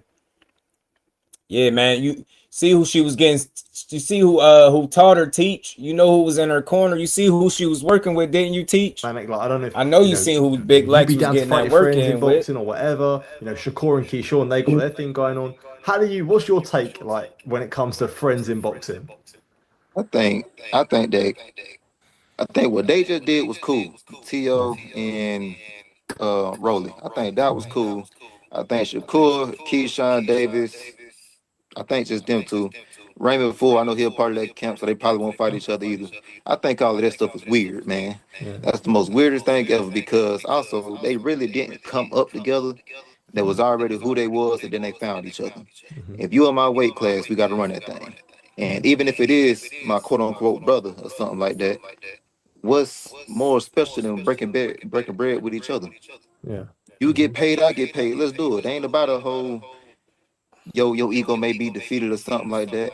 Floyd Mayweather and Zab Judah came up together, Olympics and all of that. And guess what? They fought each other. You know what happened after that? Zab Judah helped Floyd Mayweather out in training camp. Yeah. Like, okay, cool. You lost. It is what it is. But guess what? That ain't the end of the world. What you scared of? What you afraid of? Your manhood, your ego and pride, that baby? Or what if you win it? Why are you afraid that you may lose? Or the relationship may break or anything like that? If y'all real deal tight, go break bread with each other. That's how you're supposed to do it. I respect that. Yeah, I get that, man. Ain't nothing he said wrong, man. That's an honest perspective, but I think it's just deeper than that. They not in each other's way. That shit matter. When you're not in somebody's way, and somebody already established, you had two totally different points in your career. I'll say this, man. Show them the money. Shit, make it a real. Make the conversation more than just a conversation. Make it real. Make it real. Then they'll fight. Make it real. That's all. That's all. Make it more than a conversation online, and then maybe they'll consider it. You know what I'm saying? Ain't nobody in boxing talking about putting up money for that fight. You just hear people talking about they should fight each other. So you telling me right now it makes sense for Shakur Stevenson and Keyshawn Davis to fight each other. And that's the fight to make next, right? Because they in each other way. Yeah, Shakur, you got to fight Keyshawn. Shit don't even make sense to me. It really don't. Yeah, just going back to the TV. You should fight Keyshawn, but not there was Tank, definitely parts of there where we should see a Shakur and Devin or Shakur and Tank before we should Shakur and Keyshawn. I'm just being real. Like, how the hell we demanding that when them other dudes been there? What we doing? You get what I'm saying? So we want to see the two dudes that mutually rock with each other and don't want to fight each other versus the three that we know don't like each other and want to fight. Come on, man. We pushing the wrong fights. Raymond Ford ain't in his weight class, so I don't expect him to ever fight Ray. Why would he fight Ray? Were you taking confidence from the success Rolly had against Teofimo Lopez? Not necessarily because of that, just because of me.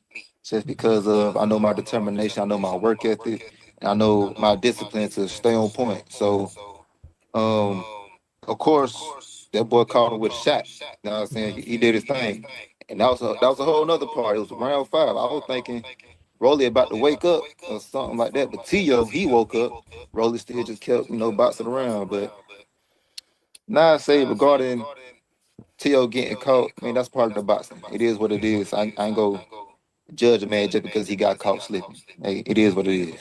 We all may get caught sometimes. Yeah. How big of a fight do you think, or how much desire is there for you to want that Teofimo Lopez fight from your end? I've been wanting it. We tried to make it happen in the past, but he said no. So now he a champion at 147. What's up? Yeah. Do you think that's a fight they'd want now? Then I guess would you say? Hell no. Yeah. He still don't. Like I said, they have a reason to avoid me, and they will use it. Yeah. But there must be some frustration on your part though, if you feel like that's in your mind of being like, look, these guys don't want to fight me. I know we spoke about it earlier, but it must be frustrating if I obviously say the name's Teofimo and you think obviously that's a fight that he don't want. There must be frustration on your part of that. Absolutely, but like I said before, I'm gonna box them up. They can't do anything. If I number one in all rankings in that mandatory time hit, for example, Devin Haney, 120 days. Keyshawn Davis didn't take it, but guess what? I will. So 120 days, once that time period is over with, Devin Haney has to fight me. Same thing with the other rankings. They will have to fight me. And at that point, what can you do besides drop the belt? Fight me or drop the belt. What did you make of that whole situation between Keyshawn and Devin? Look, Keyshawn went on a whole campaign calling that Devin, where's Debo at, and this and that, and then obviously Perspiz gets called, top rank winner, and then Keyshawn pulls out. What did you make of that whole situation? I don't know what his goal is. I don't know what the game plan is. I thought that was the fight that he wanted. And how I look at it, they said it was a whole money thing. And I believe I seen the number of 3 million. Okay, 3 million is not no chump change. So first of all, why you tripping on that? And then also, you stepping up to his division. He don't have to fight you necessarily. Well, it's a mandatory, cool. But this your first fight here. You feel like you deserve this, that, and the third. But this will be your first. I ain't even trying to little bomb or something. But this is his first real deal. You know what I'm saying? I'm gonna say big fight. You get what I mean? Yeah. So it's like this will be the one. Okay, you tripping on 3 million. You beat him. You got good money, and you got the bill. All right, cool. Yesterday's price is not today's price. You feel me? So now that price go up. Now they try to say 3 million. You can sit here and laugh at their face and be like, "Boy, watch out, you little boy in me." Go back to Floyd Mayweather. He was talking about slave wages. He was fighting. I think he was number one. And I think Diego Carrasco was number 3. And he got paid like probably 2.2 million back then. I forgot what year that was, but he called the slave wages and all of that. But guess what he did? He no matter what, he still fought him. He still did his thing. And then he ended up being Oscar De La Hoya. Now look at Floyd. So it's a path to the top. You don't just straight up get paid 50 million off the rip. You gotta go through some things. Everything Brian Norman Jr. is saying is spot on, man. Yeah, and I'm with you, Ish. I think his charisma, his attitude, energy, his honesty is needed for boxing. That's why I interviewed him twice on the channel. I rock with him, and I got to interview his father. I rock with Team Norman, win, lose, or draw. Both of them, Norman Jr. and Senior. Shout out to both of them. I had good conversations with both. But look, I'll say this for conversation purposes. Everything Norman is saying is spot on. But look, he had a similar situation. He had a similar situation with the boots thing. They were saying the same thing for him. He was supposed to take the money. He should have just took it. He was ducking, but he bet on himself. And in the long run, he ended up getting a Devin Haney opportunity, getting paid the most money in his career, right? And then he right back. He didn't win that fight, but he got the opportunity and he right back in position. So it don't matter. But he had the same exact, I ain't gonna say same exact, but a similar situation with Boots where ultimately it was about money. You were trying to negotiate more money. They wasn't willing to give you what you was looking for. For that reason, the fight didn't happen. That's the same thing with Keyshawn. I get it. You feel like maybe Keyshawn shouldn't have tried to ask for what he was asking for, but they was literally the same arguments they're making about Keyshawn they was making about Brian Norman when the shoe was on the other foot, and it was him and Boots working it out. But see, you got real ones like me that told you, man, them dudes allowed to negotiate whatever money they see fit for their guy. It ain't about ducking. That dude ain't scared to take no fight, man. It's a dude that sparred Boots, Crawford and Tank, back to back to back. I forget the exact order, but anybody that's doing that is not scared to fight nobody that, like, you actively seek out the best work possible, right? You want smoke with the best. You lose to Devin Haney and you will take a Devin Haney rematch tomorrow if he could. So, you know what I mean? Not just being transparent with the people. They did the same thing to him when he didn't take the Boots fight. He a duck. This is more money than he ever made in his career. He's fighting on the undercard. He gonna lose his next fight, right? He'd never make that kind of money, but he ended up doing it. It's business, right? Teach. It's business at the end of the day. That's all it is. Definitely not scared, just business. So Keyshawn probably thought the business side was gonna work more in his favor, being that Top Rank was his promoter, and I could see that being the situation. Maybe that is, maybe that's not what happened, but ultimately couldn't get the funds, and the fight didn't happen, and that's just what it is. But it's the same thing with Brian Norman and Boots. You couldn't get the bread, you didn't get in there. Same thing with Devin Haney and Roley. Devin couldn't get the money, didn't get in there. Get me? It's going to always be that. You see it all the time. You're going to see it some more. You're going to see more examples of this. This will not be the last time a fight fall out because of money. Watch. Just keep paying attention. You're going to see how often this shit happen, to be real. Beat you up unless it's less risk. Yeah, I think they're at the point where they're taking these real strategic and calculated risks. I think due to what they went through with Ryan, Mike, I think that shit made them approach the game with more caution, and be more strategic. Get what I'm saying? I do. Do you see that as a duck from Keyshawn's side? Absolutely, goddamn, absolutely. Yeah. Ain't no way around it. Like you can try to, what's next? Like real deal. That's how I look at it. All right, if he get pyro, that's the only thing I can see next. If he not fight me, if he get pyro, that's the only thing I can see next. But besides that, that's a duck, dog. Yeah, I call it business. I get it. He's saying duck, but they did the same thing to him with Boots, and I didn't label him a duck. I didn't think it was a duck then. I thought it was business then. It was business then. It got to be business now. It can't be business when it was him and then duck when it's Keyshawn or vice versa, right? You just got to keep it consistent. If I call Brian Norman a duck then, I would be calling Keyshawn one, but I keep it consistent. I chalk it up as business. We thought it was good business that he would have took and made the fight, but he just had other plans. That's dope. For the power fight, so he tripping on money. For the power fight, I know he not getting paid as much as he was with the Devin Haney fight. I know he not. So even still, that's a duck. Ain't no way around it. Yeah. Do you find that fight baffling? I know you obviously explained the whole thing there, especially with Mayweather, but like as a fighter, let's say if you was in that position, like obviously you getting mandated to fight Haney, like do you find it baffling on your side and why he didn't take the fight or why it didn't happen? With Keyshawn not taking the fight? Yeah. Do you just find it baffling, like? A big time, like I don't see not one reason why he wouldn't take it. Literally not one. I don't see not one reason. Now, the way he was coming, he seemed extra turbo confident and all of that. So I'm thinking, all right, walk through the dude. Money aside, you got the belt, so you control things now. So beat him, go beat him. It's plain Jane. Go beat him then. And you got the belt. Now you run everything. Let's say they want a rematch or something. Now ask for the money that you wanted. Yeah, I know they're gonna have a rematch clause in the contract. I don't know how they get down. Yeah, no, I know. Keyshawn's obviously a name. I know. Just spoke about him there. Turned down a world title shot, but yeah, Keyshawn is a name. I'm definitely sure you would angle towards a fight potentially with Keyshawn, surely. Yeah, absolutely. But he out here doing bad business, so I don't know what's up with him. Yeah. So you're not down for the bad business of Keyshawn. Yeah, bad business key. yeah. But I guess obviously you still got a good WBO ranking, so obviously the whole situation like suits for yourself potentially with a rematch with Devin Haney as well. Absolutely, and I was even thinking about it. Devin Haney, he fought George Kambosos, and he beat the brakes off of him the first time, and then he came back and fought him again a second time right after that. Yeah. When me and Devin Haney fight, the first one, of course he won, but it wasn't he beat the dog shit out of me and just straight, you know what I'm saying? So what that second fight at? That's how I look at it. Yeah. What that second one at? He can give you two chances, or I'm gonna say you give him a chance or something like that. What's up with me? Yeah. I'm down for the same thing. Yeah. Do it to me. Yeah, I know they were talking about Haney fighting in Atlanta, so at the State Farm. So like that, imagine how big a rematch between you and him would be in Atlanta. That would be even bigger. Yeah. Got me and him versus each other in the city. Come on now, we got to make that happen. Wanted to ask about Tiger Johnson too. I see you two sort of exchanging sort of tweets towards each other.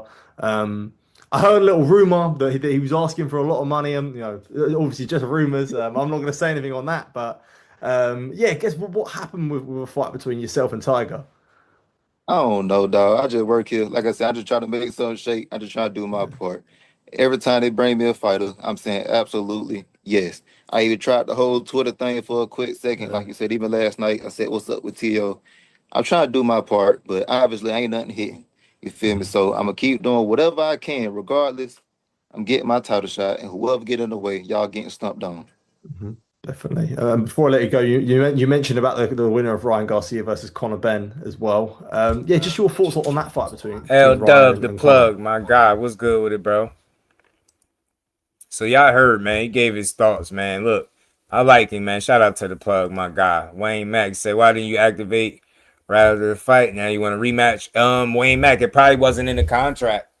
Probably a learning lesson. You know what I mean? Lesson learned. You know what I mean? I don't know the ins and outs of the contract, but I'm assuming the rematch clause wasn't in there. I mean, something you live and you learn. But nah, I think the way to look at it though, Wayne Mack, is the fact that look how some people felt like that was a masterclass and he got dominated, but he still want to fight again. You get what I'm saying? You want people like Brian Norman in the sport of boxing. Think about it. People get beat and they go tuck their tails. He got beat and he's like, look, I'll take that rematch. I'll fight Keyshawn. I'll fight this one. And he really with it. You get what I'm saying? So I like Brian Norman. I like his energy. I like his attitude towards fighting these dudes, man. He called Key out, man. He said Key ducked, but I feel him. I respect it, but I know he don't feel like personally. I know he don't feel like he ducked. You know what I'm saying? I know he don't feel like he personally ducked. You get what I'm saying? Boots in this when they was trying to say he ducked. You get me? Shout out to my guy GHB, man. He gave his thoughts on this fight this Saturday. A lot of people saw. But y'all keep on demanding friends to fight each other. Don't say nothing to nobody. Keep on asking the friends, dudes that go make these silent agreements not to kill each other. You know what I'm saying? Norman versus Tiger would be a damn good fight. Absolutely. I like Tiger.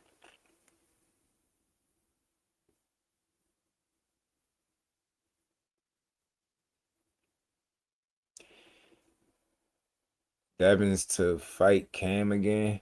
Yeah, I guess what you're trying to say is something about Devin fighting Cambosis again, but that was Cambosis having his business in order and having that shit in the contract. Can't tell you for what reason that it was or wasn't in the contract, but I don't think he did bad business. It's just a learning lesson, something you learn. But what I like about Norman, he's willing to take the fight. And he ain't just barking for it. If he can't get it, he's willing to fight the necessary fights to reposition himself for the opportunity again. So he ain't say nothing wrong about Devin. He said Devin beat him. Props to him. Say, hey, well, what's up with that rematch? He just letting you know he'd be willing to fight, which he actually is. But they feel like he hasn't done anything that would warrant the rematch. And I understand their position too. But again, prayers and condolences to Team Haney, man. That was some rough news that I'm pretty sure he got just a little while ago.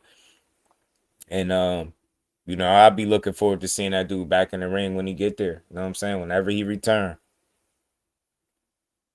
But yeah, it's all about crossing them T's and dotting them I's, man. Making sure you doing the best business for yourself possible going into these fights. All right, last clip that I'm gonna play from GHB in regards to the fight this Saturday, man.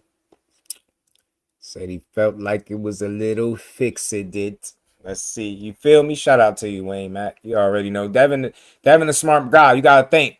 Look how long they've been doing business, him and Bill, as opposed to Team Norman, right? They were still learning, figuring things out. So you could understand why certain things might not have been in place, but he's still willing to fight people. I think is the most important thing. So I never grew. I wasn't ever a kid down here. I was a teenager. I moved down at 18. Teo wins. Was a majority decision? Yeah. I don't think it should have been a majority decision. It seemed kind of unanimous. He feel like he got robbed. Well, Rolly feels like he got robbed. What was your thoughts?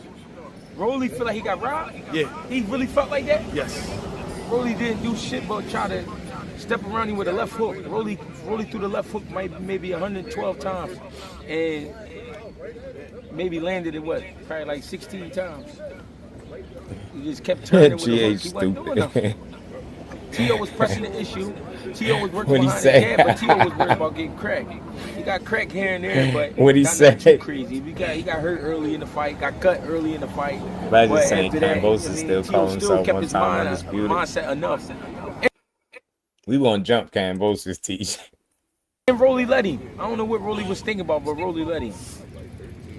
You feel like he let him off the hook in general? He did more than let him off the hook. Gave him the fight. He kept it where it's competitive. He kept it where it's competitive, and you couldn't really say he gave it away, but he gave that fight away.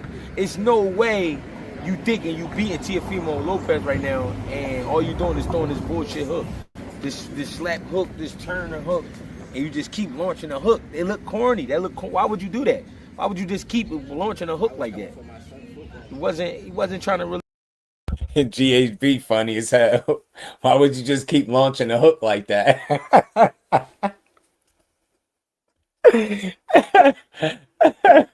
It's funny because at that point it's like fuck the camera being on. It's like he asking a genuine question.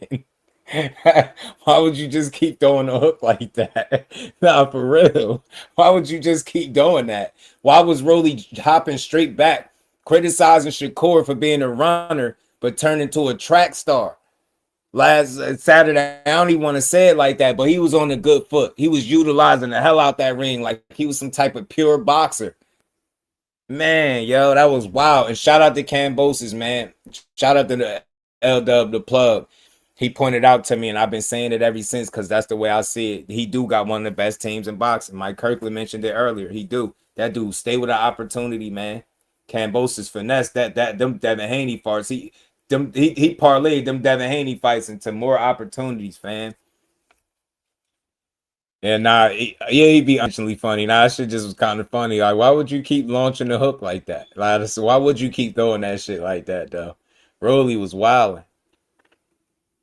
Yeah, Rolly was bugging, Rolando. I don't know what he was doing, bro. Rolling, I don't know what he was doing. All you doing is throwing this bullshit hook. He was wilding. This slap hook, this turn the hook, and you just keep launching a hook. They look corny. Why would you do that? Why would you just keep launching a hook like that? He wasn't trying to really win that fight. You know what I'm saying? To me, he wasn't really trying to win that fight. He was just trying to make it look like he was in the fight. He was trying to make it look like he was there. He didn't want nobody questioning him giving away that fight, but he gave away the fight. That was a corny ass fight. He wasn't doing that. It seemed in the fifth round he had him hurt. It seemed like he went for it. I didn't understand him not pressing the issue. You the puncher. So punch. That's what I'm trying to tell you. He went at, he threw at him. He threw at him after he hurt him. After he hurt him, he threw at him. But he didn't, you know what I'm saying? He ain't really trying to murder him. He ain't trying to really, like, no, I'm not doing that to him. You know what I'm saying? It's like he just kept it competitive. So therefore, to me, in my mind, thinking about it, he gave it up. He gave the fight up. Nigga, do this. Nigga, do this. Like, you gotta do this. Like, he ain't want to fight.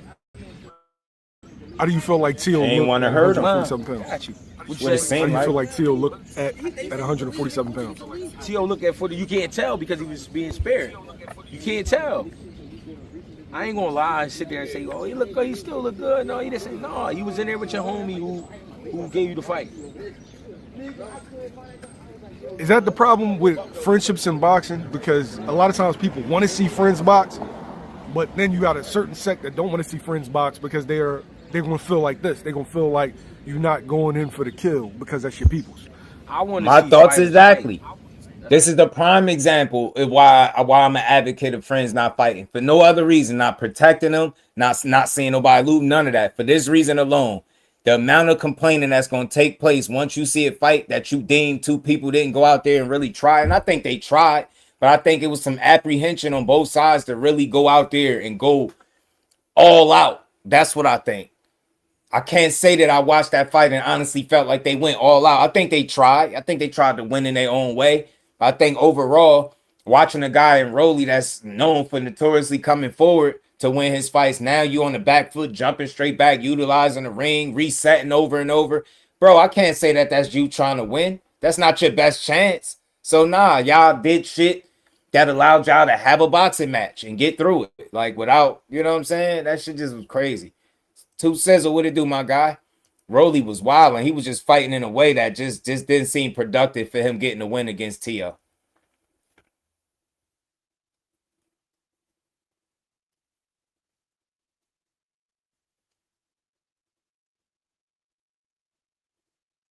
So I want to see fighters fight. What my point be, this is not the first time we will ever see friends rumble each other, or guys that's cool rumble each other. This is the sport y'all in. Two Sizzle, ain't no lie. And some of these fights is the most interesting fights. This fight was Rolly fucking around. Teo was really trying. Teo was trying. Tio, that's how he fight. But Rolly let him do it. Like, all right, go ahead, do your little shit. Every time Rolly would land something, Tio would throw something back. But Tio wasn't responding like Tio. He wasn't acting like Tio. He wasn't really trying to kill nothing. He was just out there sparring. It was like a spar. You think Tio respected the power? For sure. For sure, he. It's crazy because as much as he respected the power, he kept coming forward. And he felt it early. He kept coming forward. Be bad. That was horrible. Yeah, Yavez, man. It's crazy. They criticized. Rolly was extra critical of Shakur being one of the most boring fighters in boxing, and he just not fun to watch, and he don't do nothing. He's so boring. But he really literally was doing some of the shit that Shakur got criticized for in the past. It was funny to see, bro. Funny to see the power puncher not be the power puncher against Tio. Wow, out of all the people. Shakur backed Tio up more than Rolly did, and Rolly's supposed to be a power puncher. Let that sink in, y'all.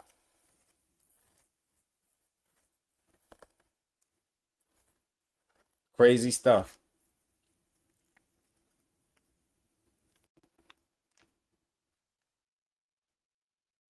Did it play?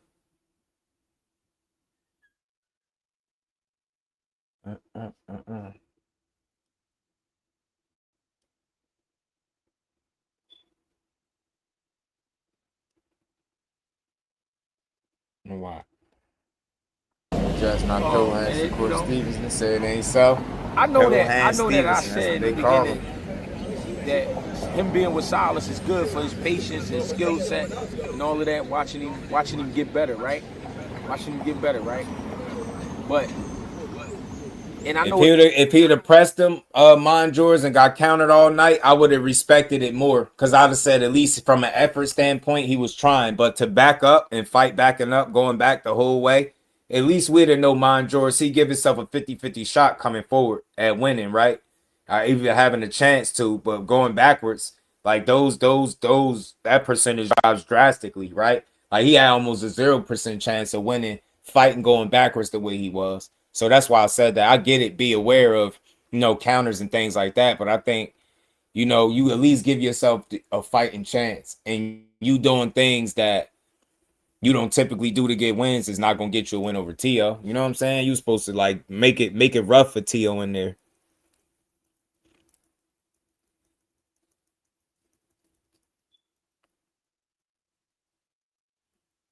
it's hard to say, oh, he should look like.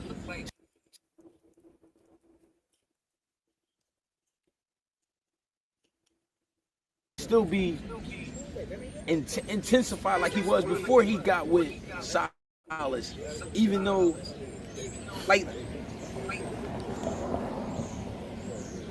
I'm not saying he's supposed to still be ferocious like he once was, but he was showing that he was carrying Tio. He wasn't really trying to finish him.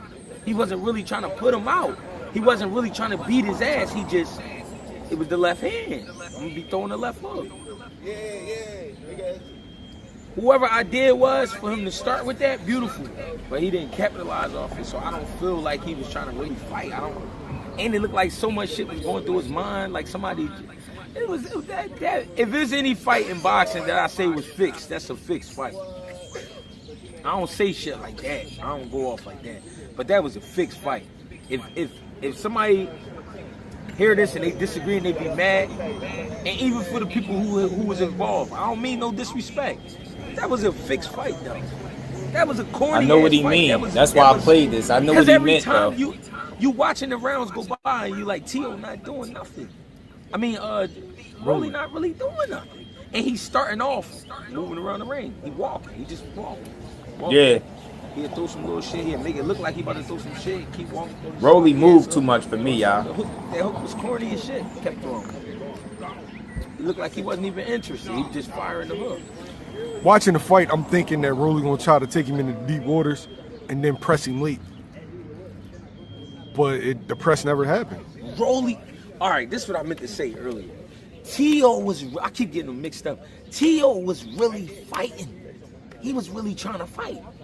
He was really nervous. He was really involved. Rolly was sticking to the plan. When Rolly, let me tell you something. When Rolly socked Teo in the hurt. When he hurt him? 5th round. That was the 5th? Yeah. Was that the same round he got cut? He got cut in the 3rd, right? Didn't he get cut like in the 3rd? I think he got cut a little bit earlier, Maybe but in the 5th, it started to get bad. All right. One of them rounds, he hurt him, and he cut him. And when that happened, it was because Rolly felt Teo picking it up. Like, all right, you trying to really fight. All right. But it was like Teo. Yeah, they was. Like, bro, don't fuck this up. Because he's not fighting him. It's clear that Teo was trying to fight. Teo was putting out some good shit. But it wasn't real shit. Because he wasn't even landing like that.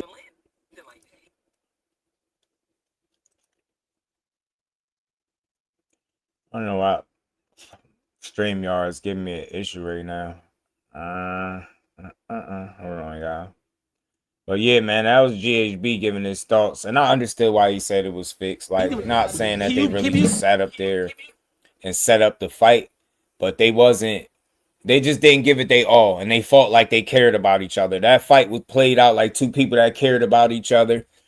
Teo couldn't afford to slack in this fight. He was coming off a loss. He needed to do more in here. Rolly was coming off a win, and he didn't do enough. So it was just a classic case of two friends fighting each other, and it looking a certain way, I think, because of it. You know what I'm saying? And last thing I'm gonna speak on here. Richardson Hitchins, you know, he was going off a little bit, man. He was going off a little bit. I had seen a little short clip from Richardson Hitchins where he was talking about Brian Norman and his dad. You know, he went off about B. Norman and his pops, you know. Look, I think this would be a good fight. They had 47, so look, I hope it can happen. I will watch this fight. I will watch Hitchins and Brian Norman Jr., bro. But this is what Hitchins had to say about Norman. This is what I hate about these goofy ass boxing niggas. Brian Norman Sr., whatever. If I'm the biggest bitch in boxing, have your son come show me I'm the biggest bitch in boxing. Because I'm going to tell you something, homie. If me and your son get in that ring, bro, I will hurt your son. I'm not no Devin Haney, gang. I'm not no Devin Haney. Brian Norman is trash, nigga. And I came to your gym in ATL, nigga, and dealt with him. After sparring Bud, after sparring Tiger, and dealt with your son, bro. Everybody at ATL done seen that. What you think gonna happen in front of the world? I will spank that nigga. Fuck wrong with you, you bum ass coach, nigga. Get the fuck out of boxing, nigga. And I told you was gonna lose to Devin. Damn. And look, I want to see it. Hitchens is wild. I like Brian Norman Jr. Everybody got they different paths, man. Hitchens figured his out the way he was able to figure his out. Brian Norman's still on his path, and he figuring it out. He took the fight against Devin Haney early in his career. Didn't work out for him, but he got paid. He got the experience, and he back on the winning side of things. They all find themselves at 147, which is fun because I think the fight is good with any of them. I like any of these fights. I love to see it. I ain't know that they had some sparring out there in ATL, and he's saying everybody watched him piece Brian Norman up. He was like, man, he going, beat you and your son. Now I mean, he'll beat your son ass. So look, it's always good talk. I love Brian Norman energy. I like what he bring to boxing. Anytime he in the ring, I'm gonna watch him fight. But Hitchens is a hell of a boxer, bro. He's not gonna be an easy guy to beat or deal with for nobody. They're gonna talk like he easy. They're gonna talk crazy because of the Duarte fight and however that fell apart or whatever the case. But that dude is one of the top boxers in the game. We seen how sharp he was in his first fight at 47. You seen that jab, you seen the right hand, you seen the defense, right? You seen the foot movement, man, the distance and range control. Richardson Hitchens do a lot of things in that boxing ring that make him tough to deal with. But because he's a pure boxer and in the sport of boxing, those guys get shitted on because they not the most entertaining, but they ain't the easiest guys to beat either. So you could say what you want about Richardson Hitchens, but show me he easy money, like he said. And this is not directed towards Norman so much. I would love to see the fight. But anybody that thinks Hitchens is an easy guy to beat, shit, make the fight with him if you have 47. I love to see it. I love to see it. It's a good fight. They got all these guys. I hope they can end up mixing it up when it's all said and done. I like them all. Hitchens is a really good talent. Norman is a good talent. I want to see how much Norman continues to improve with Ronnie Shields. It's some fun matchups to be made, bro, and good style matchups too. And 1 versus 3. That's a quick way for Norman to get back in the Haney fight. Shout out to L Dub, the plug, aka the matchmaker too, because he be matchmaking in his spare time, yeah. Know what I'm saying? But nah, that would be dope. Nah, it'd be perfect. Perfect. That's a perfect scenario, Dub. Perfect scenario. Good fights to be made at 47. It is. And with him being there in the mix, makes it fun, man. Some real matchups to be made up there, man. So I would like to see it, Brian Norman and any of these dudes mix it up. They all fun fights. They all good fights to make. So we'll see, man. We'll see. But we at the end of the live, man. We just built. We gave boxing its just due. 4 straight hours, man. And we gonna keep building on boxing, giving it its just due. Y'all know how we do over here, man. Another day of this boxing. We're gonna be back tomorrow. We're gonna build some more. It's gonna be a lot more to talk about. We're gonna see, but make sure y'all hit the like button on the way out. You know what I'm saying? Appreciate y'all rocking out with me. No top dogs that the Hispanic money power will not put your guy Teal or Ryan or Rolly. Yeah, I don't really look at it like that, Tim, because look, I don't separate it that way, right? I get where you going, but think about it.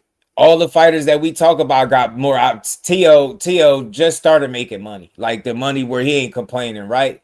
Ryan has been a product of that popularity, you know what I'm saying? And Rolly, I think he's an overachiever, man. I get it, man. I don't think they've been getting unfair, like or like, you know, I don't think they've been getting treatment that the rest of these guys have been getting. Ryan maybe, you know what I'm saying? But I think Teal's opportunity presented itself because certain fights wasn't made and opportunities wasn't capitalized on, so it left an opportunity for Teal to make that fight. You know what I'm saying, with Rolly. But now look, it's over now. Now Teal, look, hey Tim. Now we can hold Teal accountable. Teal was talking about fighting guys like Devin, right? He said him and Devin gonna be the let's hold him to that.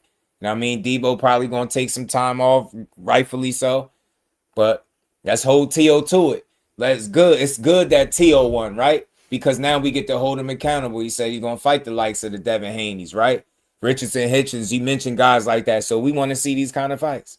So let's see how long he can hold on to that belt when he got some real smoke on his helmet. So we're going to see, man. But shout out to everybody. Much love to everybody. I appreciate everybody in the super chat, the cash app. Much love, much appreciation. Enjoy the rest of this good Tuesday, man. I'll see everybody tomorrow to build on this boxing. Peace to the fam. Representing Brick City, Shakur!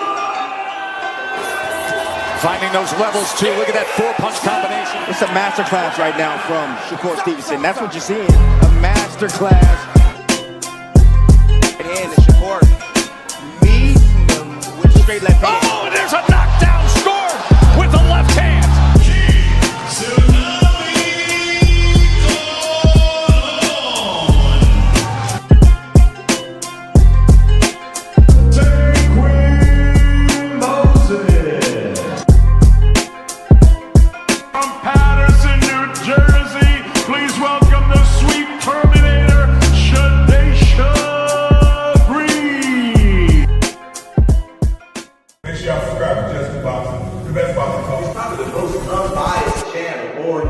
Right now, we're going to give him his just due. Shout out to my brother Just